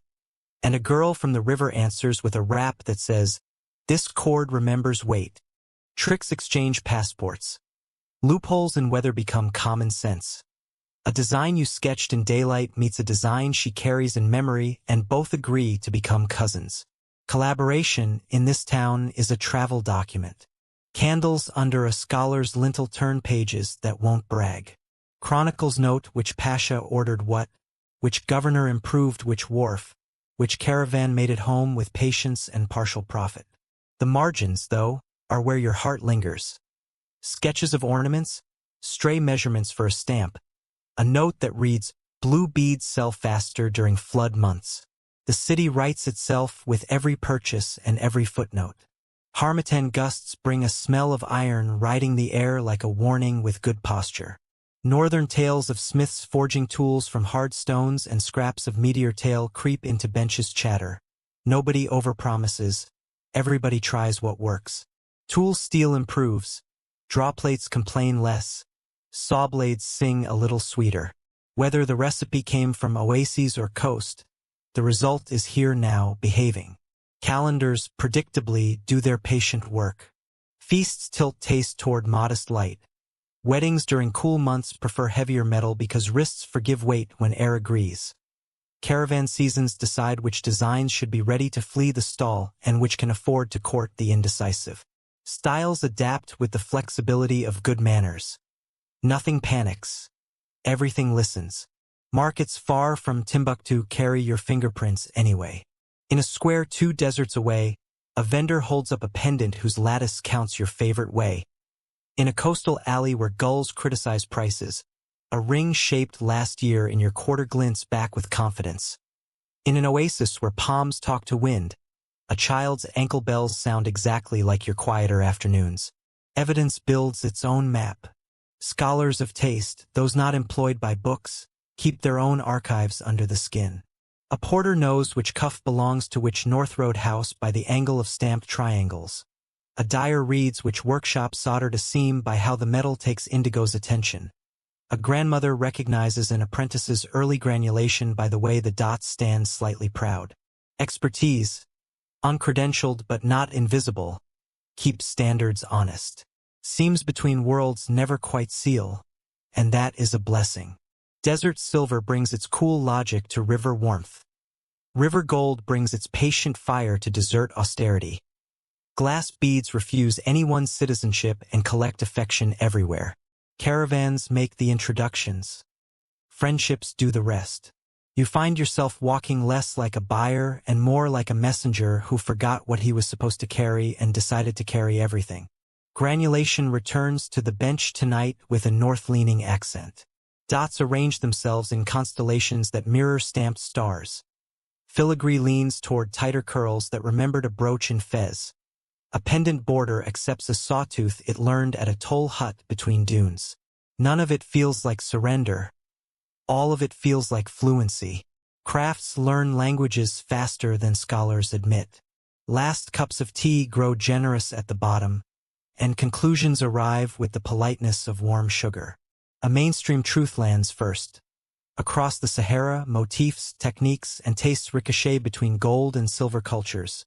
Tuareg silver cuffs, Maghribi filigree, riverine granulation, carried by caravans, courts, and conversations until they feel inevitable.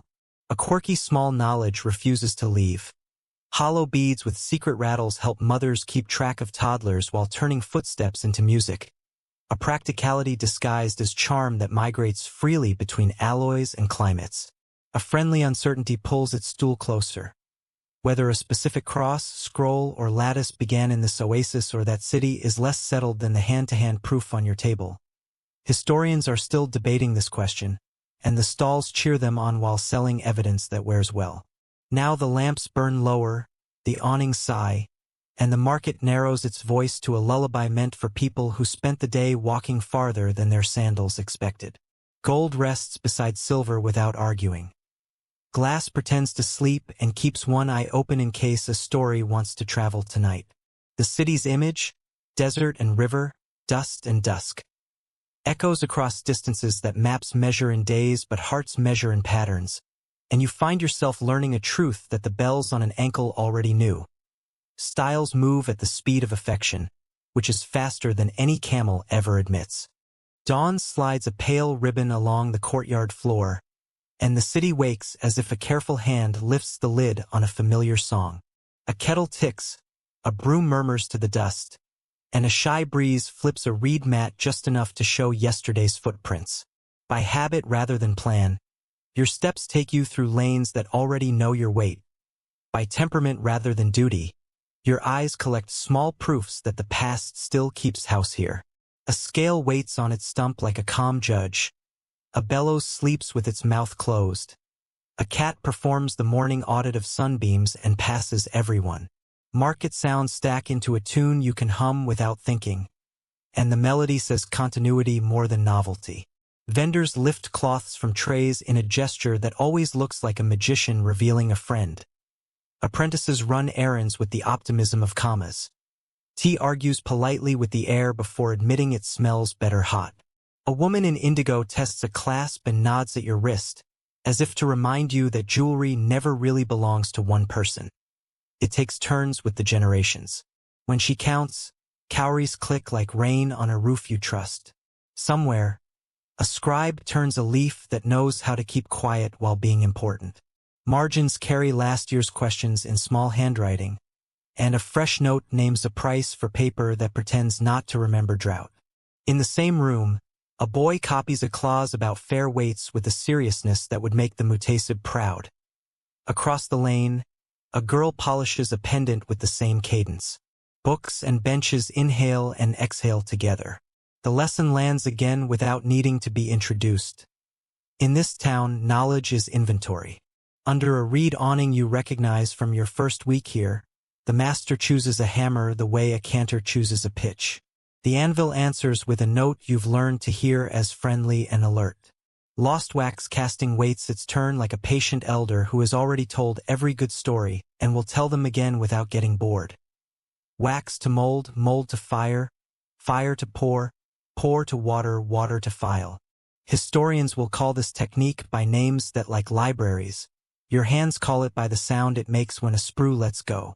Across a shallow table, A tray of amulets looks like a small council of deliberate shapes. Crescents sit beside lattices. Talisman cases keep their secrets with dignified stitching. Inscriptions read as blessings even before your eyes translate. A scholar once told you that ornament can be a modest sermon. The market shows you the same idea every afternoon with better lighting and quicker applause. Patterns do not lecture. They persuade by fitting the skin.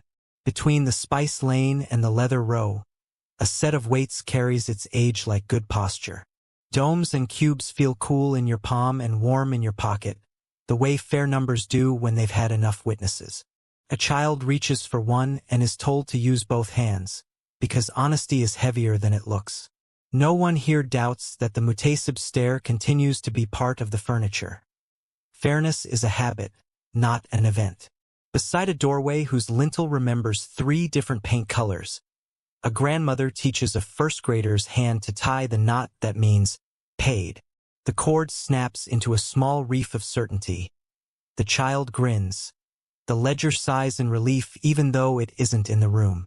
Later the same cord will hold a tax seal, color-coded like the afternoons in your memory. Blue for river, red for desert, green for blessed exemption. Evidence in this city prefers to be visible without being noisy. Outside the workshop where the bellows live, a boy blows a single test breath and listens as if the flame can speak his name. Snack time chatter rehearses the day's ratios. How much copper for courage, how much silver for kindness in the gold. And a visiting cousin suggests a different flux with the confidence of someone whose burn scars have become quiet. Recipes travel by demonstration, not by proclamation. You watch them move like jokes that refuse to hurt anyone. Inside your pocket rides a shard of pottery you use for drawing with charcoal. Today the sketch becomes a ring whose letters walk a curve without tripping. Tomorrow the shard will be wiped and used again, because drafts deserve humility and clay likes to practice. The scribe you borrow letter forms from approves without being precious about authorship. If a phrase fits the circle and the wrist and the price and the moment, the city agrees it belongs. Beyond the date seller's stall, a woman in a saffron scarf narrates the difference between festival shine and everyday brightness while fitting an anklet that thinks it is a drum. Her arithmetic would terrify a court, not because it cheats, but because it refuses to use panic as a tactic. Her diplomacy would terrify a fortress, not because it surrenders, but because it always includes an exit that looks like courtesy. Marriage here turns into inventory and inventory into marriage. Households refuse to pretend they're not factories with laughter. Meanwhile, the debate about guild circles the courtyard like a polite hawk that has decided you'll never be a rabbit. Rules exist without charters. Enforcement happens through eye contact more than seals. Training proceeds by repetition rather than speeches. Historians are still debating this question, whether these networks meet the European definition, but the bench votes daily with its output, and customers accept the result. The cat remains neutral and cares only about warm places. Afterward, a caravan's bell snips the afternoon into pieces the size of footsteps. Salt blocks pass like square moons. Bundles of glass glint like bottled water. Quills of dust travel in the custody of fingers trained not to shake. Routes still braid desert to river, even if guns change tempos and the sea changed melodies. Your friends count by moons and delays and have learned suspiciously much about later. Patience grew up here. Punctuality visits when it can. Nearby, a young smith hovers over granulation that looks like a constellation learning its own name. Tiny spheres tiptoe into place with gum Arabic's help and a whisper of salt. Heat persuades rather than bullies. The bond holds not because force commands it, but because proximity and cleanliness and time combine into something that acts like love. Sometimes theory argues whether the join is solder or diffusion. The pendant doesn't care so long as it survives Thursdays. You grin because Thursdays are statistically where trouble lives. Today, a scholar from Sankor stops at your bench with a book wrapped like a gift and a question wrapped like a joke. Would your letters behave if they took a walk on silver? The answer is yes, provided the metal accepts spacing the way a page accepts margins. Ink and chisel shake hands. Law classes discuss contracts. Your work signs them on skin. The boundary between text and texture keeps declining invitations to exist. Tomorrow your errands reach the lane where women with aprons made of spreadsheets sell necessity disguised as kindness. Prices adapt without apology. Credit shows up with a surname. Gossip commutes between risk management and storytelling. A bowl of dyed beans counts a complicated day faster than a scribe would. A toe taps knots under a table, while a smile trains a customer to choose the right necklace for a modest day. Elegance here runs on intelligence, not on accidents. Memory bumps your shoulder every few steps, and its face is both older and shinier than yesterday. An eggshell membrane helps a final polish behave like mercy. A single grain of salt hides in one quill to turn a thief's sweat into evidence. A touchstone chip sits in a pocket that also holds dates because truth and snacks travel well together. Tricks are called tricks only by people who haven't had to use them yet. Households call them Tuesday. Craft answers with its favorite proof. Repetition without boredom. The same ring you filed last month needs doing again for a cousin. The same class pattern arrives with a small change to honor a new sleeve style. The same amulet case asks to be sewn with fewer tassels because a baby has opinions. Excellence refuses to be dramatic. Excellence takes attendance. When clients say like that, they mean as good as that, not identical. Your hands understand. Truths that behave outlast truths that perform. Musa Musa's pilgrimage in 1324 keeps floating through conversations about price as if Cairo were still a neighbor. The 1591 Moroccan conquest keeps tapping the table during arguments about routes. Maliki jurists keep teaching men that silver is handsomer than gold, and markets keep teaching women to balance beauty and budget without asking permission. A mainstream line threads all this together. Cities endure by remembering which sentences belong on the first page. Oddly, the quiet details do as much lifting as the famous ones. A wax recipe that prefers baobab sap to mere water saves 3 castings a year from sulking. A reed pen's angle teaches a chisel where to breathe. An ant's warning about not whistling near the furnace reduces accidents by a number no statistician would sneer at. A city is built from unglamorous safeguards tended by people who like sleeping at night. You plan to join them. Quietly, the question that never retires sits down beside you again. How do styles move? Beads come by boat and by myth. Filigree curls cross dunes and ignore borders. Tuareg silver talks to river gold without needing translators. Echoes from the Sahara, from coasts, from forests, from the long library of markets, keep arriving with the self-confidence of useful ideas. Historians are still debating this question of who taught whom first. The bench continues to answer, we learn from anyone who brings tea.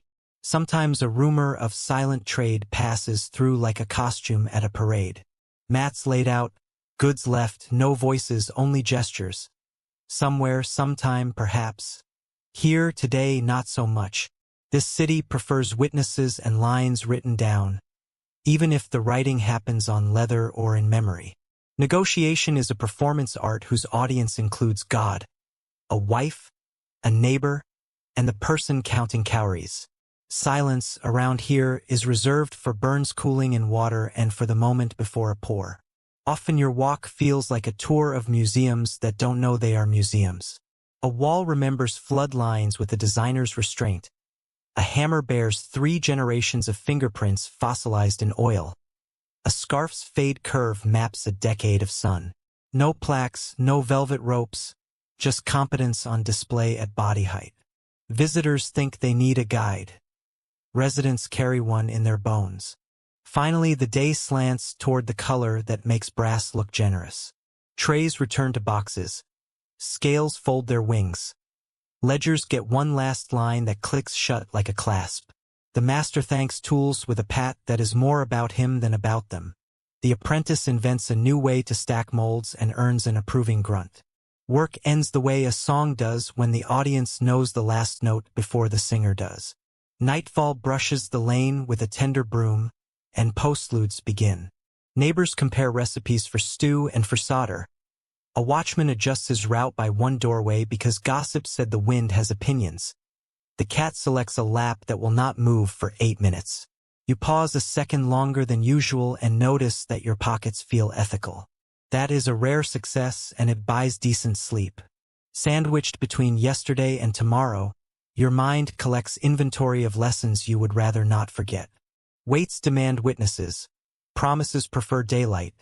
A good clasp saves a reputation faster than a good speech. Eggshells matter. Tea matters. Names matter. This is not nostalgia. This is maintenance. Street lamps give your last errand an antique theatricality, and the city rewards you with one more cameo.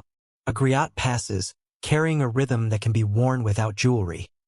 A scholar nods, carrying a text that weighs as much as a ring. A vendor laughs at a price that tried to surprise her and failed. Every discipline admires every other when it is not being insecure. Sleep is the only guild that accepts all apprentices. Footsteps lead toward the gate that always waits a second before it decides to be open for you. On this walk, the argument in your head settles into lines you recognize. The question was never whether a charter hung on a wall. The question was whether a standard lived at the bench. The answer is the same at dawn and at dusk. Yes, if someone cared enough to polish it.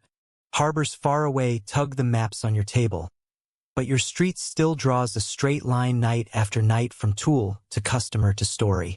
Silver from north, gold from south, glass from somewhere that tells jokes with boats. Each enters the lane, learns the rules, and departs wearing your fingerprints. The future travels in. The past refuses to evacuate. The present measures both and calls the sum enough for tea. Wind slides through the palm ribs and edits the shadows into a grammar you can read. Words like fairness, patience, kin, promise, and polish keep appearing in the same order, which is how you know the sentence is correct. A city that sells memory also remembers to buy it back, one repair at a time, until heirlooms watch their families grow. Light fades until only metal remembers how to borrow it. Rings hold a sunrise they didn't earn. Pendants cup a moon they didn't ask for. Anklets translate footsteps into weather reports for hearts.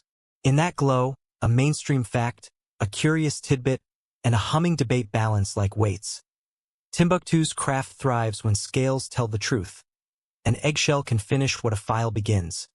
Historians are still debating this question of whether al-Sahili's hands really redrew Sahelian skylines or whether the towns themselves did the drawing. You do not need the final footnote to sleep. Home takes the shape of a doorway whose hinge squeaks only for people who deserve to be loved. The mat lifts. The kettle answers. A ledger sleeps under a folded cloth where tomorrow will find it awake and unafraid. Your fingers still recall metal's temperature. Your breath still copies the bellows' pace. Your eyes still carry a reflection you swear belongs to somebody else and then realize belongs to the work itself. The day ends, but the story decides not to.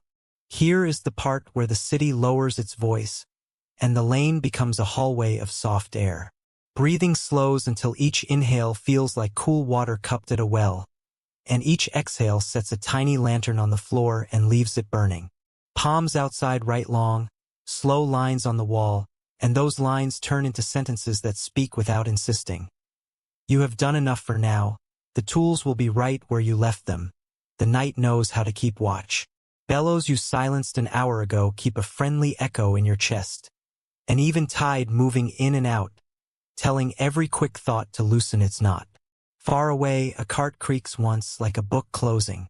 Closer still, a bracelet settles on cloth with the smallest sigh. A sound so gentle that it feels like permission. Let the market fold itself. Let the ledger finish the last number by itself. Let memory keep your place on the page. Somewhere in the dark, a kettle forgets to boil, which means time has taken off its shoes. Stars over the roof return to their posts, kind sentries with lazy eyelids. If a question still lingers about routes, about prices, about how stories learn to glitter, it can wait until morning warms it. The floor is cooler now, and the night has arranged a small fan of wind to keep your thoughts from crowding. Sleep arrives like a courteous guest, carrying no luggage at all. So close your eyes and keep the soft hum. Count only the breaths that feel like gifts. Imagine the steady weight of honest scales, perfectly balanced, in the quiet of your hands. The city will be here when you wake, its patience polished, its light folded carefully under the door.